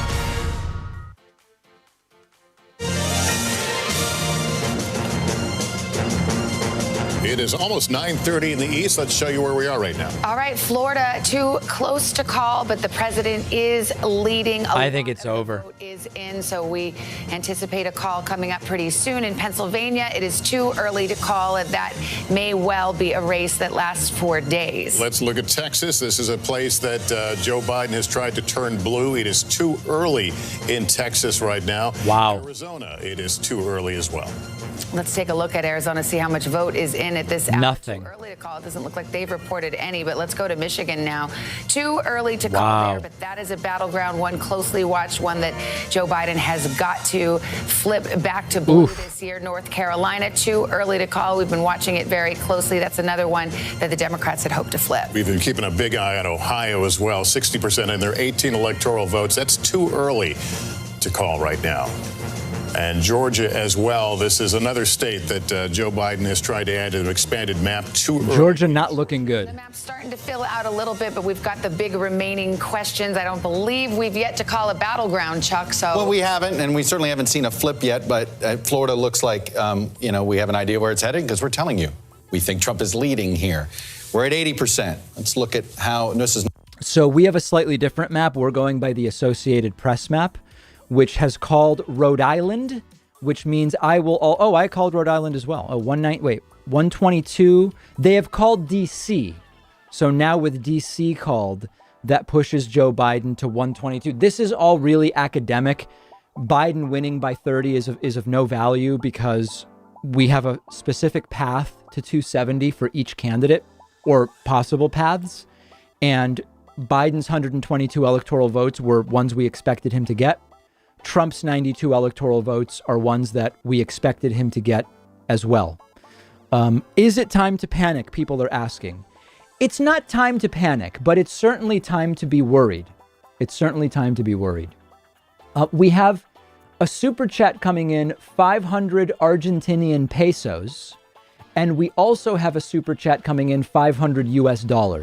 Same number, dramatically different amounts of money. Very important to understand. Some really crazy things going on right now with the Argentinian peso. Matt Wilson does say, so I think anyone who said you were gaslighting by continually telling people to vote regardless of the polls have been shown wrong. I still want that regular show bonus show option. I will keep giving you money until you feel guilty enough to do it. Yeah, the last several weeks, I've been telling people the polls really don't tell us anything other than we have to vote because every state might be 50-50. And I got emails from people saying, okay, friends. Gaslighting people. You're telling people to be more worried. Okay. Need to be worried. Well, yes, I was. I don't know how the rest of this night's going to go, but I know one thing for certain. It's going to taste great. This night is going to taste great. Look at this pizza. That Biden is having this. Oh, it looks all moldy. It's not though, because this is deceptive. Any others? And there was no gaslighting. It doesn't look friends. I think a few of you this way. I can't really explain why, but it's not actually blue. The pizza's not blue. And there's Zalo coming back. Peppers. Another 500 Argentinian pesos. Actually, yellow peppers. They look blue on the screen. Thank you. Just I appreciate that. Uzi. Never mind I this. sent a super chat a while ago. You missed it. Michigan is counting absentee and early votes after today's votes. Right. So we may be going towards a red mirage scenario. We actually, as we learn more about how some of these places are going to be counting ballots, it's conceivable that there. Darn it! I should have thought of that before. these places, and My bad. Anyways, okay. So back to the coverage here. Leading 1 and no results. 336 website members. That's Biden seems to be leading in a lot of states, but I don't like what I see here in the Wisconsin, Michigan I believe that's 6-7 area. Somebody can check. I don't like what I see here. Which was at 15. I'm hoping this doesn't include any of the mail-in component. Same with Michigan. Puts us at 666. Very bad Dangerously close. sign here, but when the mail-in votes come, they could overcome that potentially. Okay. I'm being told I quickly need to look at the latest numbers in some of these key states. Let's do it. Update on. Okay, let's listen in on David. Wisconsin, 15% reporting, Trump +8. Minnesota, 10% reporting, Biden +32. Pennsylvania, up to 14% reporting, Biden +16. Ohio with 67% reporting, Biden +1.4. Texas. That Ohio lead is shrinking. Uh-oh. Has gone red with a slight. As expected, Texas has gone red. If only we had a popular vote, right? If only we had a popular vote. Speaking of which, right now, the popular vote still in Trump's favor. Of course, expected to come the other way once California comes in and some of these other states start counting more of the vote. Minnesota, as an example, still very, very early in a lot of these states. I think at this point, it's probably reasonable to be at about maybe 15% panic. 15 seems reasonable to me.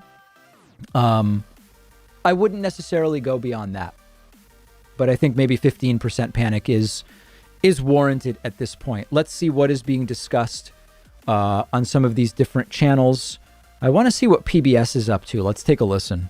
Results. So, John, tell us what intelligence you're picking up. Well, the baby concerns about Michigan are. It's baby.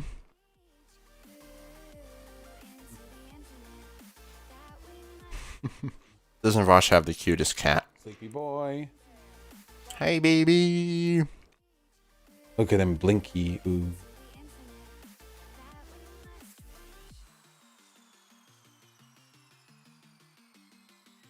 Oh, yes. Baby. Blinky boy. Do you like dogs? Yeah, but not as much as cats. Cats are a lot cleaner. That's the thing that bugs me about dogs. Dogs are really, really dirty, but cats are always licking themselves. Yeah, I tend to agree. Dogs lick themselves. They just get themselves wet. Look at him. He's so sleepy. I prefer cats also. Big, by a large margin. You don't even know what politics are. Okay. Until 10 o'clock Eastern time. Right. So these are all states that they think they have a good shot at. They are very optimistic. They say that they're where they want to be in the counting as it goes on, and that they are hopeful that things are going to go their way tonight. I'm hoping we can show our audience what the count is at this point in North Carolina, as you say, if they are finished with the early vote count. John, just quickly, what about Wisconsin? Okay, I am told that the association. You say cats are gross? I don't know.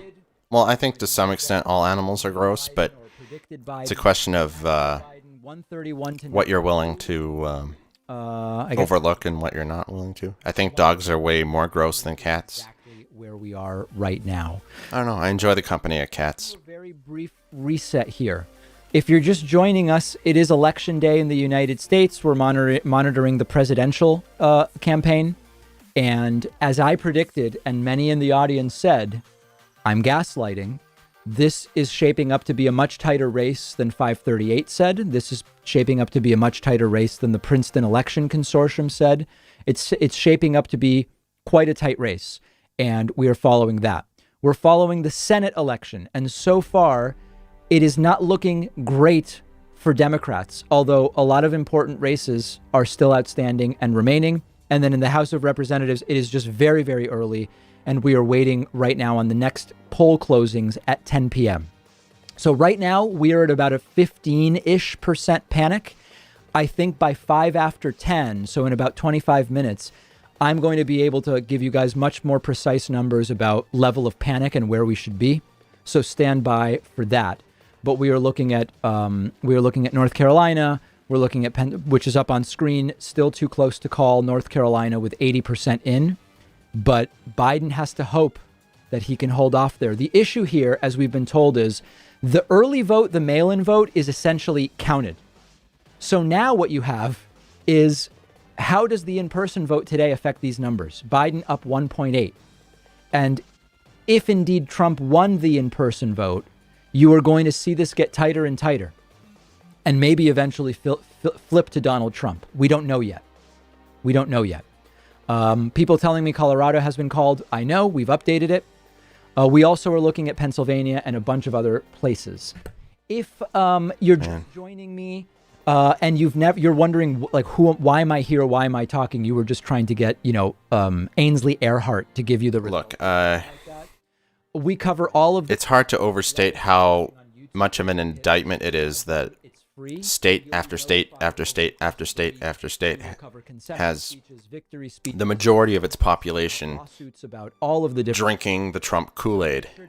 It's unconscionable, really. Like, how, from a rational standpoint, do you possibly reach the conclusion that Donald Trump is? This many people couldn't possibly be trying to sign for the, first of all, has even a shred of honesty, and second of all, that he has done a reasonable job as president. I just, you have, like, it's absolutely required that you do not perceive reality for what it actually is. Like, you have some sort of mental inability to perceive reality for what it actually is. That's okay. I do have another chess tournament planned at some point soon. What your eyes and your ears tell you, that you consciously make an effort to block that out and just reach some bizarre conclusion that 750 website that is at odds with reality itself. It's one That's the only way that you can reach a conclusion that Donald Trump has done a reasonable job, let alone a good job. That's where that number came. And yet, let's get updated. You look at these results and you just shake your head like, how can people, Donald Trump, be this easily panic bamboozled? It boggles the mind. It absolutely boggles the mind. Ohio with 70% has now flipped to Donald Trump by a fraction of a point. No, Ohio. No, don't do this to us. Come on now. 25%. Ohio and Texas now. Okay, apparently on the Google results, Ohio has flipped to Trump. I had Ohio and which means, here we go, Supreme Court overturning the Pennsylvania result, and Trump gets 4 more years. I did not think Biden was going to win Texas, and indeed, both are now leaning in that direction. Importantly, Pennsylvania, with 16% reporting, is now down to an 8.8. Yeah, I think at this point we can, now that Ohio seems to be going Trump's way, we can pretty much conclude that this is going to go to a Supreme Court battle. It is going to come down to Pennsylvania, sadly. Half a point. This is not good. If Donald Trump this is not good. North Carolina, it would be over. Now, we have to remember, The red mirage scenario. There are a lot of states that will not be counting mail-in ballots for a day or two. And so we've been told there are states that could look like they are going Trump, which are not actually going Trump. That's true. That's true. We have to remember the red mirage scenario. We have to wait for all the votes to be counted, all the mail-in components. The latest. Let's look at the New York Times map. They're at 131 to 92. AP is at 131 to 92. We're at 131 to 92. So everybody's on the same page there. Early numbers from Arizona will be important. Minnesota looking fine for Biden, but it's early. Wisconsin looking okay for Biden, but it's early. Michigan still looking very bad for Joe Biden, like really bad, weaponized bad is what I would call it. And we are still waiting for more of the vote in Pennsylvania. But it's all tightening up. It's all getting very, very tight here. And I see people in the chat are panicking. Let's listen to ABC's coverage for a few minutes. A lot of them telling me they usually avoid talking about politics amongst their mom groups, but this year that just wasn't possible because so many of the things that are very political right now directly impact them and their children. In their has been called for Biden. Now that's a swingier state. It's not, at this point, it's swung so much that it's not much of a swing state anymore. But the speed at which it was called is reassuring, so that's good. That goes in his camp. Of course, District of Columbia also called for Biden, but now an actual one that was in doubt for some time, not in doubt anymore. John Hickenlooper is going to the Senate. Cory Gardner, incumbent Republican senator, has lost in Colorado. So the Democrats pick up a seat in the Senate. That is very important and relevant. All right, now joining us on our election coverage, Jamal Bowman, the winner in New York, Justice Democrat, going to Congress. How you doing, Jamal? I'm well. How y'all doing? Thanks for having me. Of course. So Jamal, I want to start with this. I remember you telling a story about how police had wrongly arrested you one time, and if Biden wins Pennsylvania, things are not going to fall apart from in the Midwest. He's also not going to have any type of landslide victory. But it would bring the probability back. It would mean that you have a close election where Biden is favored, but it's this kind of wide range of possible outcomes. Chris? Just heard from Republican leadership in Ohio that Trump has now pulled ahead in Ohio and that they believe Trump this guy's disgusting. 1.5 and 2 points. Right now, what we're seeing on our board right now is 64% of the expected vote in. Joe Biden just ahead by a little bit, but you're saying you're getting that from your sources right now inside Ohio. They're looking at the vote that they're still waiting on, and they believe, at least, we're not ready to say that, they believe that Donald Trump will win the state of Ohio. Have to take another quick break. We'll be right back. All right, so the Trump campaign claiming Ohio's looking really, really good for them, and it may be, we just don't know yet, but let's get some updated counts in any case.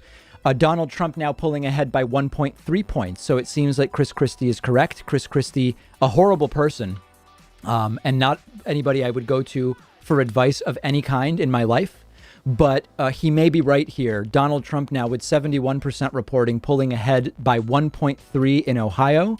This still would mirror the map that I put together.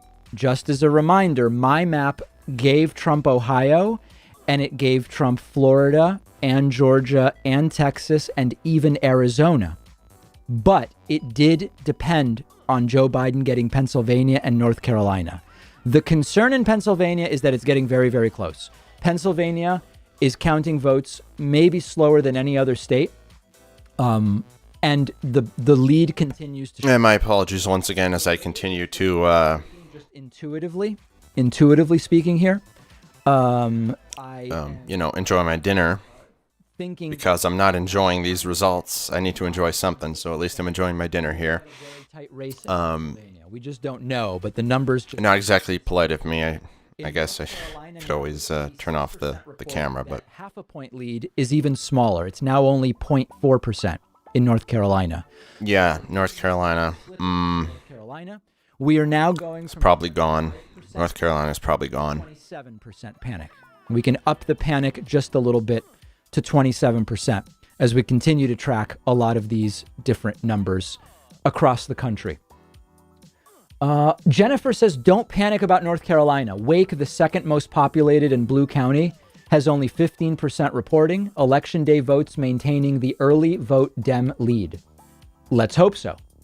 Let's hope so. That's good news if it's true. Says, I doubt Trump will win any West Coast state. Of course he won't. There's no chance. Those are not states. Those are not states that are in play. The West Coast states, as you see on my map, California, Nevada, Oregon, Washington, they had better all go blue. Holy Jesus. If one of them doesn't go blue, holy Jesus. That is something we are going to be looking at for a while throughout the night, for sure. Let's see. Samuel Garcia wants me to look at the Vox map. Let's do that. The Vox map for North Carolina has 99% in, with Joe Biden up by 0.4. Wow. Ooh. Greater than 99% in, Joe Biden up by 0.4. Oh my word. North Carolina has become the new Florida. Because they called Florida. This is astounding. At the same time, it looks like they were right. So they were very early on Florida, which made me question it, but they were also right. Words can't describe how disappointed I am in Florida. Press. So that is very interesting. They also brutal Florida.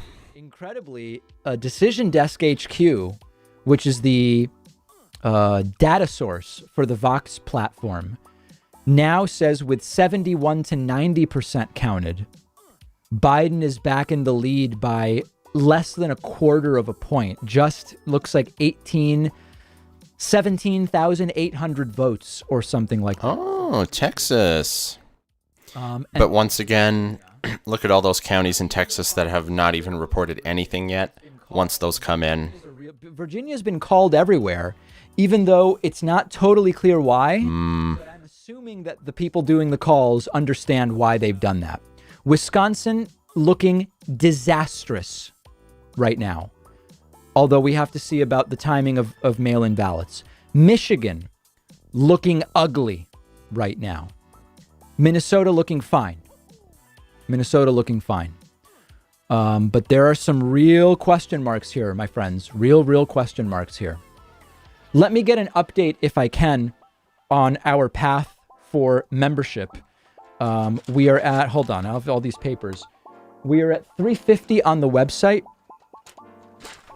Whose papers are these? We were at, okay, hold on. We were at 3. All right, so let's Insult. Go to Portland. See what Vosh is saying here. I wish I had the energy to stream and tweet at the same time. Bo of the Fifth Column streaming on YouTube. I don't think Bo of the Fifth Column would want to publicly associate with me. He's got a brand to maintain. Okay, buddy time? Absolutely not, Sake Tanuki. Nice try, though. Oh my god, Lindsey Graham is going back to... Oh. Ah, gotcha. Well, if Jack Saint's on... There's one person. Congratulations to DSA members. There aren't many people that I have more disdain for than Donald Trump, but Lindsey Graham is one of those people. Unofficially being total slime ball. Oh, that's nice. We get some socialists jumping on into the New York State legislature. That'll make it, that'll make their state more based. 12% of your audience are red voters? Yikes. Is Hawaii a good place to move to? I don't fucking know. You think I've been to Hawaii? Well, I haven't. Most of the red counties in Georgia are nearly all counting, whereas all the... Okay, let's hop on over to TYT. They said legalizing marijuana, which What did Lindsey do? What didn't Lindsey do? Like, flip-flopping on literally everything he's ever said in the past. Like, the biggest flip-flopper maybe in American history. Lindsey Graham's word is worth... If there is a way it could be worth less than nothing, it's worth less than nothing. It's not about me. This is about common sense. This is about what the majority of American people want. And this is about us establishing ourselves as a moral and humanitarian leader, both domestically and around the world. And enough is enough with the nonsense that's been taking place over the last 50 years. We incarcerate. Amen, brother. Amen. These red counties, George, look at that. In East Texas, it's 3-1, and it's like that all across East Texas. Matt Dowd is in Texas. Matt, it looks like John Cornyn is going to be returned as a Republican senator from Texas. But in the final days of his campaign, he started to break a little bit, uncharacteristically, from President Trump. Well, I think he saw the All right, it's pizza time, so I'm going to do that. to the changing nature of the state of Texas. All right, so I want to take a moment to see what some of our friends are saying over on Twitch. Like, for example, Bill Scher very strongly and definitively called called the election for Biden yesterday. And I want to see what he has to say. Bill Scher retweeting a lot of things, but does he say anything is my question. No. Bill Scher saying very, very little. Huh. Bill Scher not really saying anything. Okay, well, that's interesting. I would have thought he would have been tweeting up a storm, not just retweeting, but that's his prerogative. Let me see who I saw. I had some messages there on Twitch. There were some people maybe looking to get on. No. Okay, that is not happening. And we are just 6 minutes from some top of the hour closings, and we are going to be looking at that. I am told that Texas has again flipped. Let's go back to Texas. I am not seeing that. I am seeing Texas getting out of reach for Joe Biden. With 67% reporting, Trump now leading by 2.1 in Texas. That's not so good. However, Vox has Texas still in the Biden category by 0.12. 0.12. It is not over yet, but I don't know if we can really trust Vox. Vox is kind of weirding me out. New York Times has it for Trump. All right.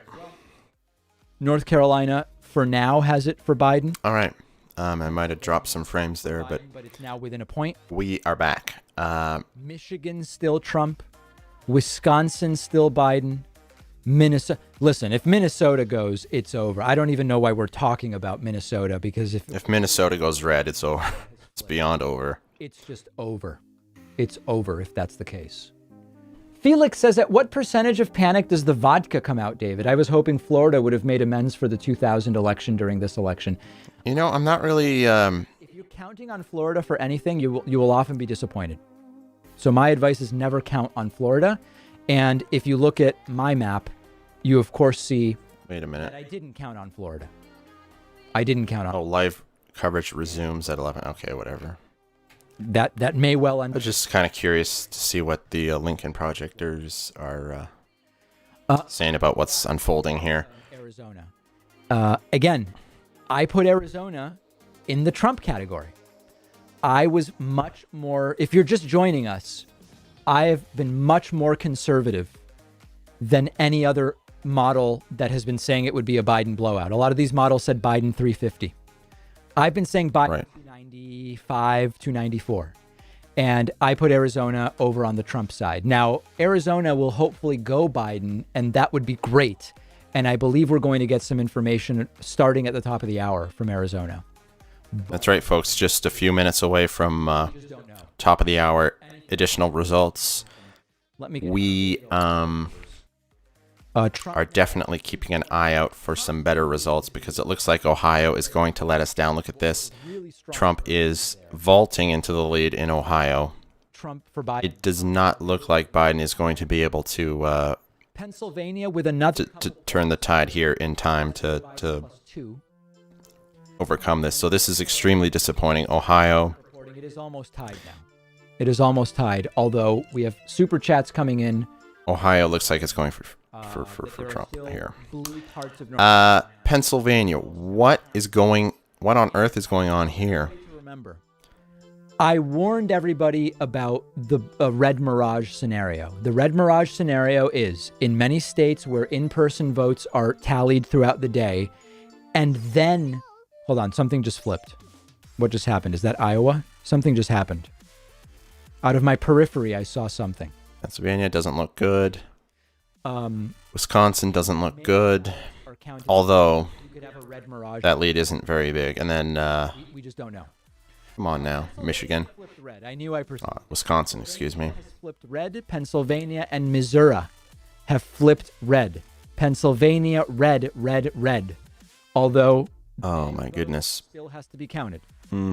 The mail-in vote still has to be counted.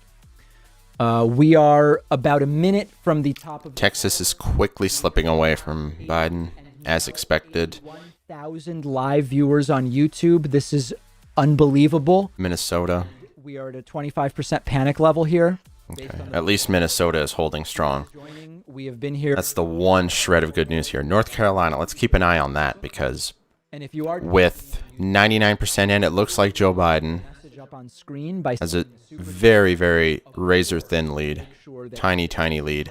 Subscribing is free. I don't know. Allow me to Hold on, I'm just going to check on something here. One viewer. Oh, hello to my one viewer. which is really, really Probably Chicken Jacks. Dennis asking whether I expected it to be this close. I sort of did. Yeah. Sean says, David, I'm from Australia. Can you show it? Well, look, I expected it to be somewhat close. What I didn't expect is the for Florida to so emphatically, decisively go to Trump. I didn't expect that in a million years. I thought maybe Florida would go to Trump by like Pennsylvania and North a razor-thin margin. I didn't expect him to win it by like almost 400,000 votes. That's I think is better said. That's mind-boggling. I don't even know how to wrap my head around that one. Let's see what we have.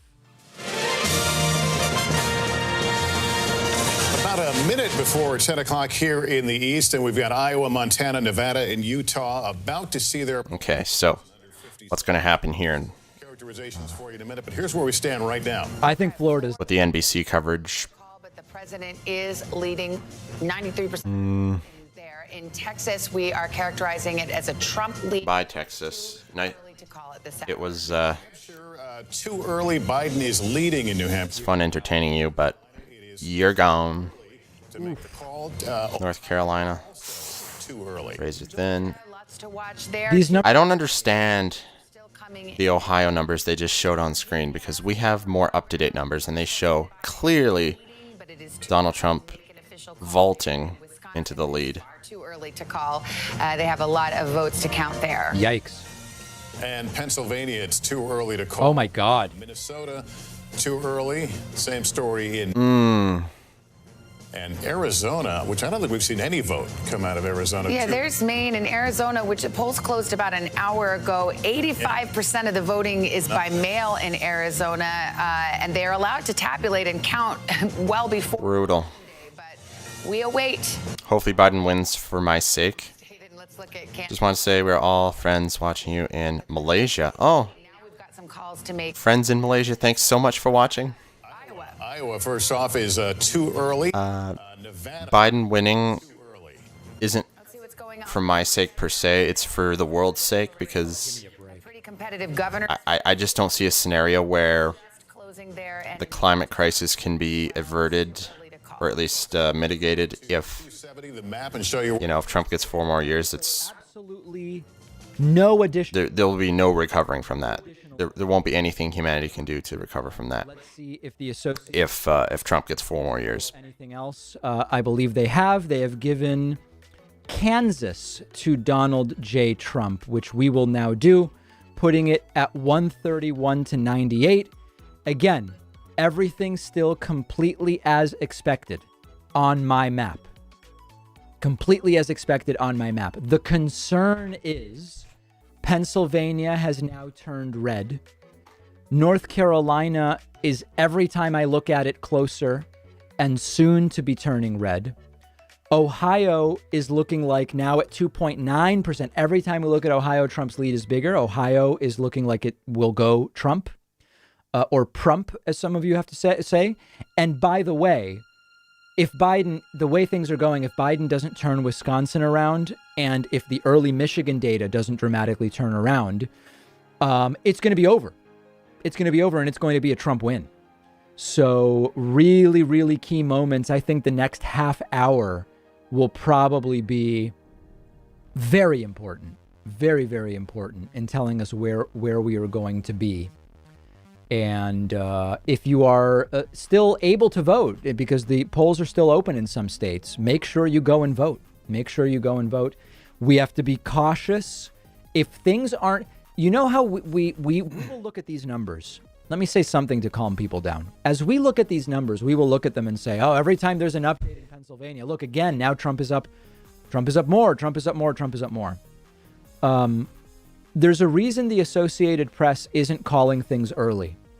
And it's because until all the mail-in votes are counted, you don't know. And I am not going to fall for the Red Mirage scenario, which is why I appreciate the conservative approach of the Associated Press. We're getting our first data from Utah, and of course it's very good for Trump, already 20% reporting there. We are getting, we already have half the data from Arizona. Half the data from Arizona. Wow, Arizona. Could Arizona save the day here? 60% of the data from Arizona. You know, we've been over this before. Florida looked good at the beginning, and then it went Trump. Ohio looked good at the beginning, and then it went Trump. North Carolina looked good in the beginning, and now it's basically neck and neck. It could go either way. So Pennsylvania looked great at the beginning, but now it's not looking so good. I'm not going to get my hopes up about Arizona until they prove that this blue trend can hold for why does this keep happening? We will have okay.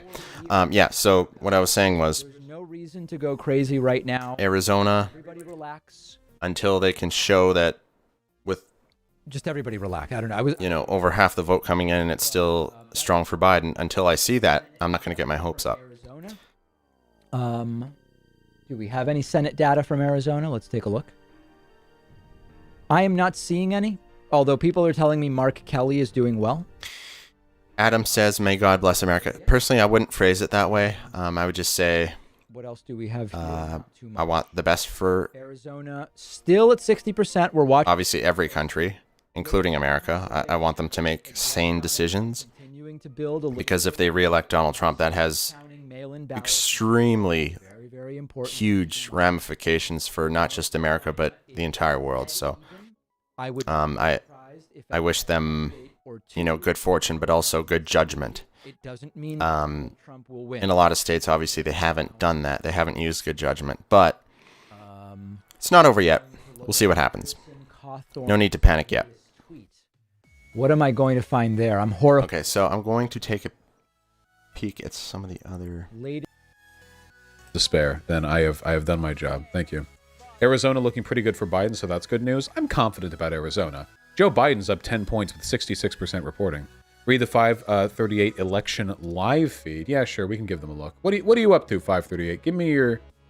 Wait, there's a 538 live feed? Yeah, last post 3 days ago. Let's take a look. What have we been up to here? Okay, let's take a peek. All right, let's go back a couple of minutes. Okay.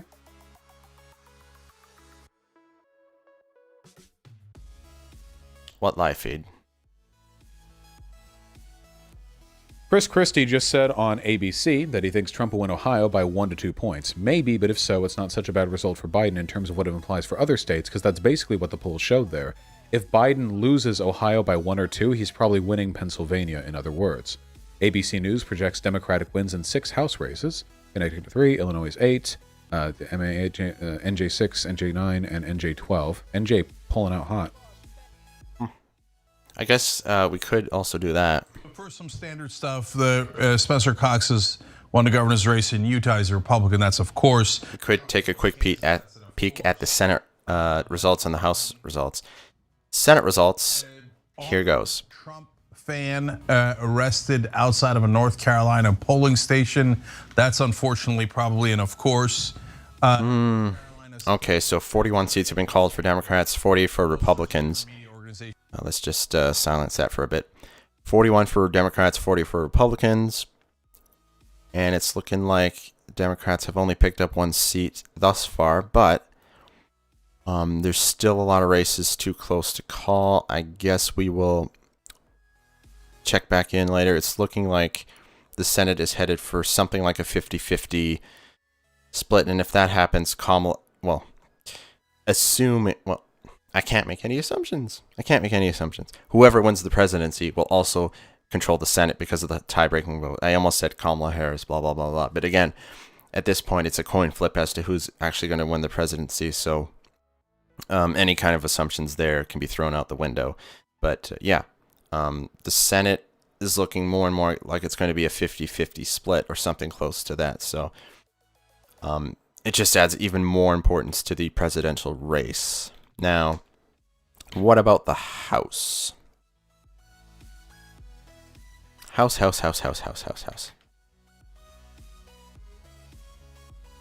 Oh.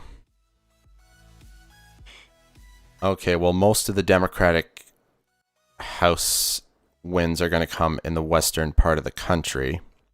So it looks like there's a big lead for Republicans. But there's not much to be read into that because most of the Democratic victories are yet to come. So nothing to really read into here. Let's go back to the presidential race.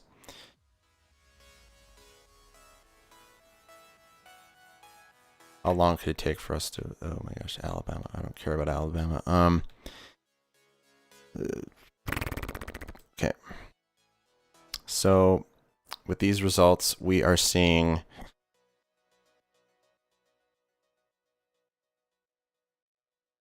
Oh.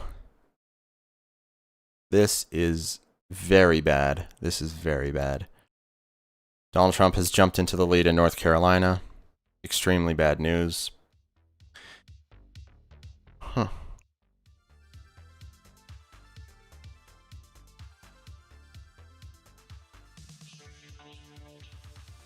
Okay, so what else are we looking at here?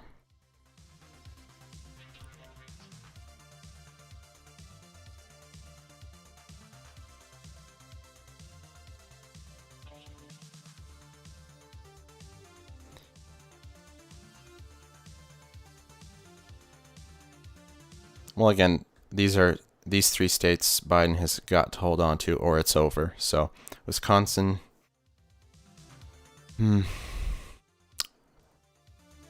Gotta hope that mail-in portion covers that. Same thing with Michigan. Ouch. Almost 200,000 vote lead. This is...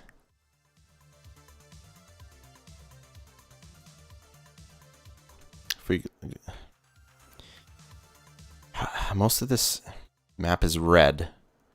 You gotta wonder where the blue districts are going to be. If they're going to make up this deficit, where are they going to make it up? This is rough. This is really rough, guys.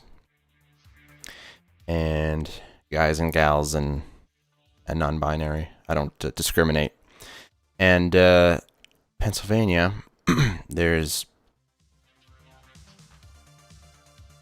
Again, extremely puzzling results. Very perplexing. Very perplexing. Unless the mail-in portion can make up these deficits, we're looking at a second Trump term here, ladies and gentlemen. 225,000 Americans dead during this pandemic. People are losing their small businesses. Really care. Wisconsin and Michigan.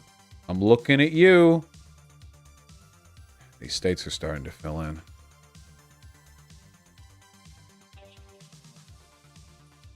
That chart does not look good at all. That is so ominous. The way it like going. The two lines going opposite directions like that. Ouch.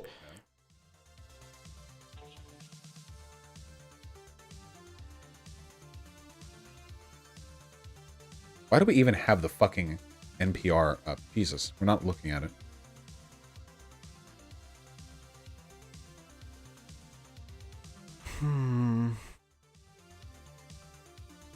Dems lost the Senate seat in Alabama held by Doug Jones. Oh man, did they really?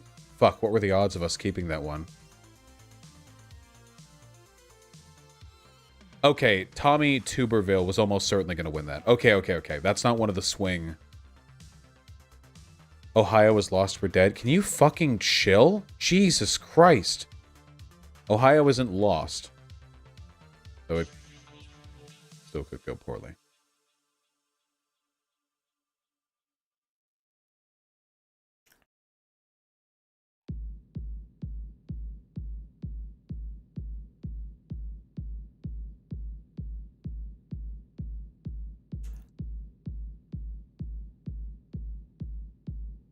How many races are even left? Let's take a look. Okay, sorry about that delay. I was just looking at some stuff. Okay, Senate. What do we got with regards to the Senate? John Ossoff does not look like he is going to win Georgia's seat. The special election could still go either way. That hasn't changed very much. What else do we have? Cindy looks like they're doing well here, but that's Mississippi. That's not especially surprising. Likewise for Louisiana. Where were the... Let me take a look at the swing. The swing ones right here. So Iowa. Let's take a look at how Iowa is doing. Well, only 13% reporting, but Teresa is leading 2-1 over Johnny Ernst. Again, this is only with 13% reporting. So we'll see how that that one pans out. Let's see, which other ones here? We've seen the Georgia ones. You know, and now I look at how close the election is. No matter which way it goes, it sounds like we didn't, you know, they made the same mistake again. They didn't make their case nearly well enough. I wanted to say something because I think that this is this thing in America that fans show up more than constituents. And that is a problem that we're having in this country, the fanaticism with Donald Trump. That with apathy, ignorance is killing us. I mean, I tweeted, have you seen any Democrats harassing Trump voters at the polls? No, but when you see these Trump supporters at the polls, they're yelling out this election's Benghazi, which is, you know, pedophilia and the crime bill. Like, they get their talking points and their marching orders and they go. And what do? We stay idle. We do nothing. We don't show hands. And I mean proverbial hands, physical hands. We don't do any of it. And white racist people in this country will bite their noses to spite their face. They will show up and vote to uphold white supremacy. Looking good there. A judge just ordered the county with Vegas to have an extra hour to vote. Fuck yeah, absolutely. That is fantastic. Guys, guys, one more time. It does not matter if Pennsylvania has gone red. Pennsylvania, we are not going to get the results from Pennsylvania until tomorrow. There are literally hundreds of thousands of votes that have not been tallied yet. Literally hundreds of thousands of votes that are mail-in, that are going to be overwhelmingly Biden. Look at how a few votes been counted. In Allentown, 22% of votes counted. Philadelphia County, 9%. Chill out, okay? We are not going to know what the results from Philadelphia are until at least tomorrow. So far, this is fine. Trump and the SCOTUS don't care. No. Listen. It's pretty good advice. We should all probably chill out until we get all the results in the coming days. Okay? It's just a disappointment that Biden didn't knock it out of the park here. But you need to stop doomer posting. In the initial night, it would have been fun to a state that we know has hundreds of thousands of mail-in to celebrate it tonight, but not going to happen. We know that that's going to happen. It would be insane if it didn't. Are we going to? Excuse me. A Biden victory is going to, if it comes, it's going to come in the, you know, sometime the next week. It's not going to come tonight. There is a shot in North Carolina. Fox News thinks that we win North Carolina. What about Georgia? Georgia's unlikely, I'll admit. The numbers right now show that we're 13 points down, but that's not indicative of what the final results are going to be. Atlanta hasn't fucking reported their votes. Atlanta hasn't reported yet. Atlanta's got a lot of fucking people who live there. Chill out. Florida is probably done. With 94% reporting and about 3.5 points down, Florida is probably done. Miami damn near went red. That is unfortunate. But we came into this election with a huge advantage, okay? Losing one or two swing states does not automatically mean we lose every other swing state. We don't have enough information on Wisconsin and Michigan to guarantee that they go blue. They're leaning red right now, or that they go red. They're leaning red right now, but we also know the counties that they've been counting are largely red ones. Flint, 28% reported. Wayne County, 28% reported. Kent County, 43% reported. And likewise over here. Same goddamn problem. Dane County's got 50% reported. Milwaukee, 28%. Yeah, he's making a really good point here where It takes a while to count city ballots because city polling offices, a lot of areas usually fucking swamped, don't have their results in, and a lot of mail-in stuff has not been counted yet. Won't be counted for days. So leaning on it, and you spit in a spittoon. Lots still yet to be decided. Sealed letter into it. Okay, in cities, these people take hundreds, tens most of the time, but sometimes hundreds of thousands in a single county. It takes a while to count. Remember the red mirage. We knew this was going to happen. Many of these states don't start counting mail-in ballots until after you start getting projected results from same-day ballots. Mail-in is where the majority of our people have voted. You need to be calm, okay? You need to chill. It is true that things may go poorly for us. It is true that we may lose. It is true that we may face a worst-case scenario. But until we have, there is nothing expedient about freaking out. Nothing. It's a sign of emotional weakness, and that is 1%. So again, we believe that there have been very few mail-in ballots counted, maybe none. Florida, I believe, is essentially out of reach at this point, with Donald Trump leading by 3 points. Oh, absolutely. It's been out of reach for a long time. I told you from the start, never thought Trump was going to lose Texas, and indeed, Texas was never truly in play. So we are, by the way, how is Joe Biden winning Montana with 19%? I assume that will reverse. But no, I think that Montana thing was just the mail component. A lot of red on the map so far. Let's see the update from Chuck Todd. We're going to see the same thing that we've seen with Trump in Ohio and North Carolina. We are looking at a red mirage here. It starts to load up. Let's take a look at North Carolina. Remember, I told you, I said, one of the things you're going to see, we're going to get at least straggling rural counties that will add to his number, but that there was still some room to grow in the big blue counties. There's still a lot of vote in Wake County, 16% of the vote. This is that's a lot of voters that are left, and this has obviously been a huge Biden county. You look in Mecklenburg, not much left there, obviously, just 94% are in. Guilford, this is Greensboro. Taking another peek at North Carolina. And then everywhere, Trump's strength is like a little bit everywhere. And that's the thing. I go back, I'll tell you, this rural African-American turnout is just such and I just want to. I mean, it's weird because over here they say over 99% is in, and Trump has, a 35,000 vote lead. Numbers we don't see. But if you listen to Chuck Todd, he's saying that this is not turning out. Because the president has made an effort to attract African Americans. Look, we're not seeing enough evidence there. This to me looks. People are saying that on that front. Chuck Todd, is saying that North Carolina is still undecided. They're not that different, 95% in. So places where there's some huge Biden overperformance here.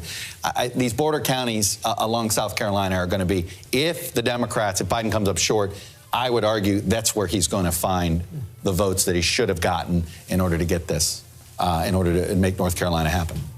Okay. Yeah, Minnesota. Let me quickly ask you about Minnesota. Jason Miller came on and suggested that the Trump folks feel good about Minnesota. Look, they talk. We'll see. I mean, we only have about a third of the vote in, and just so you see, this is election day vote. So it's, let's look at some of the big. I mean, look, if Biden's got a big lead right now because Hennepin County, that's Minneapolis, and we've got most of the vote in. So, yeah, as the rural counties come in, this state's likely to get closer. It was a 3-point race last time. We'll see. Okay, we'll see. I've always been a bit of a skeptic for the Trump campaign to get over the top in Minnesota. So let's do something that a few people are suggesting, which is to take Pennsylvania and to go into the county level. And what the claim is that a lot of these red counties are almost completely counted. I'm seeing a lot of 50s. Okay, 90, 90, 90, 65, 59, 98. That's true. And then that Philadelphia is only 22% counted. That's very true. That's very true. And let's look at Allentown, for example. Only 22% counted in Lehigh County. Pittsburgh, only 15% counted in Allegheny. that is very lopsided, and that's huge. I mean, we don't know. We'll eventually have all of the data, but that is actually a huge amount of Democratic vote. If you look at some of these places with relatively small populations. Okay, I'm going to change the title of the 100% counted. All of these. Oops. This. I'm going to change the title of the stream. 86. We got 2 concurrent viewers. 40. Thanks for tuning in. Feel free to participate in the chat if you like. I am going to, at this time, change the stream title. Allentown's 22%. Pittsburgh's 15%. Video stream marker. You have to imagine that is. Okay, so I gotta go in here to. At some point when they get to that. Channel. Arizona dashboard. Reporting. Still with a 9.1%. Channel videos live. Okay. Joseph R. Biden Jr. I am gonna change the. Going on. Nothing too particular. Okay, so that is all happening, and we are waiting on some additional results. Okay, let's check in with Sam Seder. We will take my second scheduled break, and I will be back with you very, very soon, and then we will get to the 11 p.m. results, many of which we can anticipate pretty clearly. Oh, wait, what happened? Is Sam no longer live? Oh, Sam is also on a break. Oh, my God. Okay, so in that case, we will take a break here with NBC, and I will be back. Okay, save. Good morning. Welcome to Today. We're glad to have you with us. This fall, we're right there with you. Whether you're back to school. What do you guys think? We're excited? Or back to work. We're keeping you safe. I love being back. Every morning on Today. Police murder of unarmed black men has been an American way of... All right. Sorry about that. We're back. We're back. We're back. Boom. There we go. I've begun to want... Okay, so we're going to... If not... Bring the audio from Vosh back into the fold here. Yes, Laura Loomer has lost as well. Hold on. We need a Senate majority. There are 18 remaining Senate seats. And let's just take a rough guess based on current trends. Okay? So ones will be... We can peek at the Senate again. I think we're going to see much the same thing where... This will only be 4 races. It's going to be the same. Collins looks like that's going to be a Republican win. That will be a 0. Come on. Here we go. 41-41. Virginia. 0 seats flipped. What's up with that? Called North Carolina. Oh, man. North Carolina is dead even. I'm going to put a dash here. I genuinely don't know where North Carolina is going to go. Oh, that's a button that I use for my stream output. There we go. There we go. Sorry. I don't have a stream deck. Okay. North Carolina. So this is very worrying. The fact that the Democrats haven't flipped any Senate seats.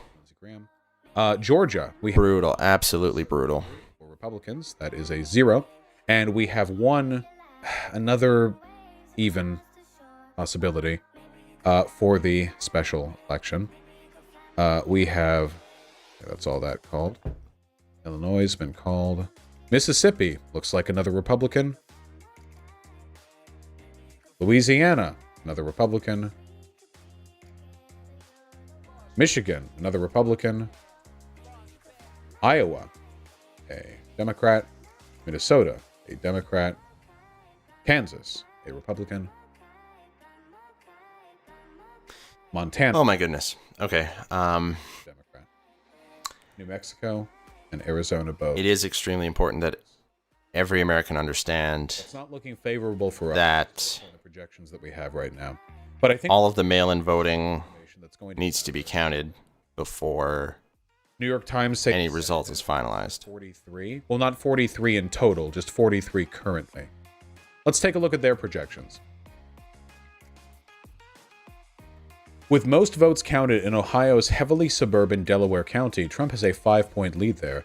Trump carried this county by 16 points in 2016. Hey, that's good. Trump is down 11 points in a heavily suburban county, Delaware County in Ohio. now. Aspiration.com/TYT. Sign up before the election, and we'll have. Everyone's on break or something. I'm going to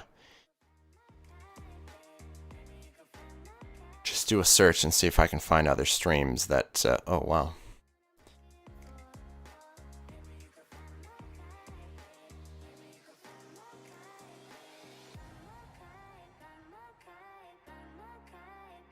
Okay, so you can expect to see my own stream right there on the front page. We're gonna go to election, CBS News, CBC News,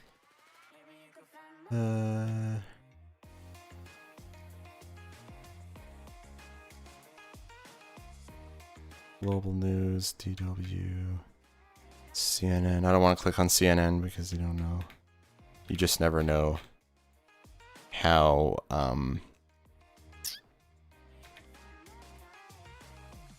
crazy they get with copyright. Same thing with Global. That, took place over 15 or 20 minutes. It de-escalated fairly quick. Okay, so they're just talking about an incident outside of a polling station. Let's go back to the search.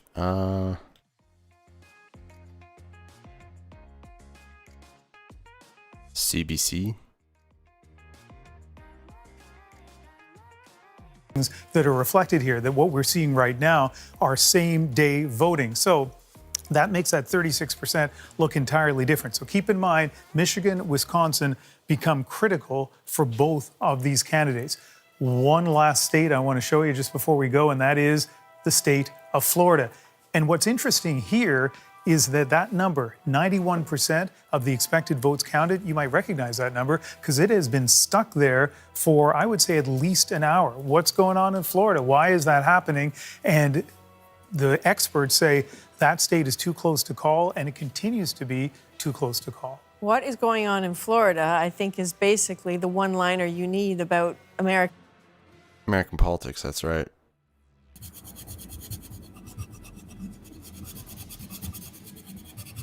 So they're coloring in states. Let's go back to David here. David's back. We can call it way He didn't have a lead. That was weird. Still are counting votes there. I think the final results won't be obtained today. I agree with you, Chicken. I agree wholeheartedly. A few moments ago, that's too early as well. All right, let's go to Maine, which divides its electoral votes by congressional district. We're calling that too early to call, but we did see a split decision in 2016 with Donald Trump picking up one electoral vote there. We'll see what happens. And Arizona, too early to call. The vote is coming in fast and furious. Vice President Biden with the lead there in Arizona at this hour. Let's take a look at Iowa right now. Too early to call. Nevada is too early as well. All right, Montana, too early to call. We'll keep an eye on there. Assisting him materially with his campaign. And so you have this infusion. Oh, I'm going to change the results here back to the presidential. Right, negligible amount of voters. And they're pumping money into his campaign. You got the ads from the Lincoln Project. So who is Biden going to listen to? Is he going to listen to the donors, the people who are helping him materially? Or is he going to listen to what progressives have been screaming from the rooftops? Focus on the bread and butter issues. He didn't do that. He didn't. He did a little bit on the margins, but his whole message was, I'm the unity guy. I want Republicans in my cabinet. Okay, but why would Republican voters unite and stand behind you when they can have Trump, who, speaks to them on a number of issues, including, some of the identity stuff that they're obsessed with. It's just, it was a dumb strategy, and I just knew, I felt it in my gut that this was not gonna be a blowout for Biden. If anything, if he wins, it's gonna be a super close race. But, pardon me here, but I'm a little too much of a pessimist, so. She makes a good point about Biden. I think this is like, if Biden doesn't win this election, this is like the final nail in the coffin of let's take a centrist strategy and ignore the progressives and ignore all the concerns that the progressive wing of the party has, and let's just try to appeal to Republicans.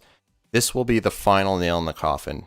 I think, for that type of strategizing, because didn't work in 2016, doesn't appear to be working tonight, this time around. And yeah, I mean, how many times are you gonna do the same thing and expect different results, right? 36,000. They've counted 180,000 votes divided by 0.22. That means they're expecting 818,000 votes. And if Joe Biden keeps getting 79%, that means that just so you guys understand the math, if Joe Biden continues collecting votes at the same rate in Philadelphia County, when we get to 100%, Joe Biden has 500,000 more votes. The difference in the entire state right now is only 196,000. So really understand. Oh, that's fantastic news. One other example, Allentown. It could mean that Biden is still going to win Pennsylvania. Only 16% of the vote has been counted. So in Pittsburgh, you've got 94,000. Let's call it 117,000. 117,000, but that's only 16, which means we're expecting 731. Right.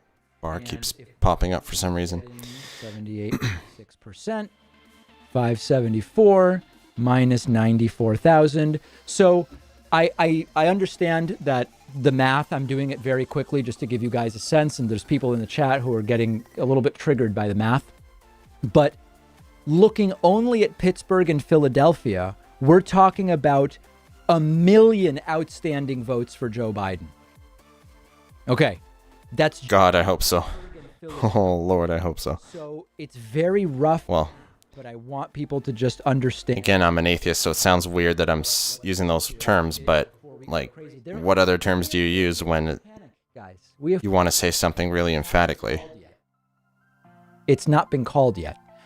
Okay, let me look at what people are saying. Like, what is at stake tonight is bigger than... Please share the article. Okay, yeah, I'm not sharing articles right now. Draconic says... The stakes of literally any other night that I can think of. And an open primary amendment. Look forward to seeing that. Not surprising that people are going to be on edge here. Online or TV. So right now, we're handing them their ass on Facebook and other social media. They're going with their soft ass. Okay, so he's promoting TYT right now. Let's go to Vosh. Good news for North Carolina. We have some good... Hey, shape up. We have some good news for Democrats in North Carolina, where a reporting error by Randolph County is padding Trump by about 30,000 in our estimate there. Oh. I hope that's true. Just wanted to make sure. They reported both in-person and absentee mail together, but the Needle's still expecting 85,000 early votes. That's worth a net 30K votes for Biden, which would not be enough to get him in the lead, but it does help him a bit. We're looking for other areas. We also have a similar case in Rockingham County, which is worth another net 10K to Biden, still leaving him quite a bit short. In the other direction, Orange County, heavily Dem, may have a bug on our end in expecting more IPEV there, but it's not so clear to me. If we add net 40K to Biden, Trump would still be a heavy favorite, but the Needle would no longer give Trump a superior to 95% chance, because it does still believe there are late mail ballots left to count over the next few days, and we don't know how many. As I said, it's not guaranteed. Yeah, we're gonna have to sit tight for the next few days and wait for every vote to be counted. Cooper, Democrat, wins. That's the only way we're gonna find out who won. Nice. Well, the North Carolinians re-elected their Democrat governor, so that's cool. So why couldn't they just elect the Democratic candidate? The mainstream media suck at this. They absolutely, positively suck, and they brainwash smart people into compliance. But that's not what we do at the Young Turks. If you're into compliance, don't watch us. If you're into, let's go fight these guys and win, then you're with us. Let's go fight them all and win. Ida, what in the world happened in Florida? What in the world happened with Latino voters? And they told us, hey, don't pick Bernie Sanders, otherwise they'll call him a socialist. They called Biden a socialist anyway, and it looks like it totally worked, didn't it? Yeah, they call me a socialist. So listen, that was all day long today. First of all, I agree with you. I think we need all hands on deck, and we need the proverbial hands and the physical hands. So I feel the passion that you feel, and I am so angry, and I'm not embarrassed to be angry, and they can do as many videos as they want about me being angry and call it a meltdown all they want, because I actually give a damn about people in this country that show up every day, go to work, who don't have millions of followers on Instagram. Republicans have been relying on that one trick, that one below-the-belt tactic to win them every election that they've ever won, which is just to accuse their opponents of being socialists, accuse their opponents of being communists. And, that's it's like a magic trick. You just wave your hands, you just clap your hands, and you win an election. You don't have to do anything. You just say socialists and abracadabra, you win an election. Humanity cannot function if that humanity cannot be a functioning species if that's how it operates, there has to be some functioning brains. I guess what I'm trying to say is you can't expect anything other than dystopia if that's how people vote, if that's how people operate, if that's how people think. If someone just says socialist and then your brain completely shuts off.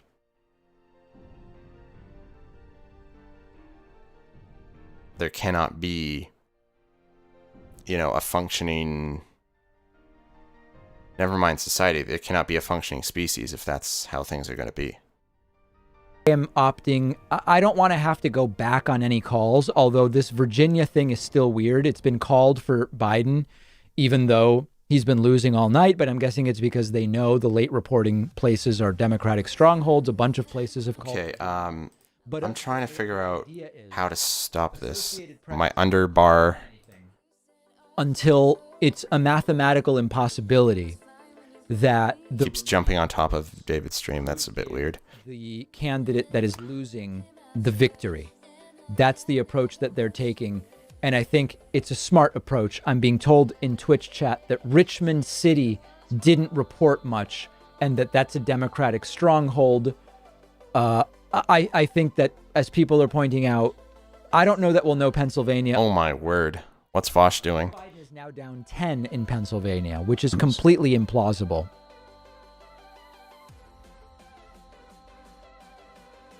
$74 and 100. How did he get that?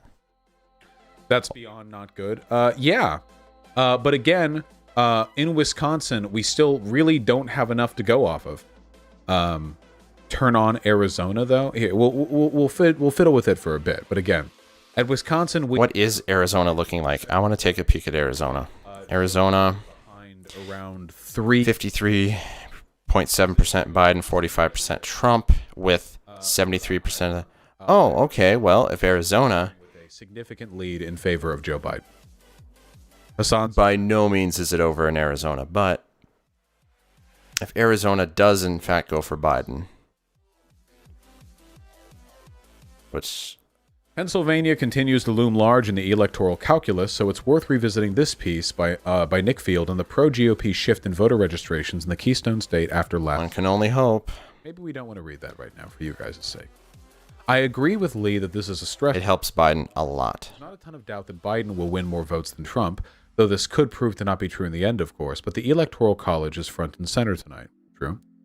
ABC News projects Donald Trump will win Kansas. Yeah, okay. ABC News projects that it will win Nebraska's 2 statewide electoral votes, as well as the 1 electoral vote for Nebraska's 3rd congressional district. Okay. They called Bernie a commie. Yes, they did. They called Bernie a commie. Fuck you. Jesus. It's what they do. It's what they do to everybody. At least according to the New York Times Needle. With 55% of the expected vote in, the Times gives him about a 4 in 5 shot of carrying the Peach State. The good news for Biden... They rely on blatant lying to win elections. In the Atlanta metro... Blatant lying.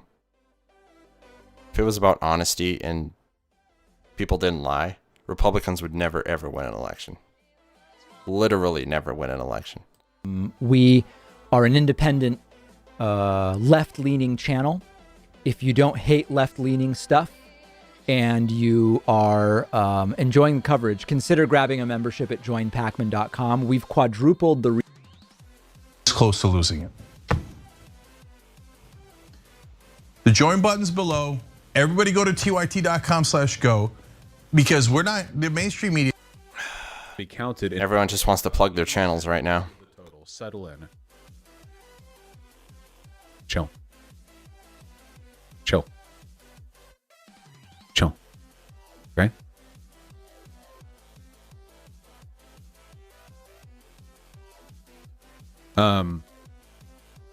Anyway, what was I saying? Oh yeah, let's take a look. Oh, Ohio. More Senate calls.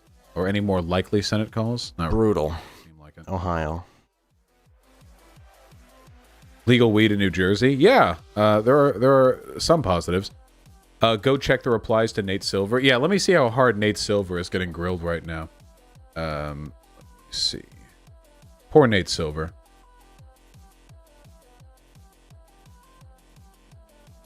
ABC projects New Hampshire for Biden, where he leads by 9 points. Well, that would be nice, I think.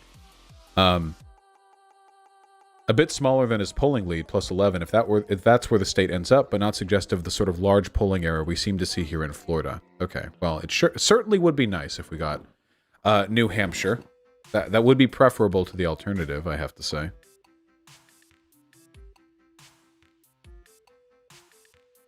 I don't see much else to look at on Nate Silver's Twitter. As a gay Hispanic, I'm really fucking scared. Well, as a Hispanic person, you seem to be right in line with the general trends. No, I'm kidding. We should all be concerned about the future of this country. Do we know the percentage of Democrats who voted by mail in PA? I don't know the exact amount, but I mean, I imagine it's, I imagine it's favorable to the Democrats by a pretty significant amount. ABC has called New Hampshire for Biden. Let me see. New York Times has not. I'm comfortable just calling it for New Hampshire if you guys want to. I like this one, by the way. That link you just saw fly by right there. Check this out, Vosh. VHTTPS/ so they broke the link with the typo. YouTube, then the URL, the list URL, @channel Rick Astley Vivo, Pepe Laugh. Man, you really didn't put much effort. All right, Vosh, you sure have a... think that there's any shot that... Vosh sure has a tendency to love to go on these tangents and get distracted and start talking about random things. It's one thing I've noticed about Vosh. The process as far as absentee ballots go in Florida, so I don't know what's outstanding. It's a pretty big margin right now, but I wouldn't rule it out. If the Associated Press hasn't called it, I'm going to assume they haven't called it for a reason. Mm-hmm. And I was also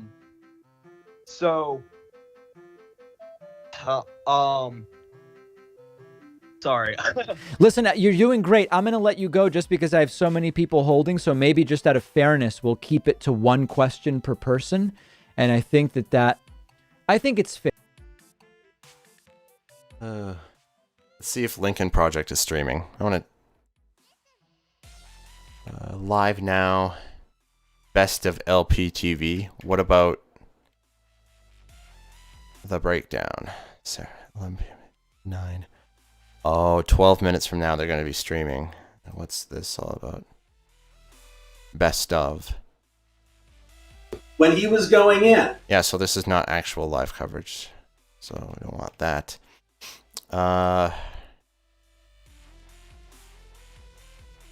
Some sobering stuff going on here, guys, tonight.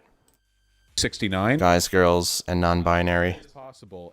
If that does happen, I imagine there would be recounts that would take place in close states. Sorry, I was for. Has there ever been an electoral college tie? Has that ever happened? Does anyone know if that's ever happened? No? Okay, yeah. I didn't think so.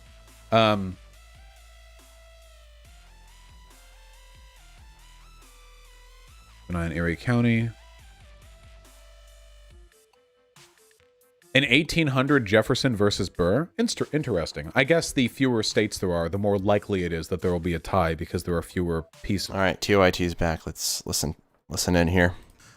Everyone watching is part of this show. We don't do it like CNN and the others. We actually care about you guys. We involve you in the show. I'm going to read one of the member comments in a second. But first, wall-to-wall bad news. Ohio, now Trump has a 6.8% lead with 82% reporting. If Cuyahoga County is going to come in, let's do it, okay? And it's still certainly possible that the cities come in. If it was a normal election and not having this mail-in and not knowing where the votes are coming from, I'd definitely call it. I mean, you can't make up that kind of lead in a normal election with 82% reporting. I'd call Ohio, and not the whole election. Again, the one ray of hope is Arizona, where Biden still holds a significant lead, but that lead of 9 points with 3/4 of the vote in, 75% of the vote in. But is the remaining 25% in-person voting? Did the Republicans win that big? So far tonight, no lead is held for Biden. It just dissipates. And so we'll see what happens. One tiny sliver of good news, Roy Cooper has been reelected as governor of North Carolina. He's a Democrat. And I'm just gonna read one comment and then go to Ida and Anna again. Friendlier ghost, because sometimes we call Anna Casper the friendly ghost or host. Writes in, I have a question. If Trump wins a second term, all right, I immediately want to stop, but I'm going to keep going. Do we put some blame on Obama for the calls he made to Pete and Kamala to unite behind Biden to get enough delegates, and in essence defeating Bernie in the convention? Well, it turns out to be a super easy question. Of course. Obama would be massively responsible for this tragic mistake, and no one in the media will ever let you say that. If you say that in media, you'll be banned. The rest of the media will ban you if you say one unkind word about Barack Obama. And in fact, they'll accuse you of being a racist. He's their corporate shield. And so, here's another thing I blame Obama for. He's the best speaker we have on the Democratic side by a lot. And that includes Bernie Sanders, et cetera. It might not include Nina Turner, might not include Killer Mike, it might not include AOC or Jamal Bowman, but it might. He might be the #1 speaker we have. What do you do, 3 rallies, 4? Remember they yelled at Bernie Sanders because he only did 39 rallies for Hillary Clinton. Now I understand coronavirus and all that, but you don't have to sit in your basement or your yacht all election and wait till a week before the election to do anything. So would Obama be partly responsible? He'd be a giant part of the responsibility of losing. Now that the landslide's off the table, the Democrats definitely screwed up. Definitely. Having an election this close is insane. Insane. All right. Again. Hey, look at that. You get it. Joe is back in the lead in Pennsylvania. Great news. That's where we celebrate you guys. The Twitch. But holy smokes. Democrat leads have evaporated. Democrat leads have evaporated all night long, so this one could evaporate too. It's entirely possible that it could, but there's a lead in Pennsylvania. There's a lead in Arizona.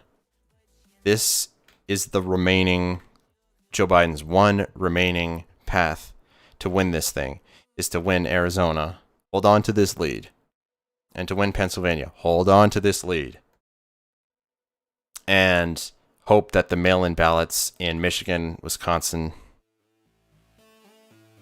wipe away these Trump leads that are showing right now.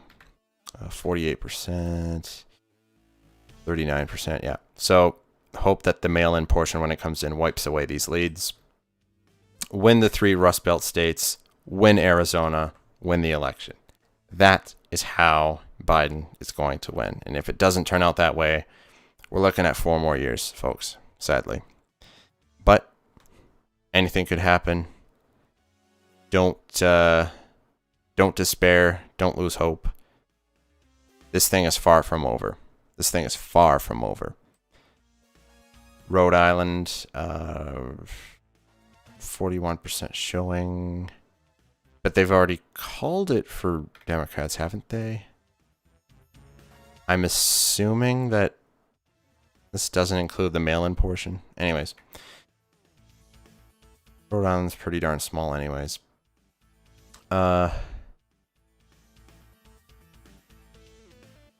Anyways, back to the audio.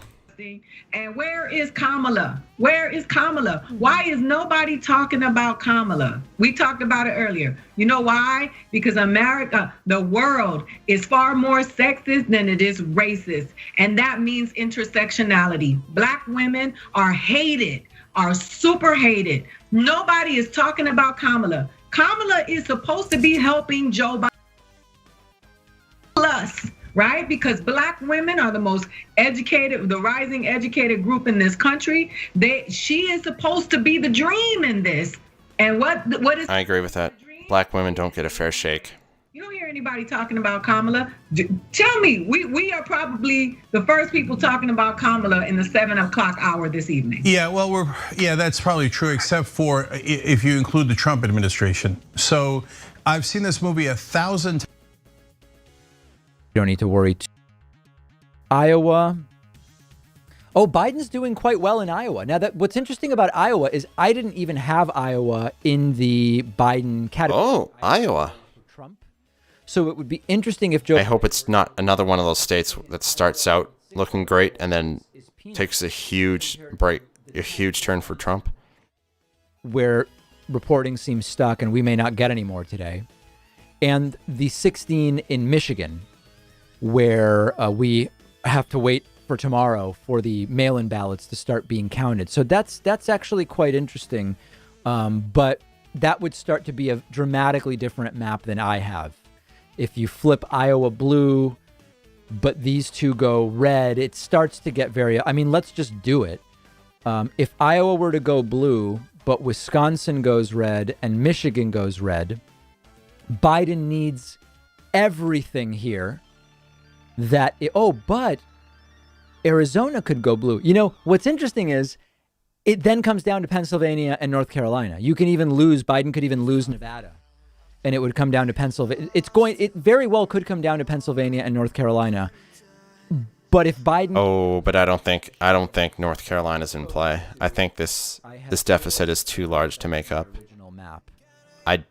No, I don't see North Carolina going blue. This was my original map. So there's a number of paths here that still remain. And I don't know how much more we're going to get today, but we have another set of state closures at the top of the hour in just 4 minutes. And I think that'll be a really great thing. Consider sending in a super chat. This is a great time to do it. It does show Trump leading in suburban counties, which is interesting. Bills comfortably. They want to have good jobs. They want to be able to provide for their families. Going after Trump on moral things, right? And that's all corporate Democrats do these days. Is it going to fire people up and get them to the polls, right? Now, yes, more people voted this time compared to 2016, but it's still, Biden wasn't an exciting candidate. I mean, I think we can all agree on that. But everyone was sold on this idea that Biden was the most electable. Most electable based on what? Like, where was the data? Where was the polling? Where was the indication that Biden was more electable than a giant list of other Democrats who ran against him during the primary?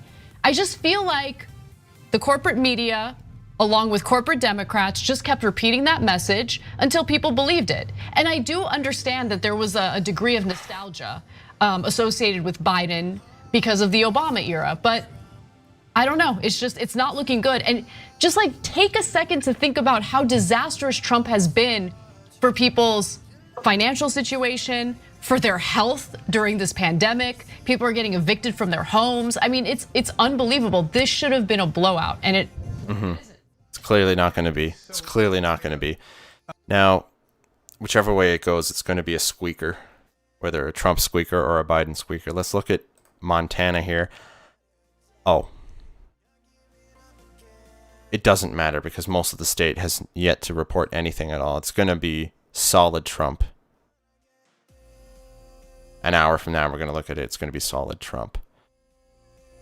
Something you mentioned earlier that's so important. You said something along the lines of sexism is worse than racism in terms of its effect in these elections. And as I see, look, I don't know if that union vote is indicative in Ohio or not. but I saw it in almost every demographic, white, Latino, black, etc. Trump appealed to the macho in them, and since the Democrats are so weak, it's us appealing to the macho in men seems inconceivable. Oh my goodness! Oh my goodness! Oh my goodness! Oh my goodness! In a bad way, but in a way where we say, hey, you know what? You gotta have pride. You gotta have pride in. Oh, when I say squeaker, I just mean a close race, a close finish where the margin of victory is going to be very, very small, regardless of who wins. Issue here in terms of whether it's sexism, the macho appeal, etc. in this election, do you think, Ida? Huge. When you talk about our Latino, Latinx community, we already know that there is a big machismo problem within our communities. But you hear, like, I still think that Biden is favored, personally. PA still looks like it's going to be favorable to us, and there's still enough potential variance within North Carolina and Georgia to have a shot at an upset, an unlikely one. Oh, I have the stupid chat open. Oops. My bad. It creates tons of lag. Like this chat, no, we have to close it. We will see. This chat was closed. Okay, good. What do you think of a possible 269 to 269? Then I think it would be very funny. It would indeed be the sex number. 269. Jorgensen got 94% of Wabash County, Illinois. Wait, is that true? Wait, hold on. Fucking what? What's going on here? Oh, there we go. Fucking Illinois, dude. Please stop cursing, Vosh. Please stop cursing. Discredit her. Listen to what they said about Kamala, that she's not even a real black person, right? They will do anything. They did it with Barack Obama.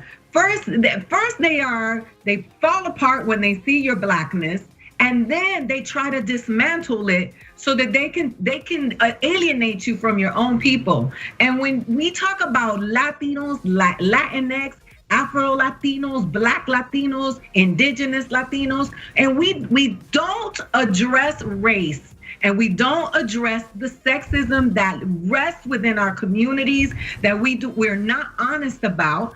I mean, this is what people, you talk about these ignorant, white people that are poor and struggling. Oh, I'm like Donald Trump. You see them jumping out of their cars saying, I'll punch you in your face. I got my gun. Everything is about this toxic behavior, and it comes from Donald Trump looking you in your face and saying the most outrageous, egregious things that a human being can say about another human being. And because they think it, they identify with it, they celebrate it. And a lot of that stuff, that's very true. You know what? And he's the president of the United States. Can you imagine if Ronald Reagan would have said that? Can you imagine the moral high horse? That moral high horse is gone. Look at the people who are supporting Donald Trump. Look at the people that stormed Michigan's legal buildings. That moral high horse is gone. They will double down. Absolutely. Good one. I like that one. $100 to shoe because of Florida going red. What I get. Red Florida? Has Florida been called red? Why does anyone think Florida hasn't been called? It has been called. This is silly. Yeah. David? No departure whatsoever. I know people are worried about North Carolina and Pennsylvania. There is a lot still to count there. There is a lot still to count. Philadelphia, Allentown, and Pittsburgh have stopped counting for the evening. They've stopped counting for the evening. It's a totally different ballgame at this point in time because of the dynamics of this election during a pandemic. So it is not, we'll go crazy when we have to go crazy. When it becomes clear, if it becomes clear that Donald Trump will have another inauguration, then we can panic. For the time being, I don't see any point. Some people calling North Carolina done. It's only 1.4. It's only 1.4, and a lot of excuse me reporting is based on an expectation of mail-in ballots. I just think we have to wait. The AP has been doing this very well so far, and I am on the side of the AP at this point in time. Let's see here. Let's see what's going on in Wisconsin. That is important. Wisconsin looks really tight, 43% in. None of the early vote yet, right? And these are states that we don't expect to see much of the early Excuse me. Ooh, the energy level. I had a lot more energy at the beginning of this stream, but my energy level is sort of dipped. I apologize for that. The yellow is to today's vote. I know that I think is worth. Streams are a lot more fun to watch when the energy level is nice and high. My energy level hasn't, in the past hour or so, hasn't been where it should be. So, something I got to work on. 25% of the state, but this is all early, and it is early. That's why you've lost all these elections, because you seem so weak. You can't even stand up for yourself. How are you going to stand up for others? And that's the message you constantly put out there. So, yep, they tied everybody's hands, and look at that. Now we're in a dead heat in the late in the night on election night. So here are the obvious calls, though. Joe Biden has won California, Oregon, and Washington. Obviously, Trump has obviously won Idaho. Jim Risch has won re-election. He's a Republican. From there, Inslee has won re-election as governor in Washington, and Jeff Merkley has won re-election as a Democratic senator in Oregon. He's a good senator. He's actually a rare progressive.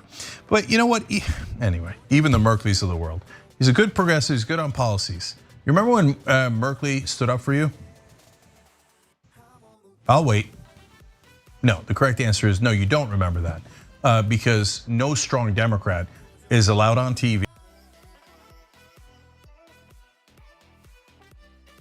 Idaho has been called for Trump. That's fine. Yeah, it does, wait, does it say here? Okay, precincts reporting, full precincts. Okay, we really want NE2 to go blue. If NE1 doesn't, yeah, NE1 is deep Trump. It's probably going to go red. Yeah. All right, let's go to Idaho. You know, I went to Idaho once. That's where I got a pigeon. Idaho goes red, and it changes. Wow, Trump continues to lead the. Just seated, so Warnock will be running off against. Continues to lead the popular vote. Okay, well, we'll see how that pans out. I mean, that's good. It's preferable to the alternative. Even if we win PA, we will lose currently if we don't win. All right, so once again, this trend that I had pointed out earlier, where on Google it keeps showing the electoral count being a certain way, and then on Vox it's showing something very different. On Google it's like 209 to in the county, I don't know, 111 or something, and then on for Biden, and then on Vox it's showing Trump ahead 144 to 138. Very, very strange how there's such a difference in methodology for calling states, as I, talked about before. But the actual fuck, don't blame me. A week from now, everyone will have. There will just be one set of results. Everyone will know them. Probably a 10% chance. I think the stream is still fun and chill. Thanks, chicken. Yeah, on my other channel, I'm known as a chill streamer. So I guess it's not surprising that 25 also chill over here. I might be overestimating it a little in Texas and Georgia. Kind of a chill guy, And I'd say 20 to 25 for North Carolina. That'd be my personal guess. We'll see. Chat, are we getting Red Mirage? Is it time to panic? You all knew what the deal would be. New Hampshire called. Uh-oh. Wait, I already added New Hampshire to the damn map a while ago, okay? Maine going blue? Yeah, that would be... New Hampshire, yes. New Hampshire will... 3% reporting, but it could go... End up in Joe Biden's column. Not unexpected. Rough. Can I get it just right? Okay. Senate is cutting it close. Yeah, they are. They definitely are. Right now, it's 42 to 43 for the Senate. So you can see, we really want that majority. Like, we desperately want that majority. Like, oh boy, oh boy. You know who's getting a real laugh out of all this is Trafalgar. Is it too much to... They're probably going, who told you so? Moscow was called. What's my job? IRL. I don't discuss my IRL details. For Mitch McConnell? Jesus. It's just a policy I have. Maybe one day I'll change my mind about that, but for right now, I don't discuss my IRL details. All of us are still in university. Oh, well. Anyway, we'll see. All the best to all of you in university in Malaysia. I hope that the virus isn't causing you too much troubles in your studies and your in what you're doing over there. So, all the best to you in your health and in your career pursuits. What do you want to do tonight, Vosh? Look at that. In Google, it's 209 to 118. Over here, it's 205 to 145. Well, it's starting. That discrepancy is starting to shrink. For Ohio and Vox is starting to fall more in line with what Google has. I'd say we have a really good shot in Iowa. I'd say You're welcome. 60 or 70% chance in Iowa. In Ohio, everyone over there, you are very welcome. And I'm pretty sure Ohio might be going red. It's unfortunate, but it seems to be the case. And for Arizona, it's going to go blue. I'm hoping very strongly that Michigan, Wisconsin, Pennsylvania Kyle did not vote. Turn blue. Hoping very strongly that they turn blue. As I understand it, it is a state that exists in reality. What about PA? Don't talk to me about PA. We're not going to know anything about PA for a little while. Okay? It's going to come down to the mail-in ballots. Everybody, telling you what. Yes, Omar and AOC won their seats, but that was always going to happen.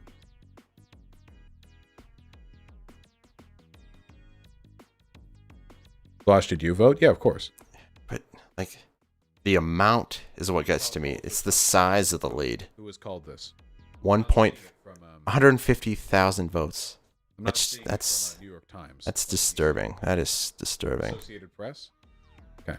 Oops. AP says Utah Trump. We can trust that. Okay, let's add... At least Wisconsin, the margin is smaller. Change much, because again, this is not... PA, oh my lord. Remember it was Joe Biden in front, now it's Trump in front. Extraordinary. It may go back and forth throughout the night. Yeah, we saw that one. It's pretty crazy. I'm more worried, I'm more thinking about Arizona. Arizona really needs to go in Biden's favor now, with the way the other states have gone. Florida has not yet been called. Especially without North Carolina, Biden's kind of going to have to win Arizona. Just call Florida red already? Okay, it's going to make you guys upset. The problem is that Florida is the biggest deviation from the expectation that we're getting, from so far at least, which means that if we switch Florida red without making any other changes, it's going to make everything else turn more conservative. Okay. There we go. Now it shows us red North Carolina, Georgia, and Iowa and Ohio, as you can see. Oof. Could have been worse, but on the plus side, it also calls for a red Arizona, but I really do feel confident about blue Arizona. I do feel good about that. Hawaii is going to go blue. Fine, how about we fill in the ones we know are going to happen, okay? We know that Hawaii is going to go blue. Texas is really likely going to Trump, but yeah. And we know Montana is going to go red. I would be astonished if Montana does not go red. So perhaps Biden equivocating on Medicare for all for ostensibly union purposes isn't exactly the smartest strategy. I mean, I'm flummoxed by some of these numbers, but I don't know. You guys. My theory on this with the union vote, couple things. You have a conditioned working class set of voters that have been abandoned by the Democratic Party way before Biden, way before Hillary, and that is a legacy and frankly, you know, a result of the Democrats abandoning basically everywhere that's not a major city in America where they can like make a lot of money off of ads or whatever their strategy is. Right. One thing that I want to touch on is that election debate, the final one. That one line where Biden said, "I'm going to phase out the oil industry." Boy, oh boy, I think he turned what was a guaranteed election win for him into a toss-up election just with that one line. Because I think with the American electorate, the majority of them still don't understand that climate change, even the ones who say that climate change is real, in their hearts, they believe it's not. I think that the percentage of Americans who actually understand that climate change is real, man-made, and an extremely serious problem is actually in the minority, like a small minority, like maybe a third. And I think Biden kind of shot himself in the foot with that one line in the debate. It turned off a lot of people, sadly. I wish he hadn't said that. I wish he had just said, look, climate change is a serious problem and we have to take it seriously. We have to get back in the Paris Climate Accord. If he just said that instead of, I'm going to phase out the oil industry, we'd be sitting here right now popping champagne. But we're obviously not popping champagne, so... I guess I should put that into context. Even a Biden victory is not cause for celebration. It's just cause for relief, right?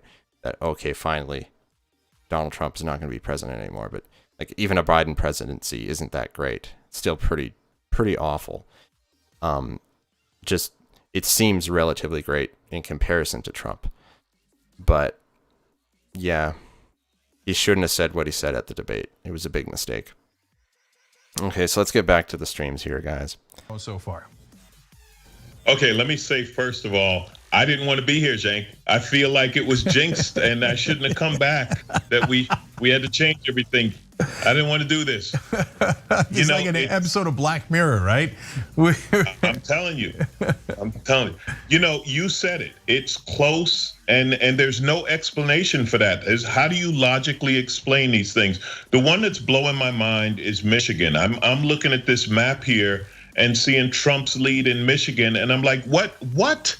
Like, have you not been around the last 4 years? What's going on in Michigan?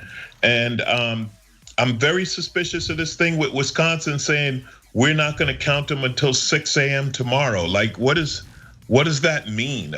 Are you what are you waiting for? You know, I don't know, Cenk. It's too. The pundits are all. It's too close to call or whatever. I don't know if I qualify as a pundit being here right now. I don't even know if I'm cautiously optimistic, man. I'm leaving. I got it. Just cautious, that's all. Not optimistic, not necessarily optimistic, just cautious.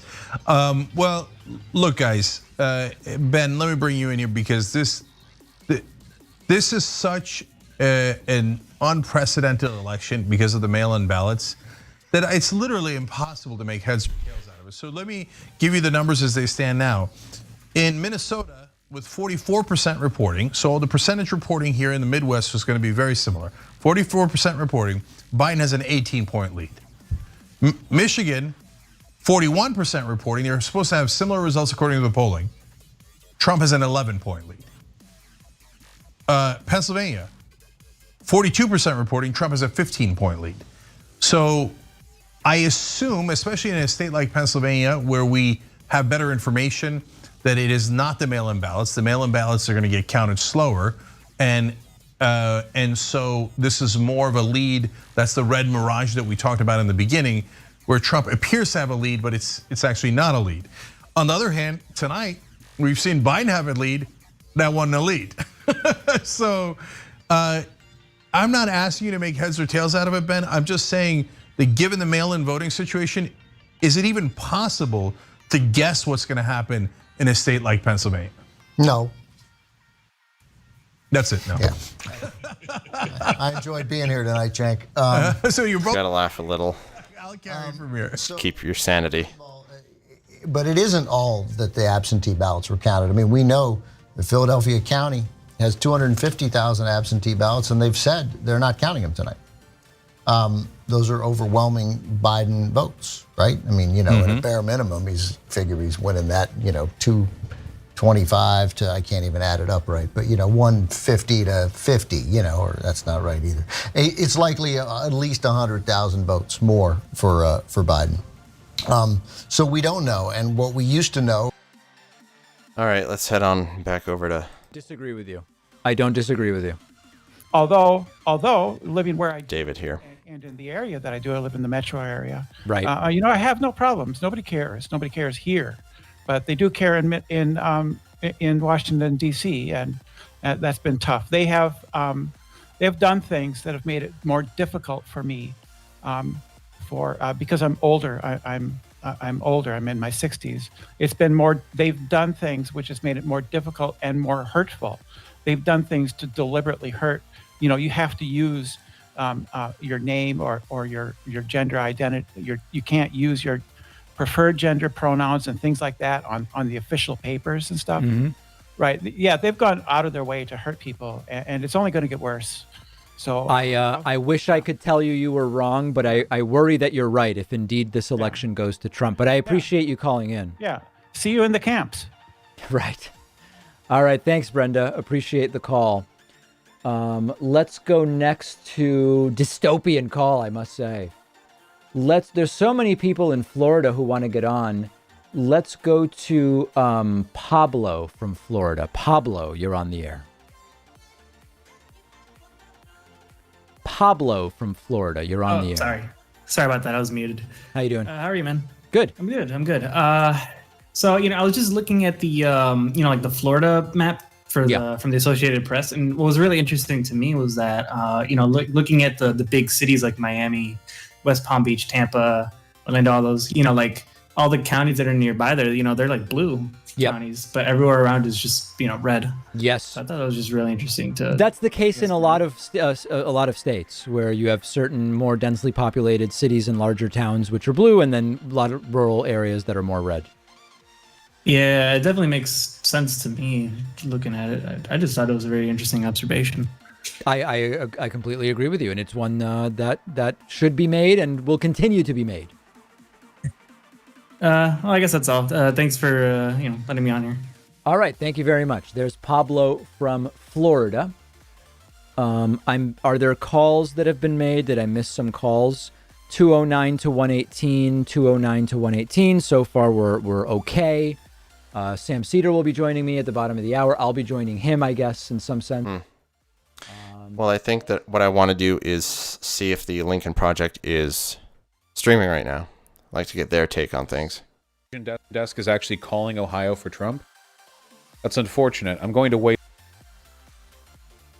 The breakdown. Okay, let's do this. Carolina are states that sit in the Eastern time zone. Okay, and so they're going to report early. We're going to get those results early, and if we did not win those, which it does not appear that we're going to, especially in North Carolina at this point, what that does is it creates sort of a little bit of a panic as the map starts to shrink. I hate to laugh, but I'm just kind of walking through the mathematics of how this is actually going to work and the probability here. As I mentioned, and as we've been talking about, our 4 strongest states have not yet counted. Those are Pennsylvania, Wisconsin, Michigan, and Minnesota. The tightest of those states actually is Pennsylvania. Let's talk about Pennsylvania for just a moment, okay? Most of the polling averages have this at a 5 to 7 point range. We are seeing extremely high turnout in places like Philadelphia, which is where the heaviest vote count is going to come in. It's going to take a couple of days to process all of the absentee ballots, so we need to be patient as we do go through the vote counting process. But as I mentioned, in a lot of these strong blue counties, like Allegheny County, we're seeing pretty significant overperformance from Joe Biden off of Hillary Clinton's numbers in 2016. I'm also looking at indicators like Ohio. We never had Ohio on our map. We never thought it was going to be competitive. Joe Biden is like within half a percentage point at this point in time as Ohio is coming down to the wire. Why is that important?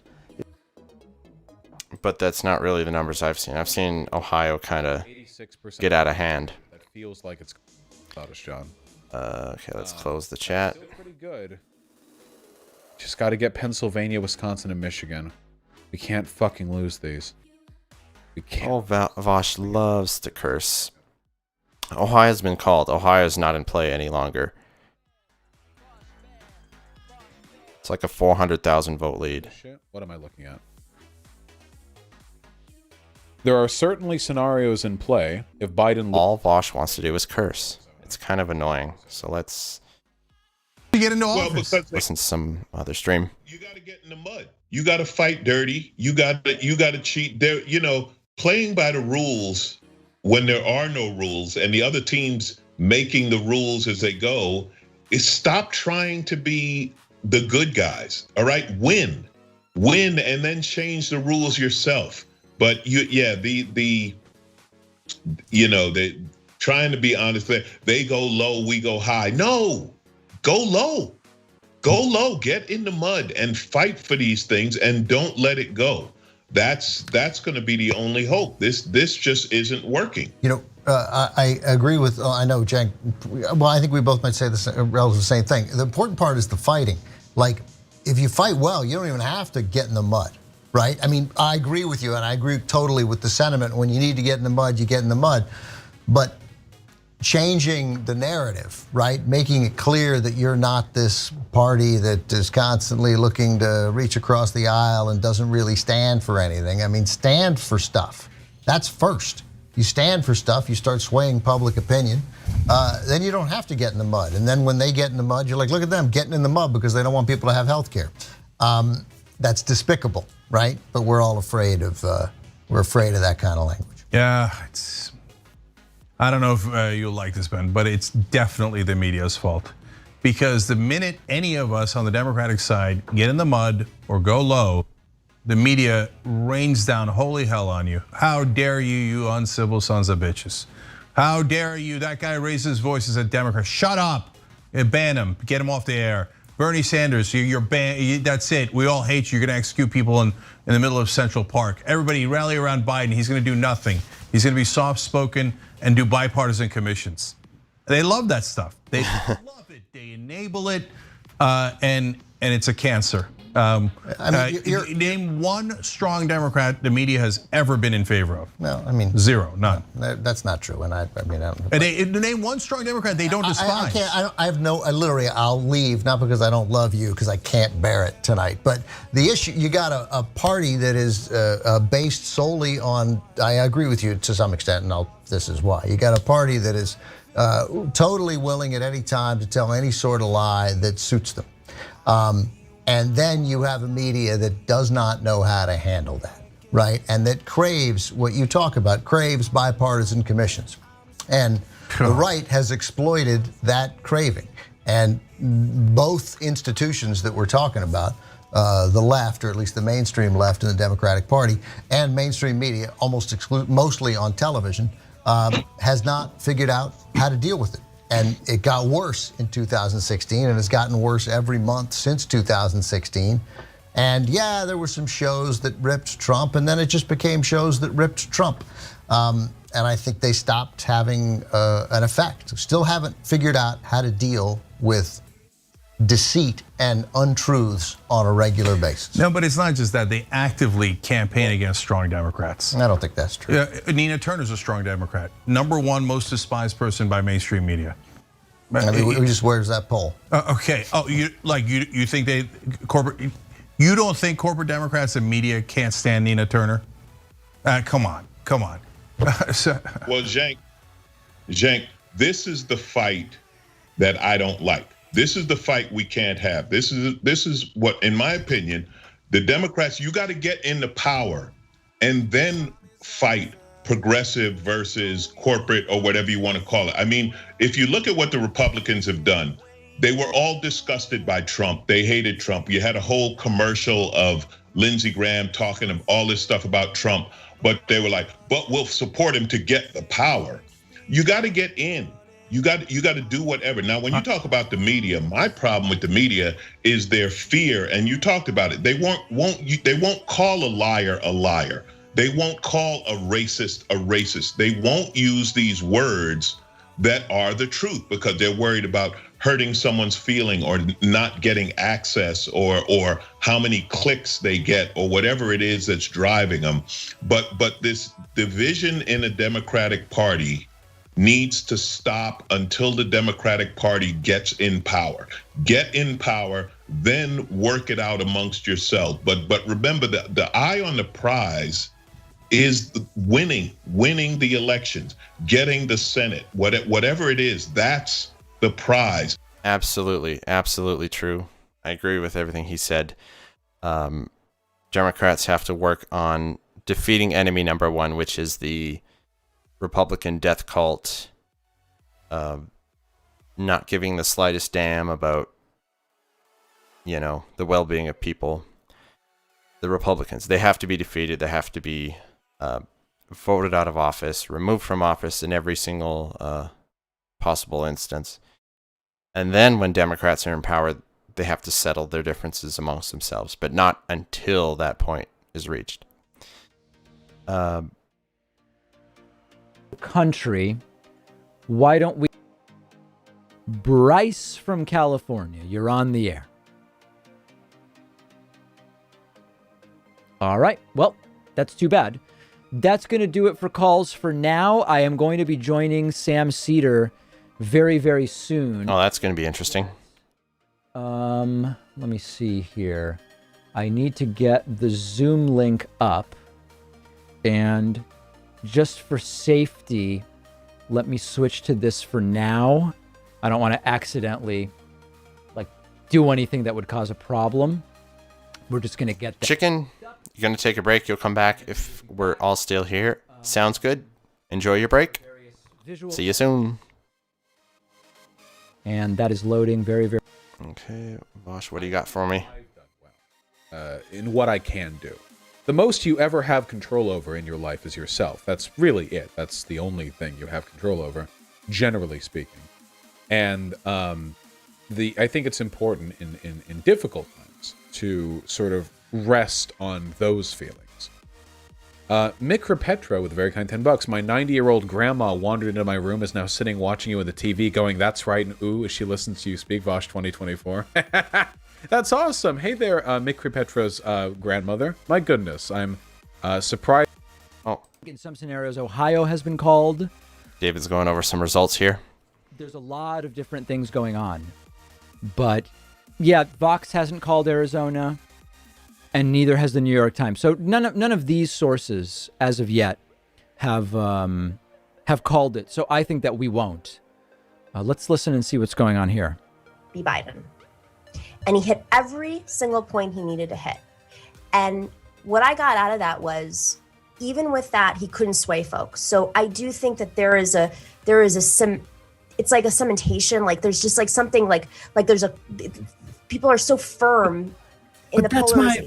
I know that's your point. Well, my point was too is that it's okay that Biden gave a great speech 2 days ago, but the whole point of his campaign. Okay, so they're having a conversation. Hopefully, we'll get in with them pretty soon. Iowa has now turned against Joe Biden. Joe Biden now losing Iowa. Oh my God! Another state that did that. It started out in Joe Biden's favor and then completely collapsed. Over on the Maine. Now by 7. And Arizona. That hurts. Still at 73%. We may not get anything else out of Arizona today. Well, look, Arizona. 73% for 90 minutes at this point. North Carolina still at 1.4. Biden kind of needs to win Arizona. He kind of does. Florida all but over. And the path. Well, Florida's beyond over. Pretty difficult when you look at the map and at some of these early numbers. Minnesota, closer than it should be. What is going on tonight? None yet. Let me do updates now in terms of the our membership numbers. I want to get caught up here. Oh, my mouse keeps fluctuating. Sorry about that. Wisconsin, 57%. Still a sizable lead for Trump. And it was 409. So that 13. Better be praying for an awesome outcome in the mail-ins. Was it 1625? Now it's 1638. 13. And that puts Pennsylvania 92. Wow. We are getting there. Goal of 999. Incredible. Let's see if they're getting ready. Let's see if they're wrapping here, because we're supposed to be on at this point. Letting, an extra, 50,000, 100,000 people die in the context of a pandemic to at least project that everything that we think we should do to deal with this pandemic, we should not be doing, would be enough to sink your candidacy as president. But then it turns out like, oh, where his policies were the greatest failure in terms of like this pandemic, he did better. Right. Wait, so with that being said, okay, this is a great analysis for tonight, but I just don't think that this is... Wow, so things are getting pretty aggressive over there. Anyway, I'm sure they'll let me in as soon as they are. Feisty. As soon as things settle. Yep. People are on edge tonight. We really may not learn anything People are on edge tonight. I don't blame any of them for being... nothing else called Associated Press, which at this being less than impressed with these results. Reliable. Being less than impressed with these results. They're being pragmatic. They are being serious, and that's why I've. I mean, we can keep breaking it down any which way we want. Keep looking at state by state over and over and over, but it keeps showing the same thing, which is... We haven't had one, I think, today. Maybe... Keeps showing the same thing over and over, which is Biden has these leads initially in state after state after state, but the leads just disappear into thin air. It's extremely sobering. Extremely sobering. The wild card that consistently throughout the night, and at least what I have seen, Fox News has been the most optimistic for Biden. Yeah, that's right. And the New York Times has been the most optimistic for Trump. You know, well, I don't think they're planning it, but go ahead. I mean, that's the world we're living in. That insanity that you just described is the world we're living in. So, you know, I don't know. I hope you're right, Cenk. I hope you're right about the red. I forgot what you call Mirage. The red Mirage. I hope you're right about this. I don't know. You know what Ben said earlier about the Democrats winning 3 elections through the popular vote, but losing the presidency. The only thing that's going to change that, and I don't know when or how it happens, let a Republican win the popular vote and lose the Electoral College, and watch how fast the Electoral College disappears. Yes, sir. Exactly. Spot on. These are the kind of fights that the Democrats forget the day after Election Day. Like, how many times do you have to be screwed by this before you work on changing this, before you work on figuring out a way to make people's votes matter everywhere? Why are we always beholden to small states? And when I say small, I mean smaller in population, smaller in economy, and the major states like a California or a Texas or a New York or whatever, it's just a given, so they don't even count. There's something fundamentally wrong with our election system. Let's work on changing it. And this is the kind of thing that the Democrats have to work on in between elections. Like, today's not the day to have this argument. Yeah, I hear you, but Alonzo,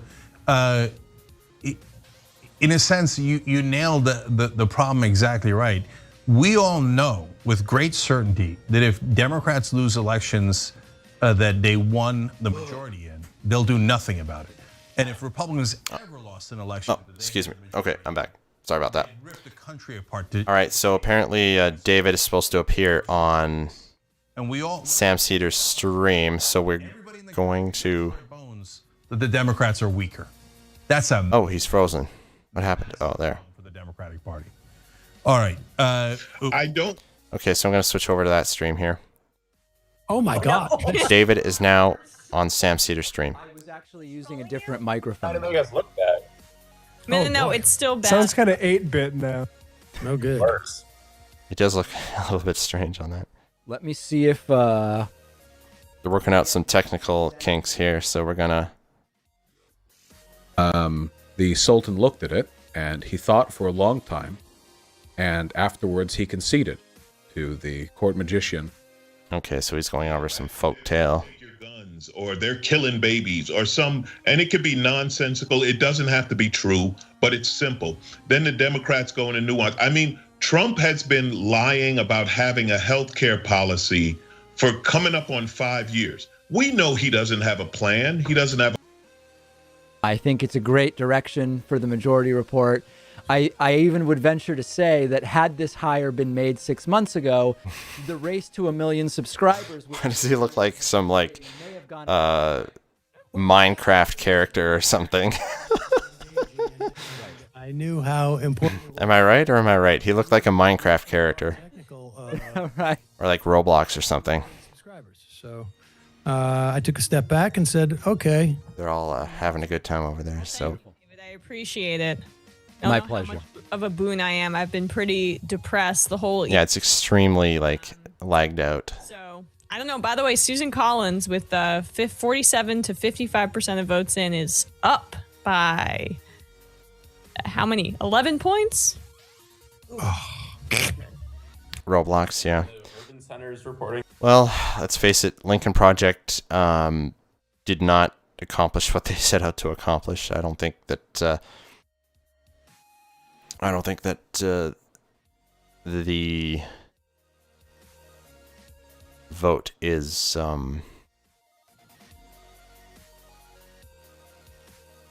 yeah, I don't think there's any evidence that the effect that they were trying to have on the Republican voters really had the effect that they wanted it to have. It's unless there's some, unreal turnaround in the mail-in votes that get counted over the next week, unless there's a Joe Biden avalanche coming, it's not looking good. It's not looking good. She runs for president. I'm not saying I agree with her on everything, but she represents the kind of person who is reminiscent of Bill Clinton and Barack Obama. Yeah. Okay, we got to take a break, guys. Give you an update right before we go to the break. In Georgia, we know who the two people are that's going to go to the runoff. It's Democrat Raphael Warnock and. Okay, so let's listen in here. And it's going like 70-80% for Biden. So like if you do really back of the envelope math, there's like potentially 750,000 to 1 million votes there coming for Joe Biden. But it's like, are they really, or is this a crazy thing to be waiting on? Right. And to the extent that there are, will they be allowed to count these? I mean, there's a lot of like moving targets here. Yeah. It's It's so weird. It's like Sam's Cedar stream is completely lagged out. As you're driving in the back of a Like I can hear the audio, but their lips are not moving. So back of a different pickup truck. Yeah, there's just no confidence. Trump flags. There's no confidence that if the votes are outstanding, they'll be counted. I just have no confidence whatsoever in the systems. Yeah. And the systems are controlled and have been manipulated by the Republican Party. Can I just share a real quick thing without explore? So I'm there's a group of Biden staffers who have me on a list, very small list of 20 people, sharing just kind of insider perspectives to folks in the media. And I just got a pretty concerning email from them. The tone reminds me a lot of exactly this time of night in 2016, when they started off the same types of emails and texts with things aren't looking great. These are our 3 paths, and we will see if we get there. And they're all very dependent on Pennsylvania. Yeah. Which is not looking, doesn't look, it looks split down the middle. I'll just say that. I mean, there's very few scenarios where Biden doesn't need Pennsylvania. Right. You could win North Carolina and Michigan. And Wisconsin, I think, right? And Wisconsin. They're saying right now, North Carolina, their current projection is going to go Republican. 43-43 Senate. I mean, then it's like that's very bad. Yeah. So this is not media production. This is. Oh dear. And the House. What's going to happen? Well, the House, there's still a lot to be determined. So, but Republicans are ahead even in the House race, the House contest here. Okay. And they put Texas and North Carolina kind of. Oh. So, who knows? Internal projections there. But Have you heard anything, Nomi, about timeline? Like, do they think there will be calls at 2, 3, 4 in the morning, or is this going to maybe be it until tomorrow? Great question. Let me take a look at this. So it appears that there's going to be a runoff in the second Georgia Senate race. Warnock, and I'm not sure who it's going to be against in Georgia. Not sure what to make of this, everybody. Do we know? Can we check that? Not sure what to make of this. Warnock? Yeah. Yes. Okay. So Biden can lose Pennsylvania and get to 270 with Michigan, Wisconsin, and Nebraska's second. Ah, right. Okay, I have the timeline answer. One thought that always kind of crosses my mind is like, Wednesday morning, we will know Wisconsin in 1 to 2 days. The states that Dems have lost. how does secession work in the U.S.? Like, if a state wants to secede, Yeah, can it? Or like, is there a process for that? On my, I think I saw It's like, Emma's map earlier. I never had Georgia, Florida, Texas, or even could the western states, like on the west coast, and the northeastern states, So far, the map is exact. is there any way they could like leave the U.S. and join Canada? Michigan, Pennsylvania, and I mean, it seems extremely far-fetched, but is it technically possible that that could happen?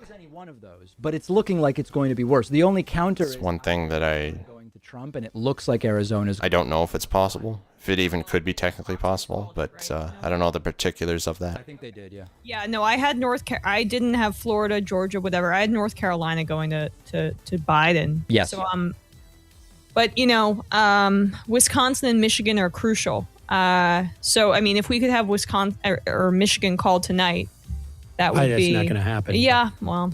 It's election weeks, folks. Well, I think we should do a 120-hour stream. Yes, Warnock is going to be doing a runoff. Yeah, why not? Let's just keep the stream going for 96 more hours nonstop. Which why not? Less desirable than Collins, right? I mean, Collins would have been a little bit more polarizing, perhaps, than Loeffler, but the Loeffler has also the, if it works, the sort of the corruption ties. Right. Well, I don't know what the Ossoff race is looking like. I was just going to ask you, how's that pyramid scheme going? Don't know. Right now it's 10. About 10-point margin with 73% of the vote in.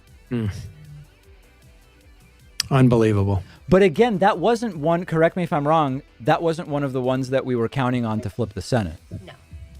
No, it wasn't. But it's still sort of just, another one of those things where it's like the more, I don't know. Well, here's the thing.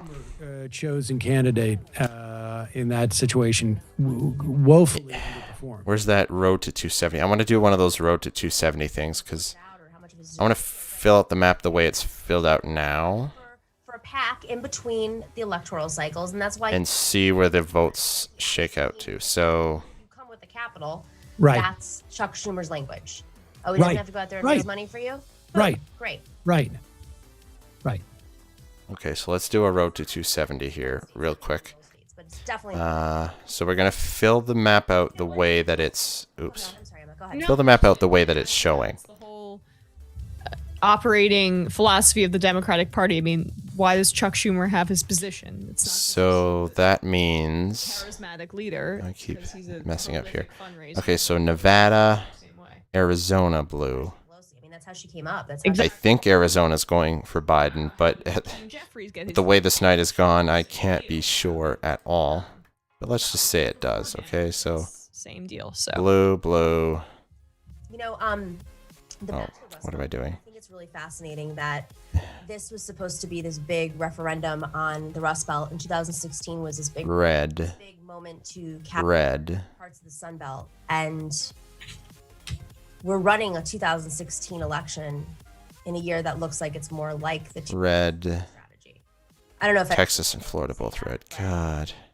I think we do need a couple states in the Rust Belt. Ohio red. All the ones that Rust Belt. We didn't sweep the Sun Belt states. Biden thought he had a fighting chance in. that was. I don't know. No, North Carolina's going red, Virginia blue. Okay, so we leave the Rust Belt states. The situation on the Iowa red, sadly Minnesota blue. Okay, so economically and from the we standpoint leave it like that.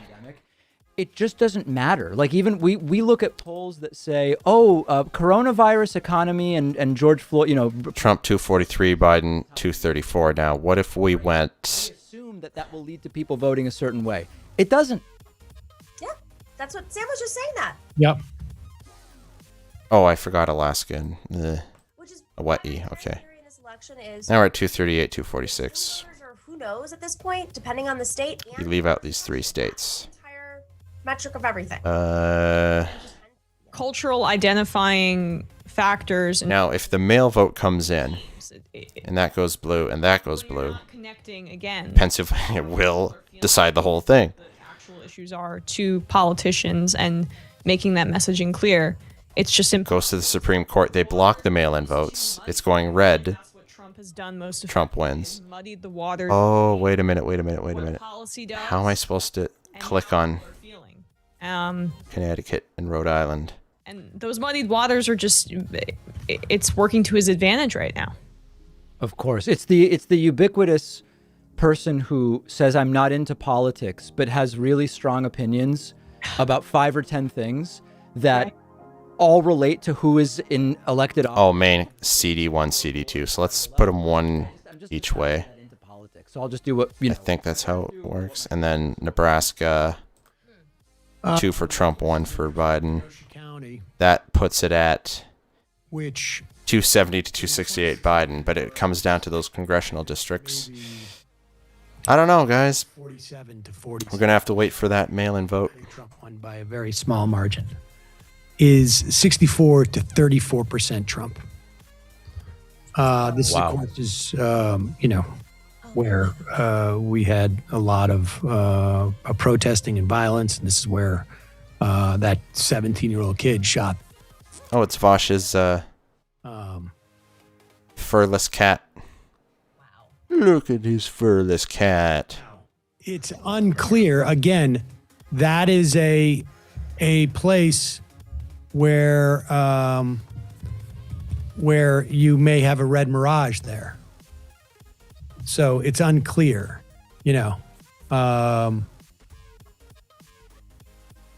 Would have to be a hell of a red mirage with half the votes in and 2-1 for Trump, though. Yeah. Yep. It's true. So I have a question for you guys. I mean, do you think that, you know, if we don't get the results from Pennsylvania until Friday, do you think that is ultimately what's going to decide this election? Is everything contingent on Pennsylvania having a decision? I don't know. Tell me what happens in Wisconsin and Michigan, too. Right. Yeah. If Michigan comes in tonight, if Wisconsin comes in tomorrow. Yeah, Wisconsin, Michigan, Nebraska second, Arizona get him to 270 without Pennsylvania. But he needs North Carolina in that scenario, right? No. Oh, he doesn't. Oh, okay. Let's hold on for once. I want to take one quick call here. Let's see California. Let's see how lopsided it is. Holy Jesus, 72%. Joe. Oh, okay. Is this Ray Gun? Calling from 509 area code. Who's this? Oh, it's Ray Gun. I think he's been trying to get on with me, too. Yeah, you wish. You know what I'd love? All the Democratic states to secede and make their own country or join Canada or something like that. And then let's just see how successful Trump country is. For the stolen intellectual property that is without the Democratic states propping them up, because this evening the way the money flows in the U.S., it flows disproportionately from Democratic states to Republican states. So let's let all those uneducated Trump supporters you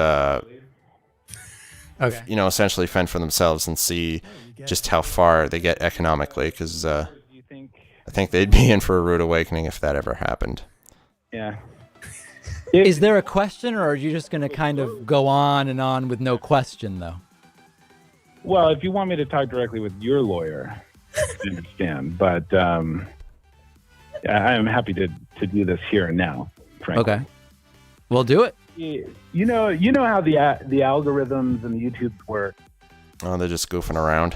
Literally, a real person who makes less than $200,000 a year, who's like Adam Schiff, yes. No, I know many. Many that make under 200,000. Yeah, but about your NPR point, let me just say this: that we'll talk more about it. Where I live, it is currently 9:53, which means it's 11:53 in the east. It's about to be midnight.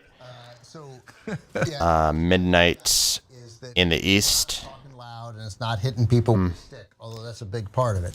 It is dynamic, which is interesting in the sense of we don't know. I'm not saying telegenic candidates, and I'm not saying that telegenic is a big part of it, but I'm not saying that they got to act like Trump.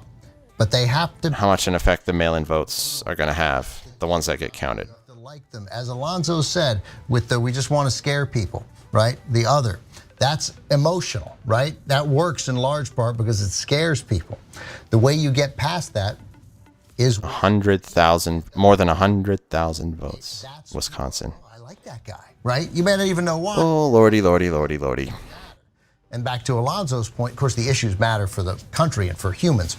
But the idea is you get somebody dynamic, whether it's for president or the Senate or the House or state legislatures, and they win, and then they... Yeah, Texas is getting out of hand quick. This is done. And running, to Cenk's point, I mean, I don't feel as strongly about Adam Schiff, but you don't win by running guys like, who was the guy that we loved in Nebraska, loved to make fun of? Ben Nelson. Ben Nelson. We don't win with guys like Ben Nelson, even though he won a Senate seat in Nebraska. But yeah, and we saw that this year in the candidates who were available for Democrats. And we saw it in 2016 with the candidates who were available for Republicans, with the exception of Trump, who was dynamic in a new and interesting way.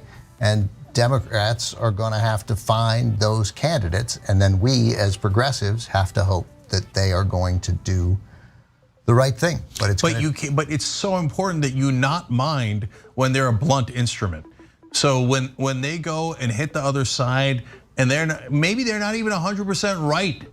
Oh my God, the media will be furious at them. Furious. They'll be less furious if they're in a really... I think I want to take a peek at the Lincoln Project, see if they're they have like an actual panel or something. I mean, to some extent, you learned that when you ran, right? No, what I learned was the media will assassinate. Well, they have sort of a couch. It's just extraordinary. Not a round table, but a round couch. Not inappropriate, dangerous.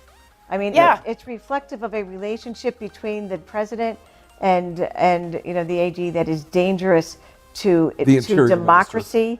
Right, exactly. Yeah. That's what I mean. It's a danger to American democracy if that's the case. We shouldn't just blow it off like it's there goes Trump again. That's the danger it's part of exactly what we're fighting here at the Lincoln Project. Exactly. That's the danger of normalizing what Trump has done, and partially why I have to admit that because it's as close as it is, I'm just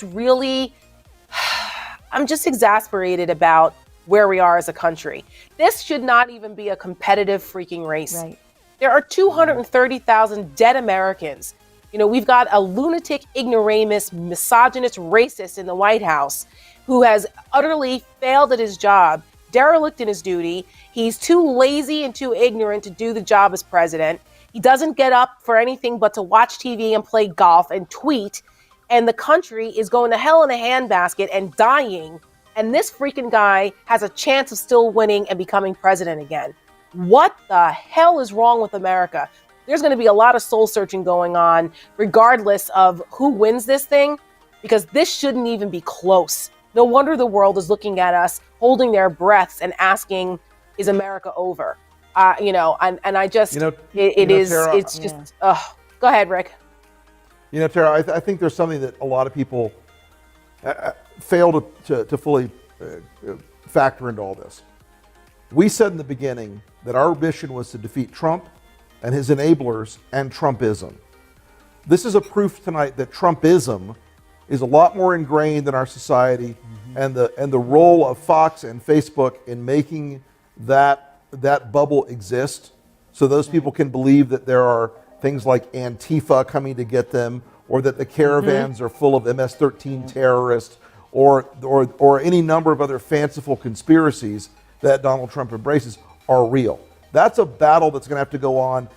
and I still think Joe Biden is going to pull this thing out.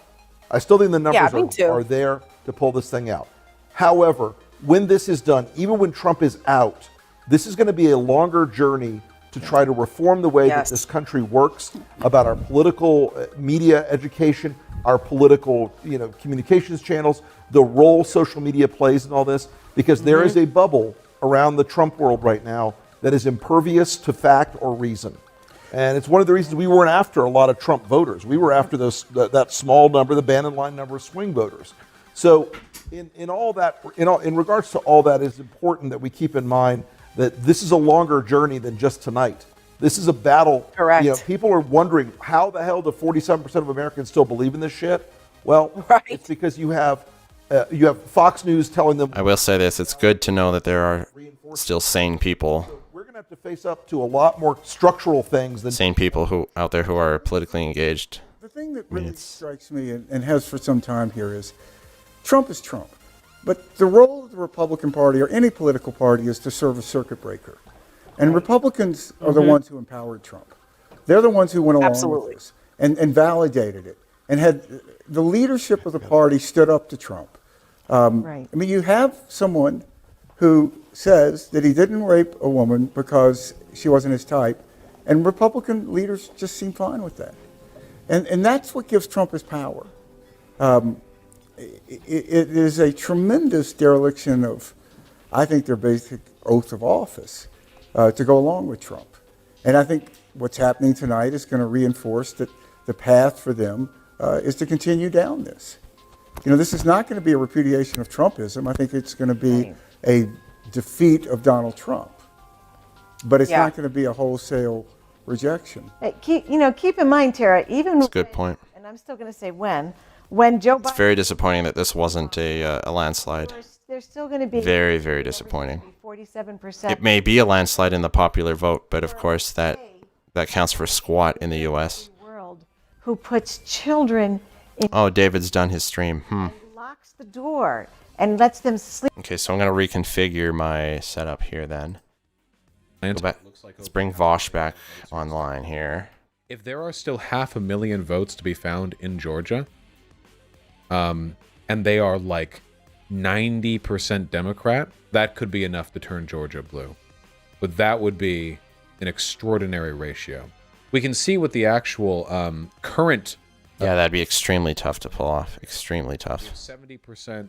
Wait, this is for the Senate.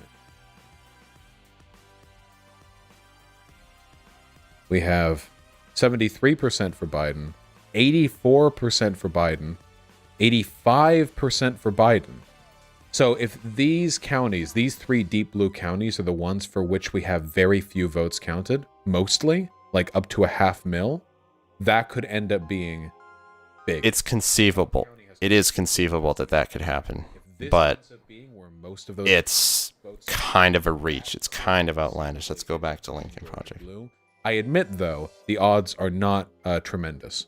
The odds are not phenomenal, but I really do hope that pans out for reasons that should be fairly obvious. 98% reporting in Florida. Let's shut down the chat. Okay, good. Florida accounted for as red in our predictions right now.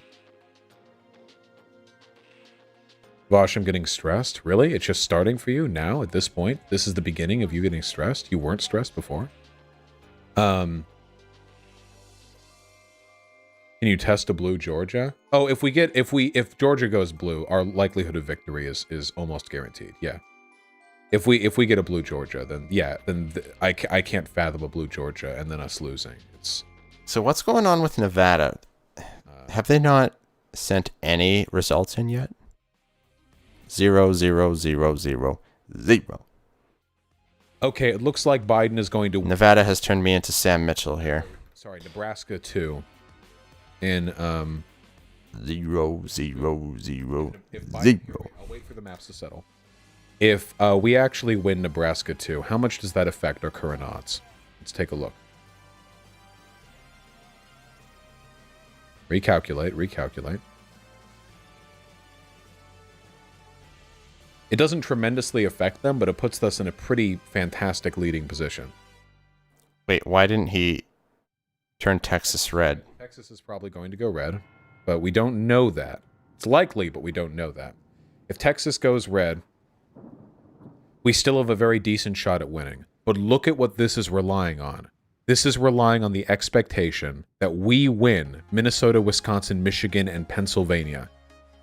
That is what is carrying us here. Nevada's probably going to go to us. We need to get these 4. We need to get these 4. We absolutely, absolutely. Texas has been called. Has Texas been called?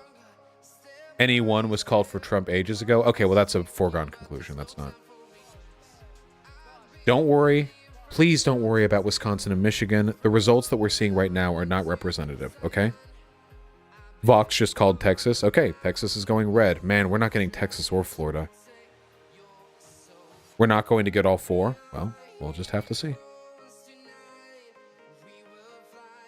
What are the odds right now in Iowa? Iowa's not looking good. Why can't we worry about Wisconsin and Michigan? I'm not saying you can't worry. I'm saying that there's no good in worrying about it. Show red Pennsylvania, please. You're not going to like what happens if I click on Pennsylvania.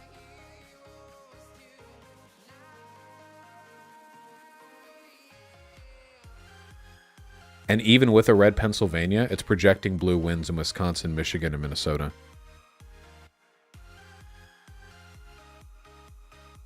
So we really need those. Yes, we do. Yes, we do. Let's click live. Sam is shitfaced? No way. Is Sam Cedar getting... No fucking way, dude. Dude, can you maybe cool it with the cursing? Because we always said that the most important aspect was culture. The culture was the soul of the nation. It was more important than any one issue, that it embodied who we really were. And now we've just walked away from that, and it's just extraordinary. I can tell you what Trumpism is today. We're going to have to figure out how to bring it back. Yeah, how to right the ship. I can tell you what Trumpism is, but I don't have any idea what American conservatism is now. Right. I don't have any idea. That's a long-term conversation. A very good friend of mine who's a conservative, earlier this evening, he was going off about this very subject matter, about what is conservatism and who will be able to redefine what that is if Trump wins again. What happens to conservatism? Where do the like-minded like us, like the supporters of Lincoln Project, where do we fit in, and what is our role moving forward culturally in the political culture? What do we do if the right of center party is dominated by Trumpism? That's another long-term conversation. But I see that we have another Lincoln Project co-founder with us, Reed Galen. Very Mountain West-esque in his get-up tonight. You got a trucker hat going on. Is that a vest?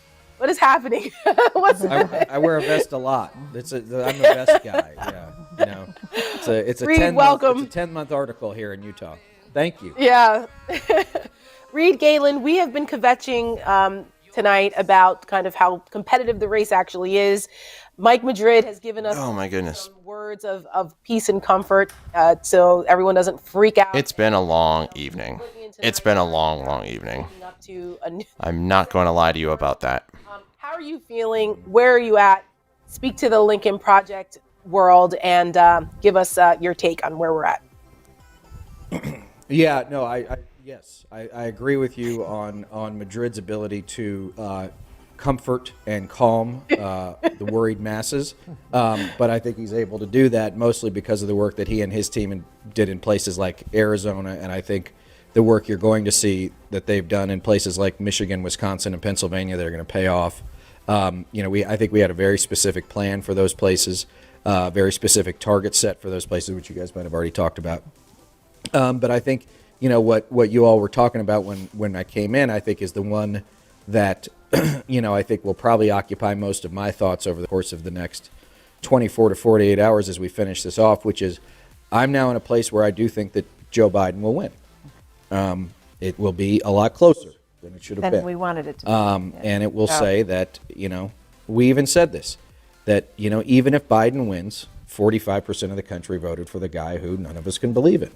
And so, Tara, you said something like there's no center-right party in America anymore. Like Yeah. there's the Democrats and then there's the Trumpers. Like that's it. They might call themselves Republicans, but they're not.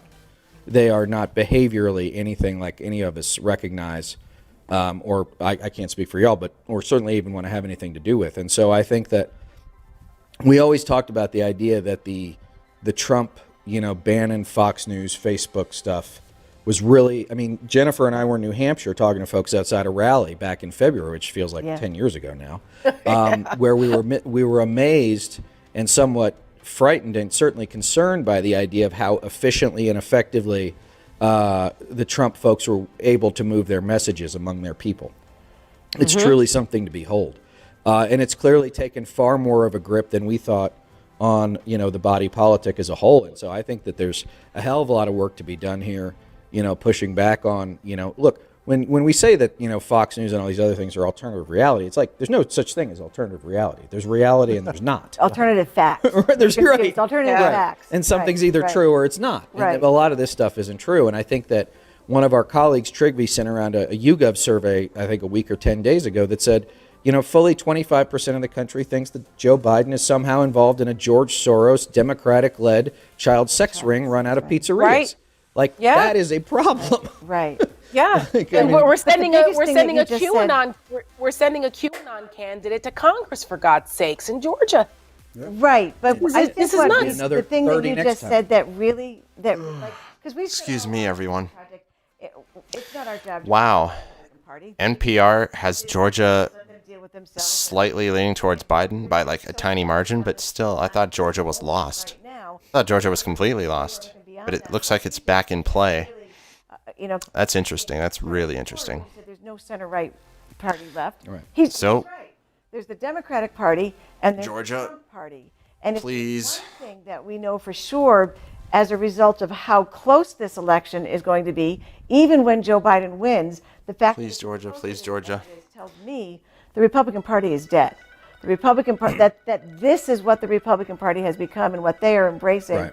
The Republican Party is dead. They can call themselves whatever they want, but there is no principled conservative platform. That's right. There is no. Right, and she likes to talk about this idea that, we assume. Well, I'd categorically say that the Republican Party is dead. Like if Trump doesn't pull this out tonight or within the next week, I think it's more of a if Joe Biden ultimately wins, the Republican Party is dead because their base is shrinking. Right, and it's just still Their base is getting older and dying off. And so I think that and we're also going to see in the they're not replenishing at the rate that the Democrats are. So that you're going to have a close, Senate no matter what.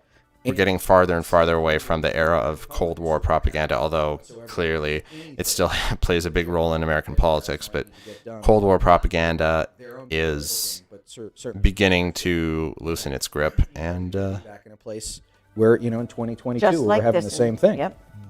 And we there's a lot of friends that we this election is a fork in the road. Either Republicans who are coming up in 2022. I mean, look, either America goes full fascism, and that's the road it. By 2024, there are no elections because Trump just turns the country into a fascistic North Korea-style hellhole, or it goes the other way where Joe Biden wins and the Republican voter base basically keeps shrinking to the point where it can't win elections any longer. So this election is pretty much game, set, and match for how the next half century, whatever is going to go.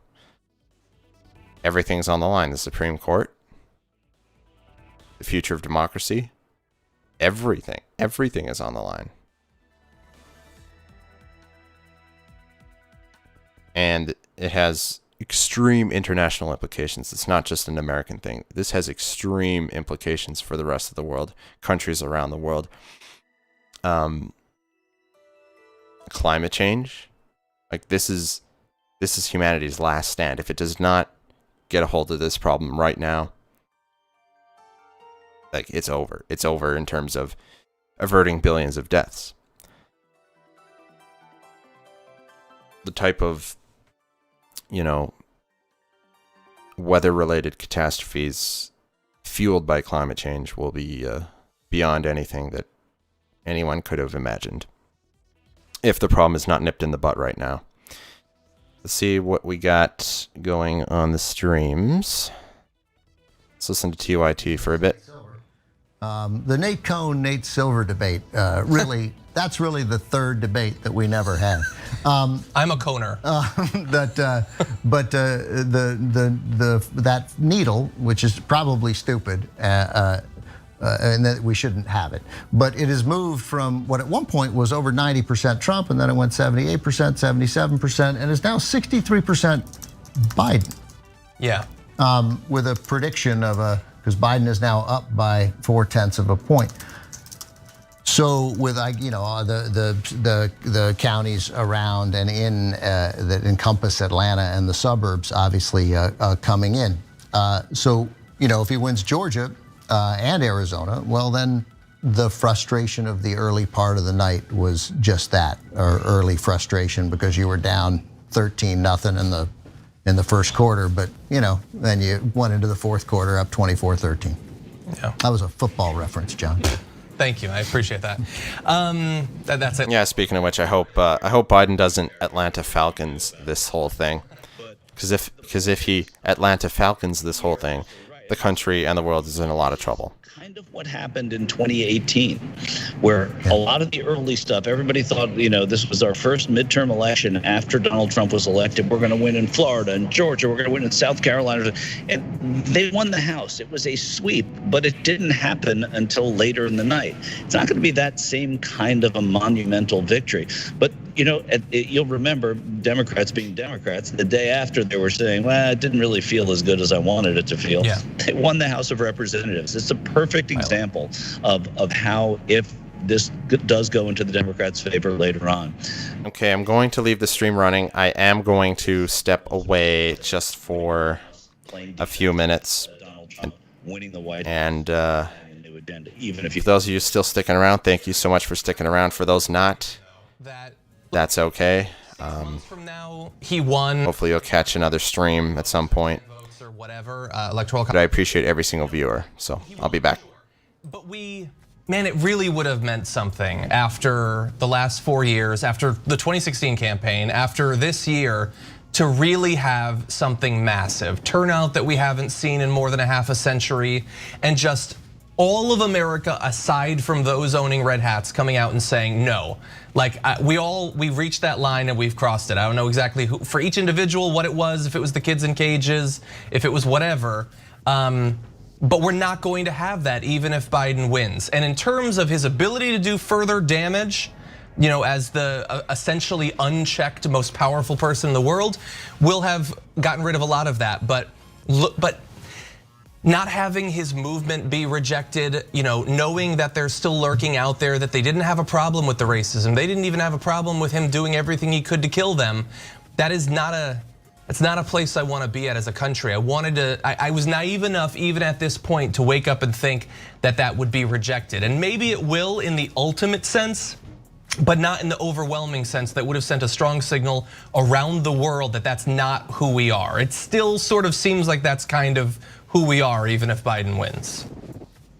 Yep, it definitely does seem it's very much who we are. And unfortunately, I think we have to recognize that and actually do something about it, because clearly nothing's changed. And there are people who are looking to preserve the racism, the sexism, the classism, the criminality, and make sure that they are still entitled to have access to those things, to make sure that people are subjugated and beneath them, and to preserve that sense of supremacy and I'm better than you.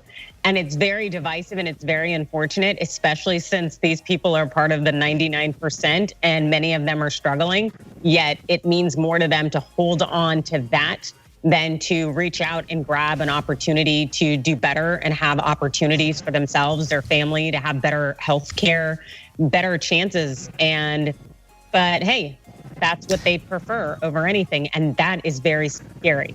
Yeah, well, to do that, you're... All right, I'm back.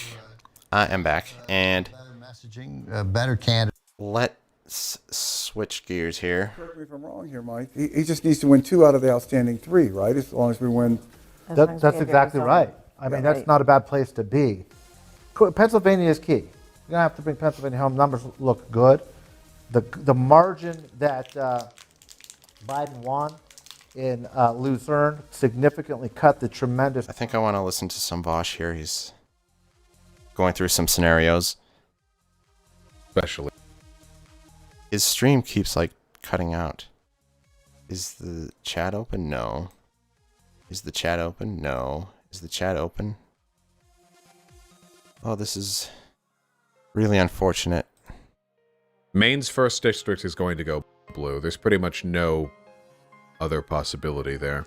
Anyways, I got myself some Halloween candy. Oh, I still have the 2nd Nebraska district called for Biden. Give Biden Nevada? We don't know enough about Nevada to know that it's going to go to Biden. Ah, yes, we should probably give the District of Columbia over. Hold on. It's so... Can I physically... Where do I actually click for the District of Columbia? I can't do it here. Click above? I don't... Oh, wait, right, you can do all states. My bad. I forgot, you can do all states. Okay, where is...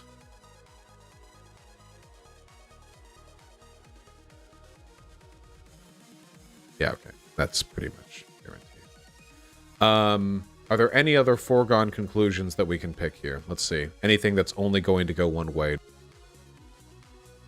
Oh. Where we sit and where we stand right now. Yeah, I mean, yeah, just to add on a little bit to that. I mean, remember that Trump barely won the state in 2016, and we saw significant underperformance by African Americans in Philadelphia, Right. significant Right. overperformance in the places Mike was just talking about. So the T seems to be receding as far as Trump is concerned. And yeah, and look, I think that we did a lot of work with the African American community in Philadelphia, right? We Yeah, I think it's Philadelphia. That's, yeah, I agree. put a lot That's of where we're gonna resources get. in there, and so I think that they've done an incredible job of turnout there, and so I think that And this happened in 2000. We Republicans won Ohio and lost Pennsylvania. 2004, we won Ohio and lost Pennsylvania. Only once since 1988 has Republican carried Pennsylvania presidential, and that was 2016. So I think it'll revert to norm, and that Biden will win. But this, as you were saying there, it's a very different environment now, and this could be very dangerous days these next couple of days. Right. And I would hope that Republican leaders would step and call for calm. I just have no confidence they're going to do that. You know what? CNN is reporting I know. right now that Joe Biden is going to be making a statement shortly, and I Yep. suspect that that's going to be a big part of his statement, Stuart. What you just said, that he's going to be calling for patience and calm and unity and some patriotism in how we, manage ourselves over these next few days. He's obviously not going to declare victory. Nobody can tonight. So we should all listen to that statement, because I have a pretty good sense that we're going to see the kind of leader Joe Biden is capable of being when he takes to that microphone. So, in a few Stuart, if you were minutes. sitting, Ooh, a Joe Biden statement coming. To go out? Let's I think it's good to go out. Yeah. In front of Trump. I was just gonna Yeah. gonna ask that. stay glued Yeah, I think it's. to our screens for that. I think they'll hit the right tone. They've been very good at these big moments, hitting the right tone. Thank you very much for the post. Empty pessimism is... It's going through donos. but it would not surprise me if there's a Trump Twitter. A Yeah, tweet, I'm surprised we haven't seen one yet. Yeah. 3 minutes before. Yeah. Biden Yeah, goes- right. So That's a wait, good can we point. just can we take like a very unscientific poll right now? By show of hands, how many people think that Donald Trump will actually go in front of a camera tonight and give a statement? None. Oh, I think- So then I would assume. So I do. Stuart you think he's thinks going to go in I front of think the he camera? Stuart thinks he will. Yeah. Do you think he will, Jennifer? I don't. Okay. I don't think he will. I think he'll take to Twitter. But geez, I hate disagreeing with Stuart because he's always right. Well, that's So, that's yeah. where I was That was like, the well, that was the if other. Stuart said it. Right. They should probably go that way. Well, I felt like I Exactly. was like I was in a Frank Luntz, focus group right now. By show of hands, how many people here think that Hey, Donald Tara, Trump just is going remember to it's the respond words. to? Right, that's right. Words that matter. That's a good book, actually. The words that matter. AP, How just many real quick, people AP think- just called Minnesota. AP called Minnesota for Biden. Yeah. Okay, So we're good. tightening it up. We're moving on. There you go. Moving Good. on the right Good. trajectory here. This is why So we just hang to, out just with to Mike button it up. Quadratic. I know. We Just to button hang it- out with Stuart to tell us what to say, and we hang out with Mike to make us feel better because they That's just right. Math. And you hang out with also Rick know Wil- don't do math. That the and New you York hang out with Times Rick now Wilson, so is- you know who to tell to go shove it. Go ahead. I'll just say, the New York Times is now saying that Biden could carry Georgia. See, and Really? Mike was saying earlier, you That's got to good. wait. You Yeah, got yeah. to. And That's a great Tara, lesson. one of our teammates, Nate Nesbitt, has been down in Atlanta for the last. Biden could win Georgia. There's a lot of people saying that now. Biden could still win Georgia. It's still in play. Fulton and DeKalb County have encountered county officials trying to make their job harder to provide food and water just for folks standing in line. And so this stuff is real. It happens. And I can only hope that what Nate and everybody else and the millions of people down there and the thousands of people who volunteered, it's I think if it pays off, they should be as proud as anybody literally in the world for the work they've done down there. Yeah, and one of the most instructive things perhaps about the process that we've been through with the Republicans in the last few months is how blatantly open and bare naked they are willing to be For sure. about their voter suppression, voter intimidation tactics. Oh, it You know, doesn't get any more and obvious that's than some- Georgia. This is, Right. This is why I think Trump's going to go out tonight. I think he's going to go out and say, "We've won this. They're going to try to steal it from us." Yeah. And I Right. think it's gonna be a call to That's why I started to ask you guys what you thought, because if you see Joe Biden go out there first, right? It's always important to kind of get out there first and set the tone. But then Trump always comes back and then responds to those things to the nth degree with the lying, the rhetoric, the propaganda, so that he doesn't look like he's ever been one-upped or that he's losing. So my concern, which has been the reason why I've had agita for days and days leading up to this, is that we would get into this position right now. Biden takes the high road, Trump takes the low road, and creates freaking chaos for the next couple of days. And, the country is just thrown into chaos. They don't know what to believe. So, Stuart, you think that Trump's going to come out? Stuart, you think Trump's going to come out and give a speech down against Stewart? And Jennifer I doesn't don't- think he's going to here's do why- it. and You here's- think that he's going to? and- You and think here's that he's why, going though, to just Tara. tweet? Wait, you think he's just going to tweet and not come out? I think after Biden makes his statement, he will do his call to arms and this whole thing on Twitter. The only reason I don't think One person at a time, please speak. he doesn't give speeches if he doesn't have massive groups of people to applaud for him. I just, unless there's some Or wait a minute. organizing on Wait. in the Rose I have- Garden wait, I don't know wait. about. I have another theory. He may not. Sorry, if you're wondering why I'm not on screens, because I'm eating. Is that possible? Yes, there you go. That Look, would work. I mean, I think, let me say this about the call to arms thing. I mean, the good news is that Wisconsin, Michigan, and Pennsylvania have Democratic statewide office holders. Right. The people who Right. have both the Good authority point. to maintain order Yep. and to protect Yep. polling places This should and not be tabulation underestimated. It's- is a hugely important thing. And Democratic attorney generals. Right, and so I know that the like in Michigan, I know that Governor Whitmer and Secretary Benson and the Attorney General there have been they're in tough. lockstep, making sure that whatever silliness was going to come, they were going to be prepared for. We've talked to Governor Wolf's political folks in Pennsylvania, right, that they understood that their concern was the tabulation centers, right, that this Mike Right. Roman and these other goons there, and I believe that Wisconsin as well, right, like Governor Evers up there, I think doesn't want it on his watch that this went down when he was sitting in the governor's mansion, and so That's a very and then I good think in a point, place Reed. like I'm Atlanta- glad you brought that up. Yep. Because people need to know that, I can tell you as I'm watching social media and watching what's going on, monitoring things as we're doing this, people are freaked out. So, and they're worried about what Trump could do. So it's very important that people understand the point you just made, because who holds Well, and state even offices in controls North what goes Carolina, on the ground. They control what goes on the ground, and they control whether there's National Guard. They control whether state police goes in. They control the attorney generals. All of those things matter if it comes down to trying to pull some shenanigans with this vote. What about the secretaries of state? And look, do we know? Right, absolutely. I'm sorry. Okay. They're all Democrats. They're all Democrats, and I Democrat. believe the Secretary of State of Arizona is a Democrat as well. Yes. You know, one thing. Okay, that is We've heard reassuring. a lot of talk. Yeah, we've heard a lot of talk about the Republican legal efforts. You know, I think there has been a deliberate strategy among Democrats to underplay how prepared they were for this, because they didn't want to go out and say, you know, we have lawyers that are going to win it too.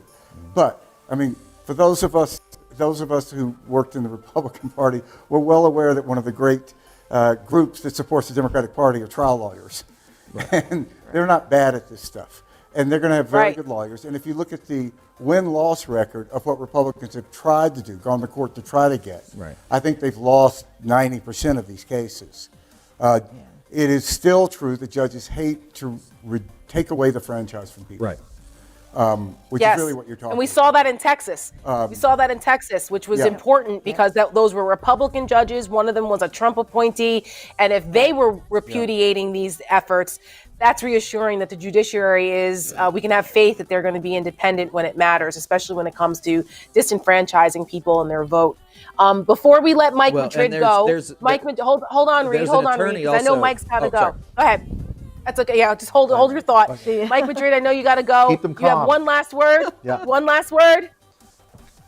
Hang tight, be patient, breathe deep. There you go. Deep All breath. right. Go ahead, Reed. I just wanted to make No, I sure was just Mike gonna got say one also- last word to calm people down. Go ahead. No, I was just going to say to echo Stuart's point. There's an attorney named Mark Elias who I believe is either the attorney for the DNC. We're expecting to hear him call for patience from the American people because it is very clear at this hour, and with so many votes still outstanding. All right, folks. So Joe Biden is expected to speak really soon, so let's keep our eyes open for that. We are not going to be able to project a winner tonight. And Ed, this was a scenario that the Biden campaign was hoping. Oh, I don't want copyright. I think I just better keep it muted until the speech from Biden. All these maps that are like adding up the electoral college votes, those are just projections. They don't literally mean anything. You can do whatever you want. But it's an odd move at this point. But what's happening in Georgia right now as well that you noticed? Well, but again, we become reliant on these guys we've never met and whose methodology the overwhelming majority of Americans have no idea. I mean, I love politics. I grew up with it, but I don't know what it is. Now, we trust pollsters. We don't really understand their methodology, but we figure they're scientific. We know they are. But anyway, what was an 85% likelihood, or I think over 90 for a time, that Trump would win North Carolina has now been moved to a more likely Biden victory, that the range will be between Trump winning by 1.4 and Biden winning by 2, and they have North Carolina to win at 66%. You're talking about Georgia here. Georgia, I'm sorry. Oh, it's Georgia. I thought he said North Carolina. North Carolina, forget that, replace Georgia. Georgia. Okay, so Georgia is still like a coin flip. That's tremendous news. I thought it was gone. I thought it was completely gone. If Arizona holds, then you can lose. I think you can also lose Michigan. I'm not. Cancel each other out. They're both 16.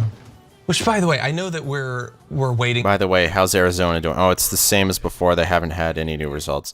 It's if Biden does lose Michigan, like the polls were not close in Michigan. Not close. 7.6%. Big a mistake as the 2016 percentage points which was in Michigan. ahead.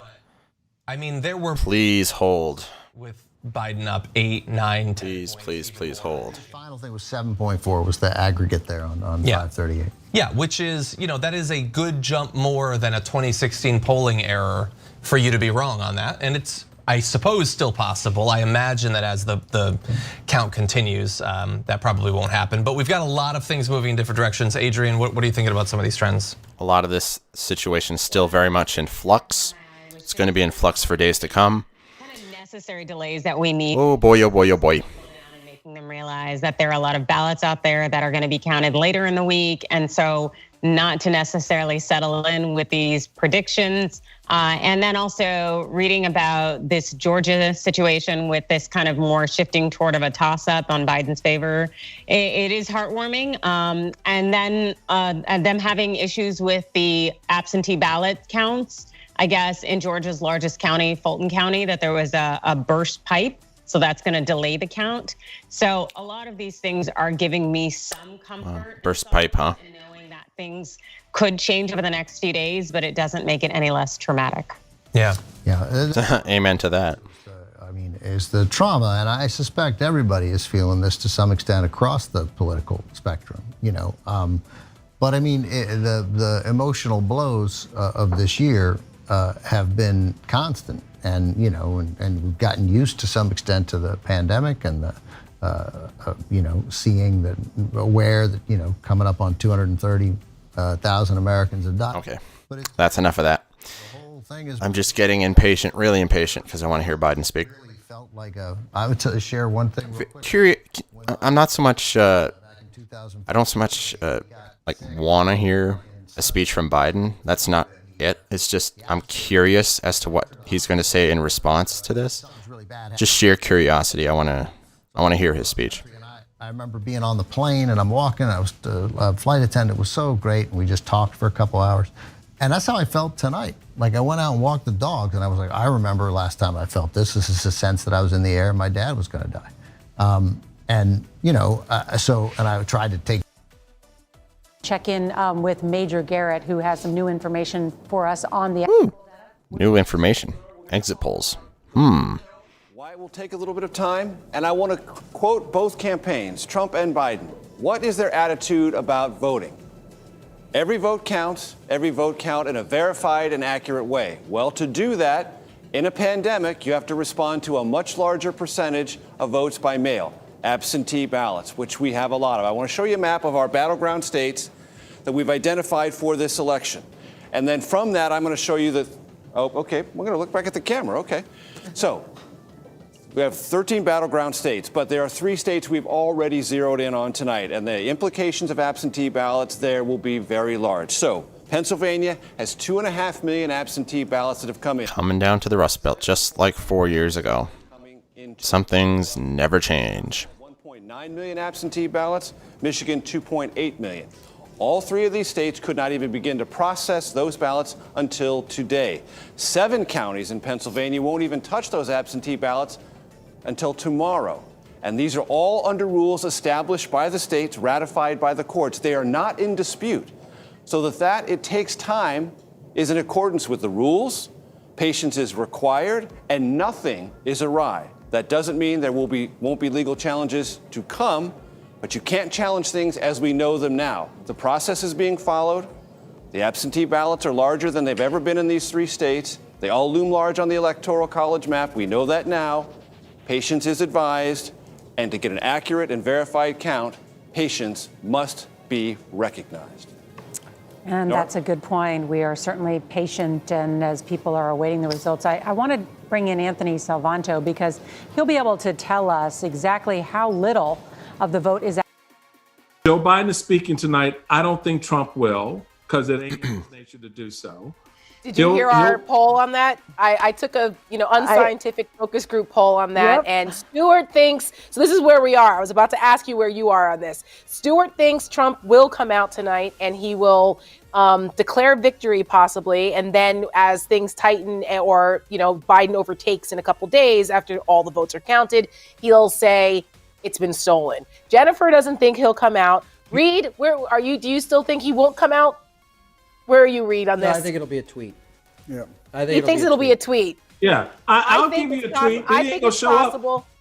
Right, I think it's possible he calls into Fox News and does it as opposed to just a tweet. Where are you at on it?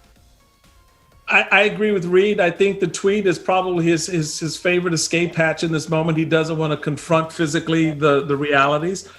He can't declare shit. He's at 136 electoral votes. What's he gonna say?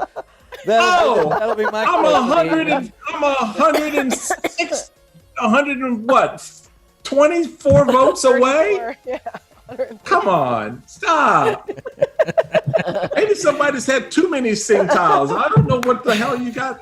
Stop. You need to relax. The numbers are working in Joe Biden's favor. Now, again, tell me where in the upper Midwest they go off, where they get off the rails. If there's something that you guys see from the folks you're talking to that tell you that the numbers in Wisconsin and Michigan are effed up, or the numbers, Pennsylvania, look into Pennsylvania. As choppy and as erratic as Pennsylvania is right now, okay, with Trump sitting here with Let's look at Pennsylvania. early vote, because they ain't counting shit in Pennsylvania. Right, till tomorrow. Until tomorrow. So he's sitting up with 2.4 to 1.8 with 61% of the vote in, and they're expected 7 million votes. Right. 4 million votes still outstanding, people. Yeah. No, this is good. I'm playing devil's advocate here, and I am personifying the angst that is out there with people on social media who are tweeting at us and asking. That's a big lead, though. That's a big lead, though. They don't follow it at this granular Ouch. level that we all do, and most people don't understand these dynamics and what hasn't been reported yet and why. They just see the numbers that are being flashed on CNN and MSNBC, Right. and they're freaking out. So this is good, everyone. Michael Steele is reassuring you. Mike Madrid reassured you. Jennifer Horn is positive. She's reassuring you. Stewart and Reed are both confident. So all of us feel as though when the votes are counted at the end of the day, Joe Biden will win. What have we said fair from the to very say? beginning? No, you hit it right. Keep counting. Oh, Yeah, that's what Rick Wilson keep said. counting. F you, Yeah, keep and counting. That's it. And then that's what we've been saying from the beginning. Every vote's got to get counted. And if the numbers look the way they look, this just, again, relook the march. Relook at the march. You're coming through the South. Trump is winning what Trump should have won, right? Florida would have been, oh, wow, okay, good night, game over. Georgia would have been, okay, good night, game over. Right. Same with Texas, but Trump is winning what Trump is supposed to win, right? Biden has won what Biden is supposed to win. Now you get into the play where, and Arizona is suddenly a different narrative for you. Yes. Now every expectation is Arizona was going to Trump. But as we sit here right now, I'm looking at what is this? 54% for Biden to 45% for Trump. Yeah. 76% of the precincts in. I'm sorry. I've done math well enough to know he ain't making that shit up. Right. Trump is not closing that gap. Thank God you're here. It's Michael Steele. He's like your uncle wearing his reassuring sweater vest. Yes. And letting us all know. Yeah, everything. I just talked about Arizona. Yeah. He's done the math. We're good. That would be fantastic. Trump is going to. An Arizona win would be fantastic. Yeah. I mean, I've worked a lot in Arizona. You win Maricopa County like that. That's right. There's just not enough humans out there to. He's the Zen one. You got Zen sitting next to you. Stewart knows. So bank the 11. Bank the 11. Right. Just go Right. off the numbers we got. Bank the 11. That gets us to 216. All right. Now you've got the upper Midwest. Georgia's still out there. North Carolina hasn't been called yet. But it looks like it'll probably follow. I think Biden may actually pull North Carolina out of his ass. All right. You do. What do I know? Why? I disagree, but that would be really. That would win him. That would outright win him the election if he did that. But I don't think he's gonna actually do that. 2.7 to 2. Georgia seems more likely than North Carolina. Still outstanding. And what I understand is a lot of that vote where you live is still coming in. I live in Virginia. Okay, here we go. Joe is speaking. I'm sorry. Let's listen in. Good evening. Your patience is commendable. We knew this was going to go long, but who knew we're going to go into maybe tomorrow morning, maybe even longer. But look, We feel good about where we are. We really do. I'm here to tell you tonight, we believe we're on track to win this election.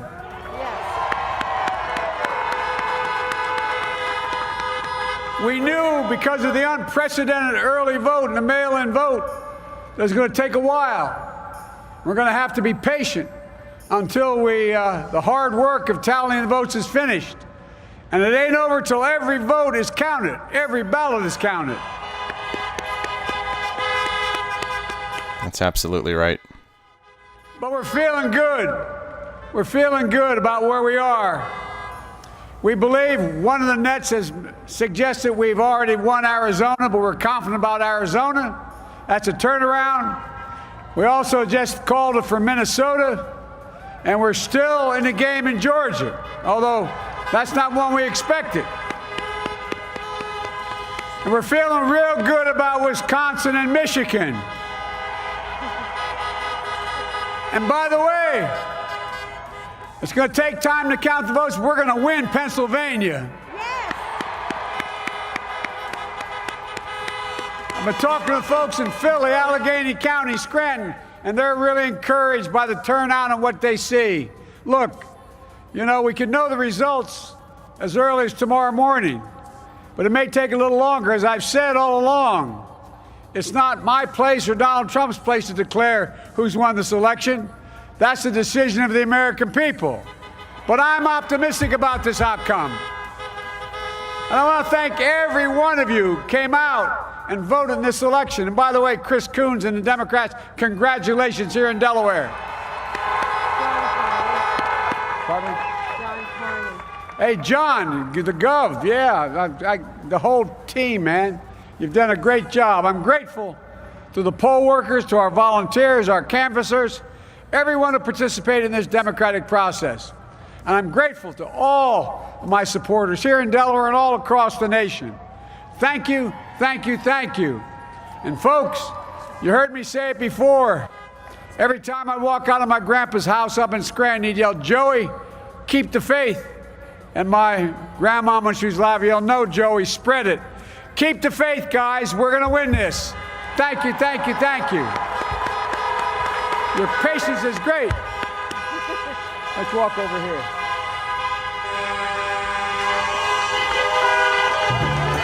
Okay, well, you didn't say anything unexpected. Pretty much a standard comments, just saying.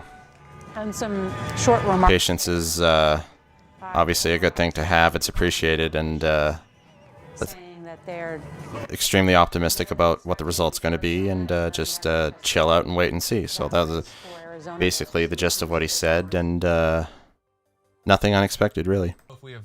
To win this election. Okay, yeah, I can sort of see that. And I like that if he got out first, you know, if that's what's happening. That's true. Because That's Trump true. might speak. I think there's a chance, actually. He usually is. So really fast, you know, many of you live in states that are unlike California. A lot of you live in countries where they don't have ballot initiatives like this, but we do. And in California, we allow countless millions of dollars to be spent on them. And if you've watched TV in California over the past couple of months, you've probably seen ads around a few of these propositions. And so I've been watching those and noting that the ads are incredibly dishonest about what the ballot initiatives would actually do. And I've been wondering ever since, how are we going to go on some of those? So the ones that I saw the most ads for, there were two. It was Prop 22 and Prop 23. 23 adds requirements for dialysis clinics. You'd have to have doctors. So at a certain level, we should be concerned about what the president tweets at a moment like this. But at another level, we shouldn't really give a crap because votes are still being tabulated and will be for the next 48 hours. Let's just take it and extend it out, you know, depending on what, you know, when they get in the room tomorrow and they start looking at the ballots and figuring out how many, you know, of a million or whatever they can get through, we'll see. I think Joe Biden struck the right tone. He kind of laid out, okay, this is where we are. You know, they just called Minnesota for us, put another 10 in our bucket. Arizona once it's been called, but we'll see. But that's 11, put it in the bucket. You look at Wisconsin and Michigan and Pennsylvania. You still have Nevada out there, and Georgia and Texas. We'll see how this plays out. I think Biden is in, again, as we've said, Tara, and you've talked about this, and so have I. There are more roads for Biden to 270 than Trump. And so now. Yeah, but all that gets blown to smithereens if Trump can penetrate Wisconsin or Michigan. Electoral votes somewhere. We're operating under the assumption that he can't. Well, it's kind of looking like he can. To kind of put it in context as we wrap up the night and as people go to bed and wake up in the morning wondering, where are we? What the hell is happening? Right now, Donald Trump hasn't won a state that he wasn't supposed to win. Joe Biden has won a state he wasn't supposed to win, and that was Arizona. It was key and incredibly important. Hasn't won it yet. We were hopeful. He's close to winning it, but he hasn't won it yet. A couple of other places, possibly Ohio or Iowa. Hasn't won it yet. He wasn't supposed to. That was going to be overperformance. Trump was supposed to win those states. Frankly, I don't know if you heard the conversation earlier, Michael. I went off on a diatribe about how this whole thing shouldn't be competitive to begin with.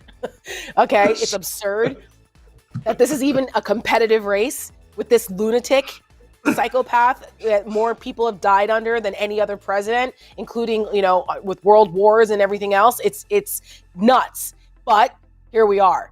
And America is going to have a cultural soul reckoning about what they're accepting of and why. But that's for a different day. Right now, out comes the Halloween candy. And the position that Joe Biden is in a much better position to win this thing than Donald Trump. Would that be fair to say? It is. It's very fair. Except that Trump has lapdogs on the Supreme Court who is going to, hand him any ruling that he wants. You still have a significant number of states in play. They haven't called camera off. All right, so you're looking again at states where Trump should be locking it down and closing out the conversation. The conversation is still open. Now, he may still win Iowa, but what does that tell you about the states that the competition is really focused on? Minnesota, Michigan, Wisconsin, Pennsylvania, et cetera. So the dynamics are such that you're right. Biden is in the driver's seat right now. Unless he loses a hubcap or a wheel, he should be good. Let's take a tweet before we go, and I make good use of having you, Michael. Do I have to drink? Here. Feel free. There we go. How goes the military absentee vote? Any news there? Brian, it's fair to say that we just don't know at this point. Breaking down the absentee votes in some of these states, that takes a little bit to distill. And in places where it really matters, like Pennsylvania or Wisconsin, Michigan, in Pennsylvania, they can't start counting ballots until tomorrow, right? Isn't that correct? Yes, so I'm chairman of the U.S. Vote Foundation and the Overseas Vote Foundation, and what we do is we concern ourselves about the overseas vote, and the reality of it is you have certain states, Wisconsin was one of them, based on the Supreme Court ruling recently, that puts in question and to some degree jeopardy of those overseas ballots because of when they may arrive in the state of Wisconsin.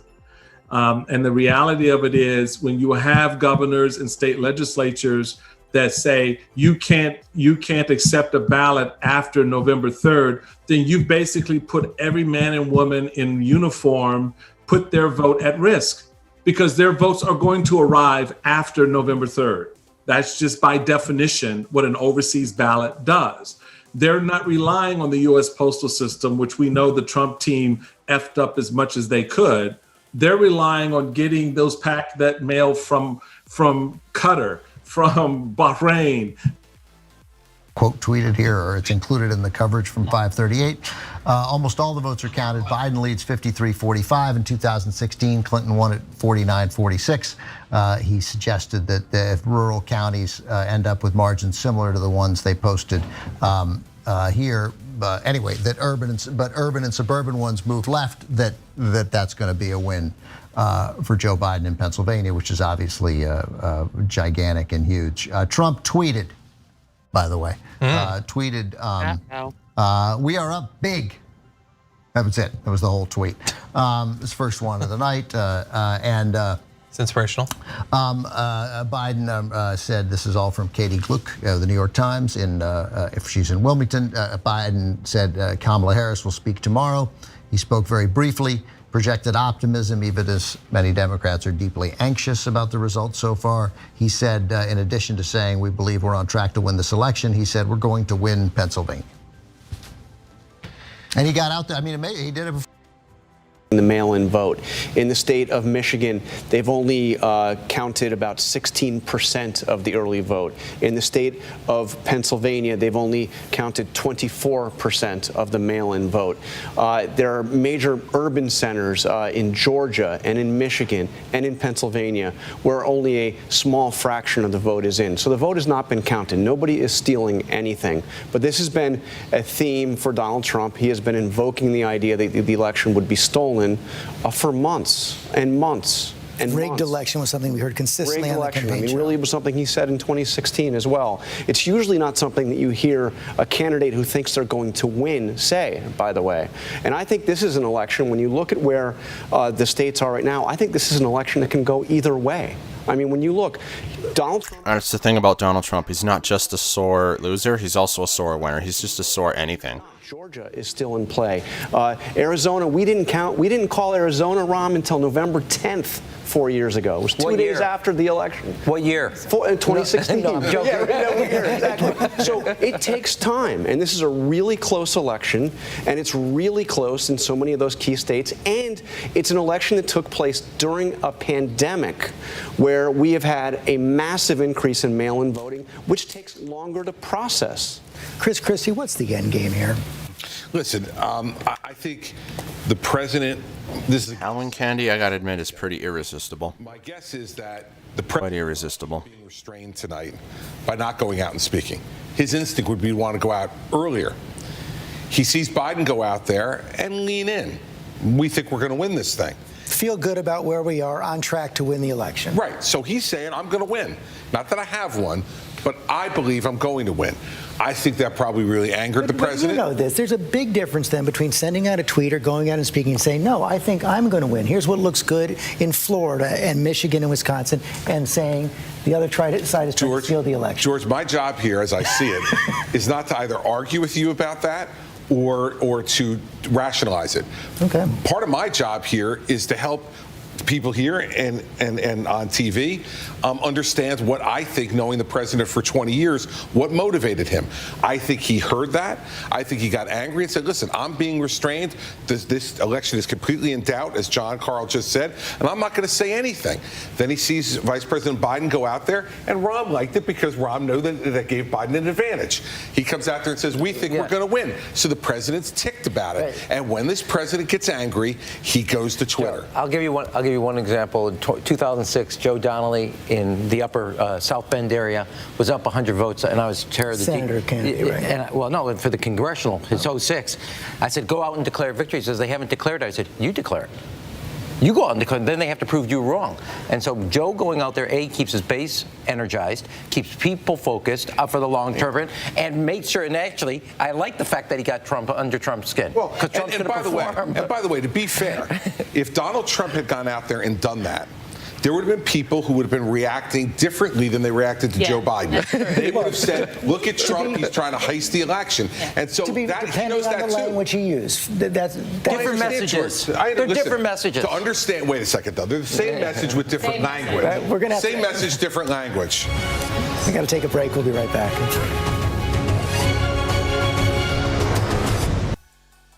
זה לא עוד סרטון, זה החיים שלי, של טובי.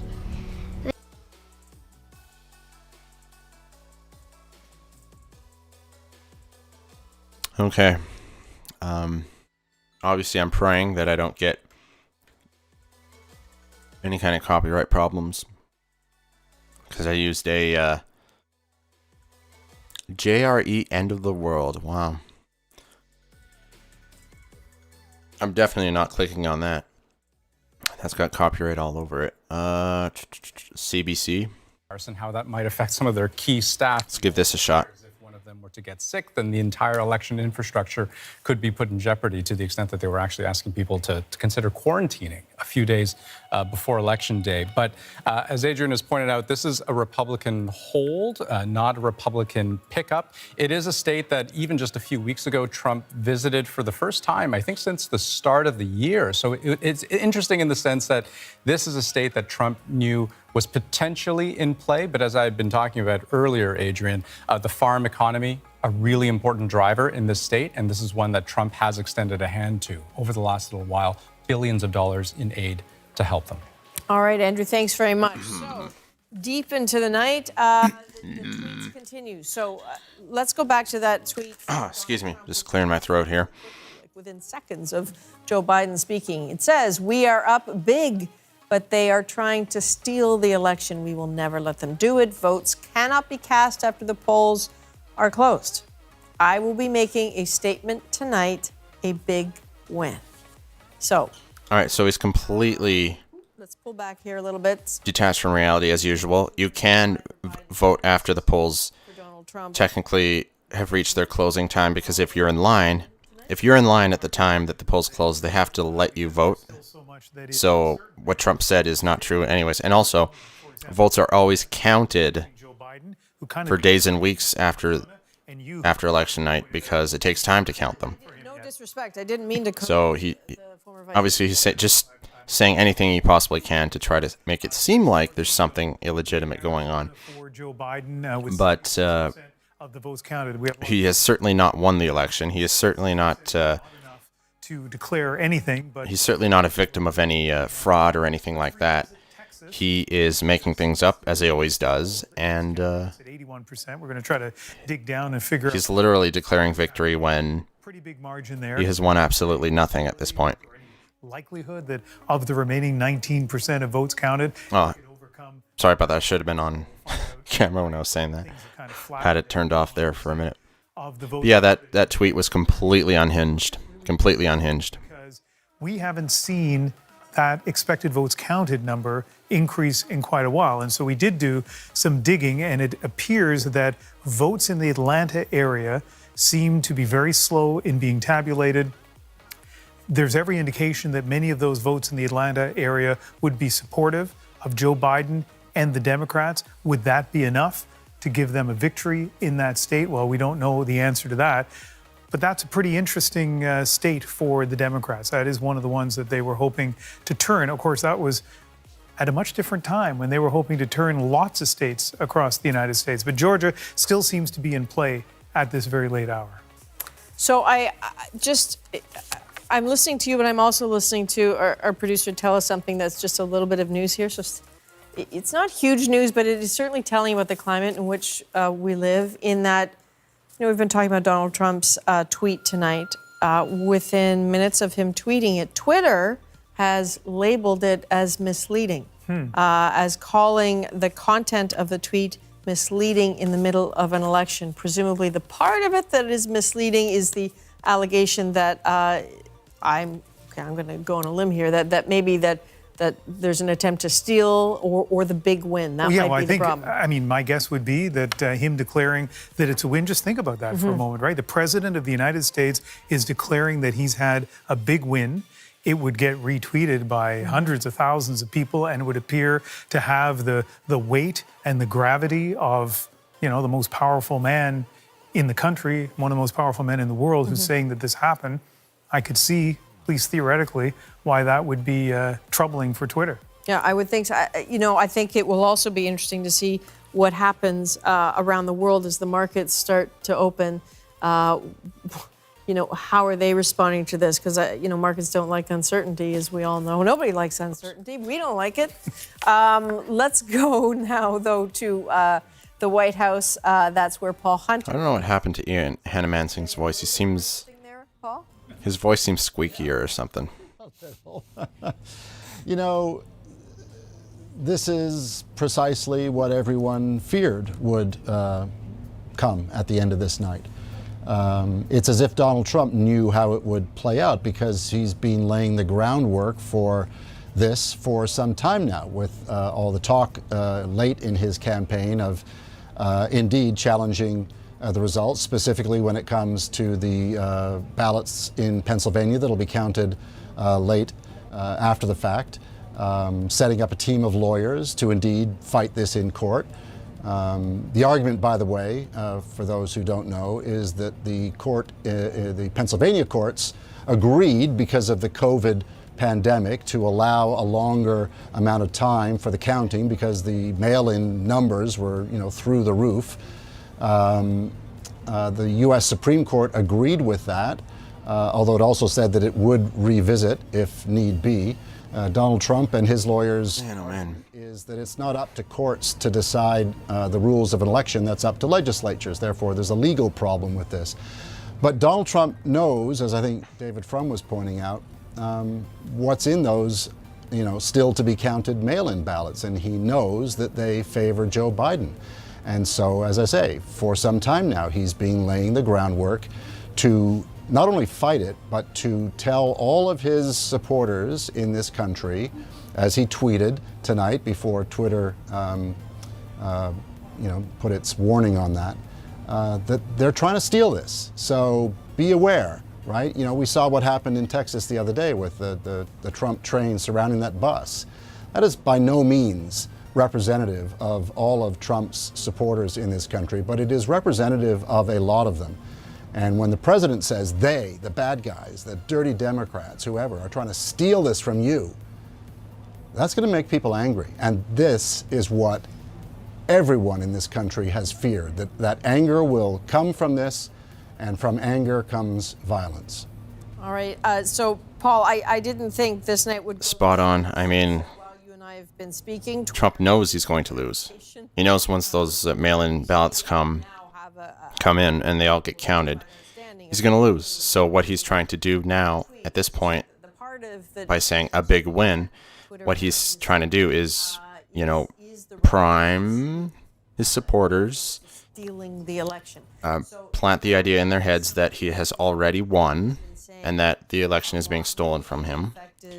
And he knows that he can fool to make a lot of people into believing that that's what actually happened, and then signal to his supporters he'd rather throw the country into chaos and huge unrest than simply admit that he lost. I mean, he knows that the voters have rejected him. So he sees himself as more important than the country. The continuation of, to the extent that he's actually willing to destroy the country completely. But he knows there's a very good chance that it turns things around. Completely destroy the country if that's what it takes for him to get his way, for him to get what he wants. There's literally nothing he's not willing to do to get what he wants. There's literally no line he's willing to he's not willing to cross. There's literally nothing that So those are the stakes. Trump knows that. We'll hear what he says. He's going to come out in the East Room. There's really nothing and no one he's not willing to throw under the bus. Since he tweeted that, seconds after? In pursuit of his own goals. And he will put some meat on those bones and explain it. It's worse than that. There's nothing he's not willing to completely and utterly destroy. In the East Room tonight to including the United States of America, in pursuit of his own goals. So that's the situation that... we talk about the divide in this country that we've seen grow ever deeper for the past 4 years, and boom, it's like it's us and them.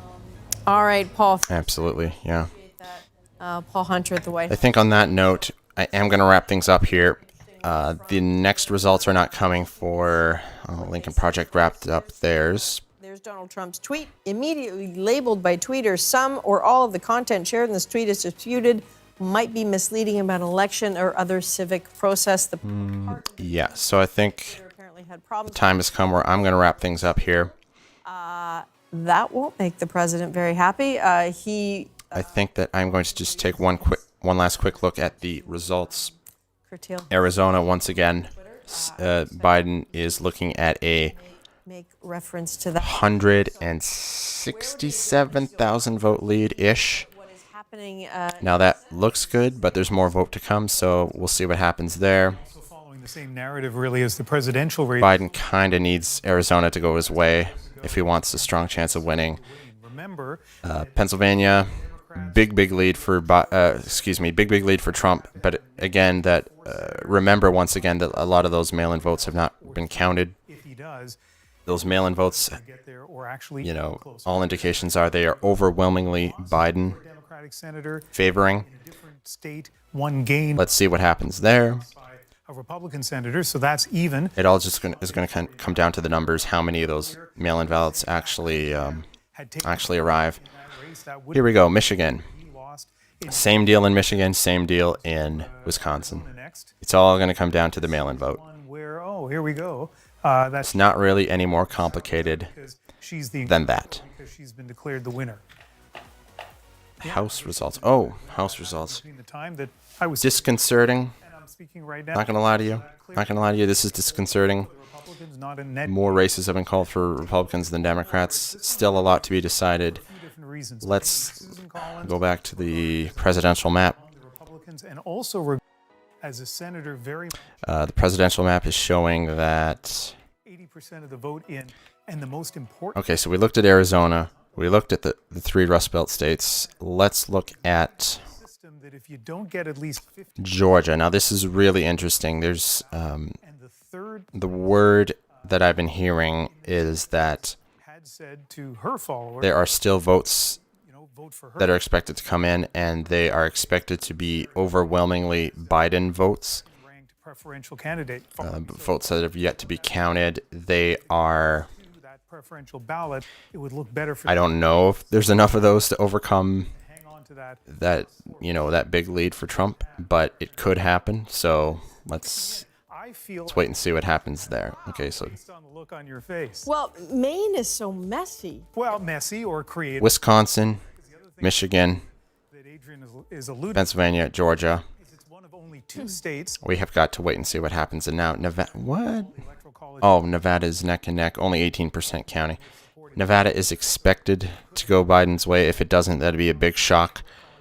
I feel like this is getting That would be a huge shock, actually. one of the electoral college. But right now, it's a dead heat. Let's see what happens. Yeah, this is going to probably take all night and well into the week before we get a better sense of what's going to happen. To be one of the. Let's all take a deep breath and just see what happens, okay? And I can't believe we're having this conversation, but Joe Biden has now tweeted. Okay, I'm not entirely sure what he has tweeted. Joe Biden has tweeted something. Now, this was obviously in response to not only following his speech, but what the president said. So Joe Biden says, keep the faith, guys, we're going to win this. Okay, so he is still at it. He is still tweeting. As we get them, we will bring them back to you. But you absolutely. Sorry about Go that. right ahead. Ian. Yeah, no, it's. Remember, we saw the graphic that showed that Mark Kelly had not won in Arizona in the Senate race. It may be possible that the graphic is wrong. We're checking into that. So, This one behind you. Yeah, this one with the check mark for Martha McSally. So small point. It kind of took us by surprise when we saw the check mark. Is that actually denoting the fact that she's won, or is it an errant check mark? I will get back to you on that. But I just wanted to quickly point that out to our audience. Okay, so I can get back to Joe Biden's Yeah, tweets now? Okay, here we go. So he said, keep the faith. Okay, so I hope Ian's doing all right. He doesn't sound like his usual self. To declare the winner of this election. It is the voters' place. We feel good about where we are. Again, these are Joe Biden's tweets that I'm just reading here. We believe we are on track to win this election. So both candidates, in one way or another, in their own particular style, suggesting they are heading towards winning. So this would be a very good time to bring in a very creative, very interesting Republican who has done a lot of work, not for the Republican president. Interesting. Lincoln Project is still at it. Now they're talking to us Canucks. President. This is Rick Wilson of the Lincoln Project. And if you are following them on Twitter, you have seen lots. All right, well, I'm going to sign out here, and I'll be taking the stream down in a few minutes. What do you So thanks, everyone, for watching. And lots of talk and in speaking with you. Posting hopefully something throughout the week to address the results as they come in. So see you then. Cheers. Florida was always going to be Florida. What we have seen tonight is that in places where Donald Trump should have easily won, Texas, Georgia, North Carolina, they're hotly contested states. We are seeing very good developments so far in places like the Nebraska 2nd, in Michigan, in Wisconsin, in Pennsylvania, where there are over 2 million mail-in ballots, which will obviously heavily break, given this year's current scoring, to Joe Biden. We feel like Georgia has come back into play. There are over 85,000 ballots being held up in Gwinnett County, a pro-Biden county, with a software glitch right now. Fulton is still counting in Georgia. We feel like Georgia is still in play. Donald Trump barely squeaked by Texas. Joe Biden has captured Arizona, it looks like right now. And he's got, it looks like Nevada's coming along as well. So Biden is on a path to 270 tonight. No election is ever easy. No election is ever a knockout unless you've got a truly cataclysmic political circumstance. And while Donald Trump has been a cataclysmically bad president, the country is so powerfully divided along its partisan axes that this race was always going to be tight and always going to be hard fought. And so what happens to a group like the Lincoln Project tomorrow when, in the likely event that this is not done? What do you do? Because for people who may not know, this is a group of very bright, very engaged, once Republican heavy hitters who are, have lost a lot of friends in the Republican Party trying to do this work against Trump. Well, look, if this goes to the mattresses, as they say in the mob movies, we will be there. If Donald Trump wants to try to steal this election by going into the states to invalidate ballots or engage in lawfare, essentially, to win when he can't win an actual hard count, we're going to fight it. We're going to fight it with attorneys. We're going to fight it with social media action. We're going to fight it with political organizing, and we're going to fight it on the ground. And so, we and other groups are committed to not allowing Donald Trump to subvert the will of the American people when it comes to the way we count this election. We believe every ballot should be counted. We believe every vote should count. And so we'll be in that fight as the moment is necessary. We will be in that fight. We're already actually right now, this evening, working with attorneys in various states on issues that we're seeing pop up, and you'll be hearing much more about that in the next 24 hours. Okay, Rick Wilson, it's always a pleasure to speak with you. Thank you very much for your time now and always. Thank you. Appreciate it. You take care.